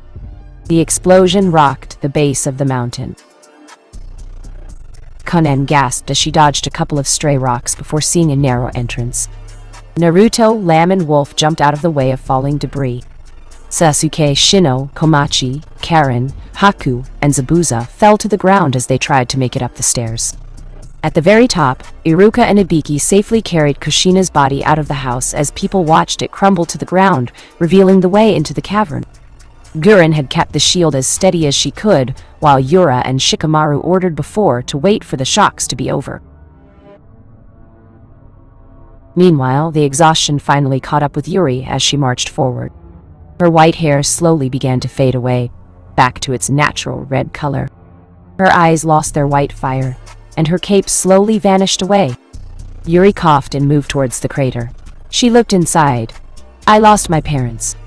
Growing up, Uranikin was the only family I ever had or ever knew. She became a shinobi for me. I wanted to, but Urani, being the overprotective baka that I love, she wouldn't even discuss that with me. One day, we were kidnapped. I shudder sometimes when I hear what they were planning to do with her, and me. I had never been so helpless before in my life, but in the dead of night we were saved. We were saved by a kind man named Uzumaki Naruto. We didn't know he was Nai-chan at the time, but we were amazed we had more family.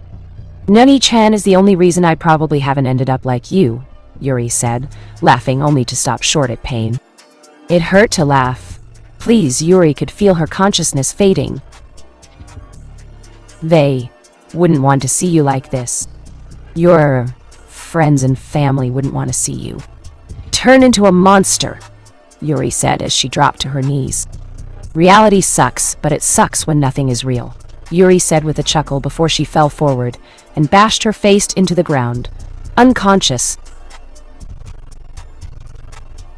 From the crater, Tokiwa couldn't move. She wasn't fooling herself. She was dying, and she knew it. However, she closed her eyes. It sucks when nothing is real, Uzumaki. Yuri, you are an odd one, Tokiwa said to herself before she held up her blade. Its broken form etched into her mind. Now, Tokiwa must have been crazy as she saw various spirits form around her, but only one seemed to really smile at her. Shizuka-sama, forgive me for the things I have done, Tokiwa said. Shizuka merely smiled before she took Tokiwa's spirit from her body as Tokiwa's arm, holding the blade, fell limp to the ground, never to move again. Tokiwa's head gently fell against the dirt as Shizuka and the women of Nadeshiko lifted her up. Tokiwa smiled, uttering thousands upon thousands of apologies to her friends and family. Tokiwa would have a lot of making up to do, but she wasn't going anywhere for a long time. As Yuri slept, she never noticed a shadow form over her backside as eyes stared down at her. XL. Naruto snarled as he parried a white arrow with his blade. Naruto swung his sword at Lamb's body, but she easily and swiftly dashed away from the sword strike. To that end, Naruto didn't have the time to even relax as he noticed Wolf coming around the side. Naruto jumped into the air away from Wolf's lunge. However, much to Naruto's surprise, Wolf was a lot more agile than the blonde thought the spirit could be. Wolf quickly turned around and charged for Naruto. His fangs opened up.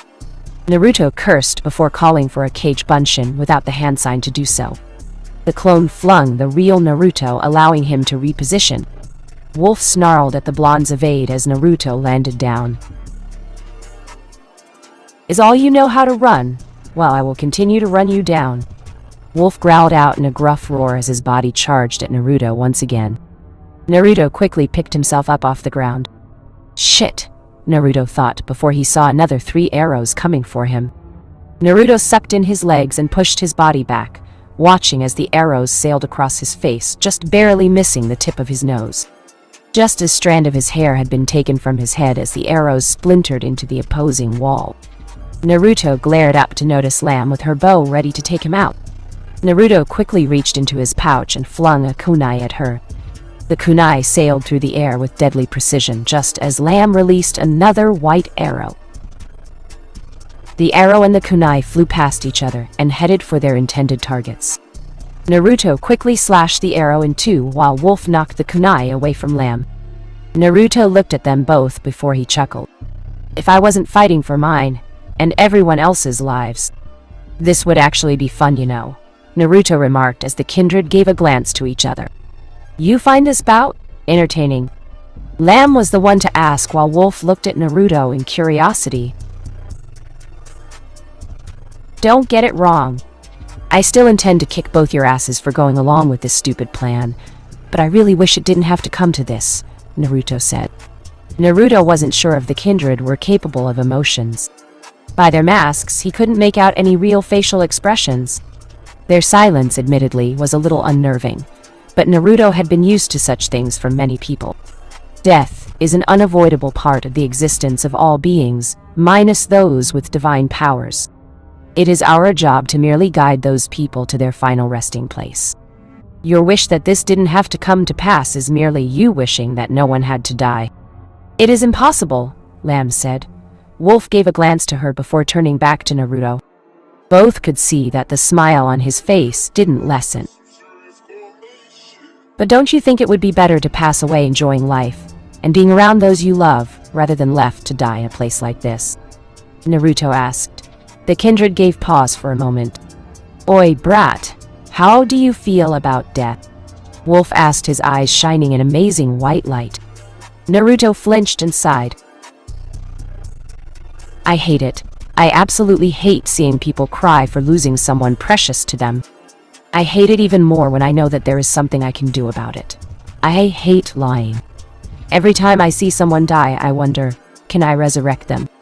Who has to suffer the permanent feeling of death for someone else to live? I doubt you both, not being human, can sympathize with me on that, Naruto claimed. Wolf and Lamb didn't speak, however Naruto and Lamb heard a source of laughter. They noticed it was Wolf who was doing so.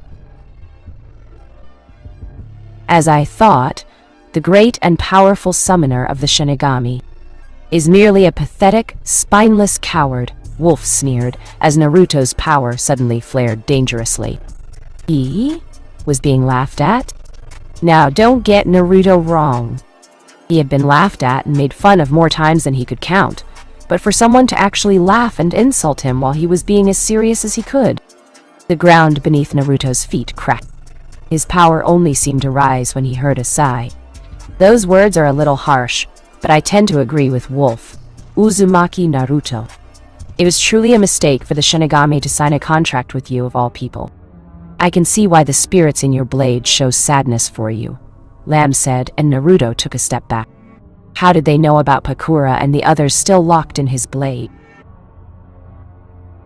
Obviously, we know a lot more than you are led to believe, Uzumaki Naruto. They cry out to you to help you, to assist you, and to aid you in your fights, yet you hold yourself back in releasing them, Lamb said. Naruto snarled. What the hell were they on about? They had been locked by Shin. Naruto had no other way of calling on them, or he would have done it by this time. I will teach you, brat! Prepare yourself, Wolf shouted without warning. Naruto suddenly raised his guard as Wolf's speed suddenly increased tenfold. He slammed his teeth into Naruto's blade. Naruto cursed as Wolf pushed him through the ground before slamming him into the wall. Death is life. Death is suffering. Death is welcomed. Death is a beginning. Death is an end. Death is a balance. Death is promise, Wolf shouted as he clutched his teeth around Naruto's blade. Naruto widened his eyes before Wolf swirled around and around, sending Naruto with him. His teeth quickly let go of the blade, flinging Naruto through the air. Naruto touched the ceiling before he dashed back down at Wolf. The spirit easily dodged the strike as Naruto slammed his blade into the ground. He picked himself up and glared at Wolf. He turned to Lamb, but only noticed her arms folded and her bow underneath her arm. Naruto huffed as Wolf spoke. Every time I see someone die, I wonder, can I resurrect them? Get over yourself, you brat. Death isn't so forgiving, Wolf shouted as he quickly got behind Naruto. Naruto turned and swung his blade, but Wolf easily ducked underneath it. He slammed his mask into Naruto's face, ushering a curse from the blonde. Wolf swiftly moved himself as Naruto gasped. The blonde ducked just in time for Wolf to pass him overhead, with his teeth bare for Naruto to see. Wolf floated in the air as he snarled. Naruto held his head down. Your solution will only ever be a temporary solution. They will die again and again and again until you get it through your damn thick skull that the final destination for nearly all beings is Underrealm. Wolf growled as he charged forward. Naruto still kept his head down. As Wolf neared Naruto, he was suddenly in range to feel an immense pressure beginning to rise. He could see the white flames in Naruto's eyes.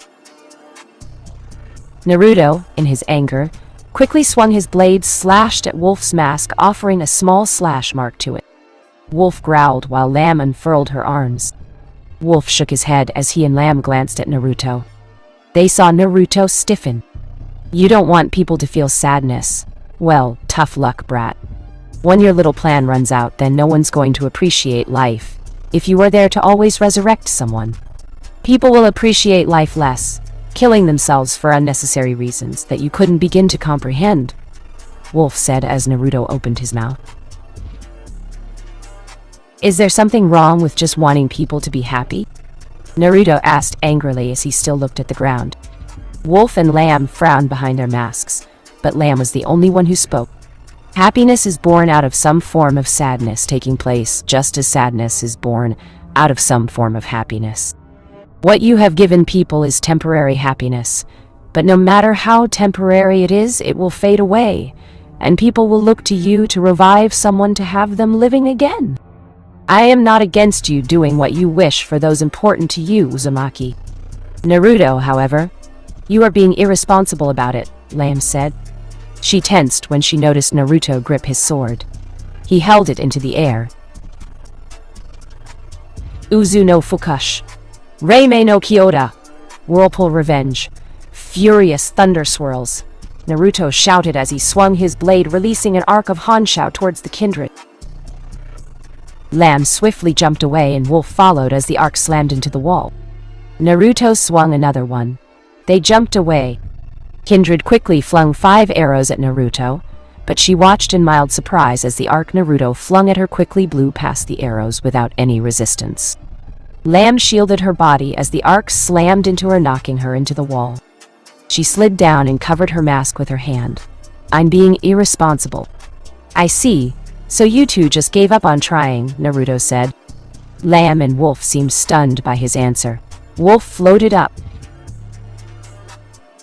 What did you say? Wolf breathed out in almost seething rage before they heard Naruto chuckle.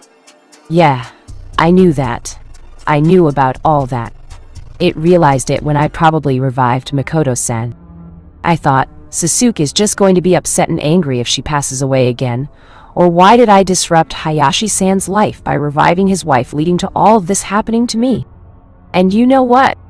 When I saw the look of sheer happiness on Sasuke's face, on Neji's face, Hinata's face, I knew made the right choice. It's true, I don't know how to keep balance and all that. But I can learn how to. If you guys help me, Naruto said. If there was one thing Wolf and Lamb were expecting, then that wasn't it. You mock us, then you ask for our help. What do we have to invest in you? The kindred asked. Naruto took a small breath. He was about to do something stupid. Something really stupid. Man, he hoped his mother would never find out about this. If I can't figure out a way to keep people happy while maintaining balance, then I will stop being Shin's summoner, and he can take my soul. You have my word as an Uzumaki, Naruto said. Lamb seemed to consider this while Wolf chuckled before giving a snort. Like the word of a so-called human means anything to us? What you ask is for us to invest our very will into you. To give you full control, to give you ownership and mastership over us. Sorry, but no deal, brat.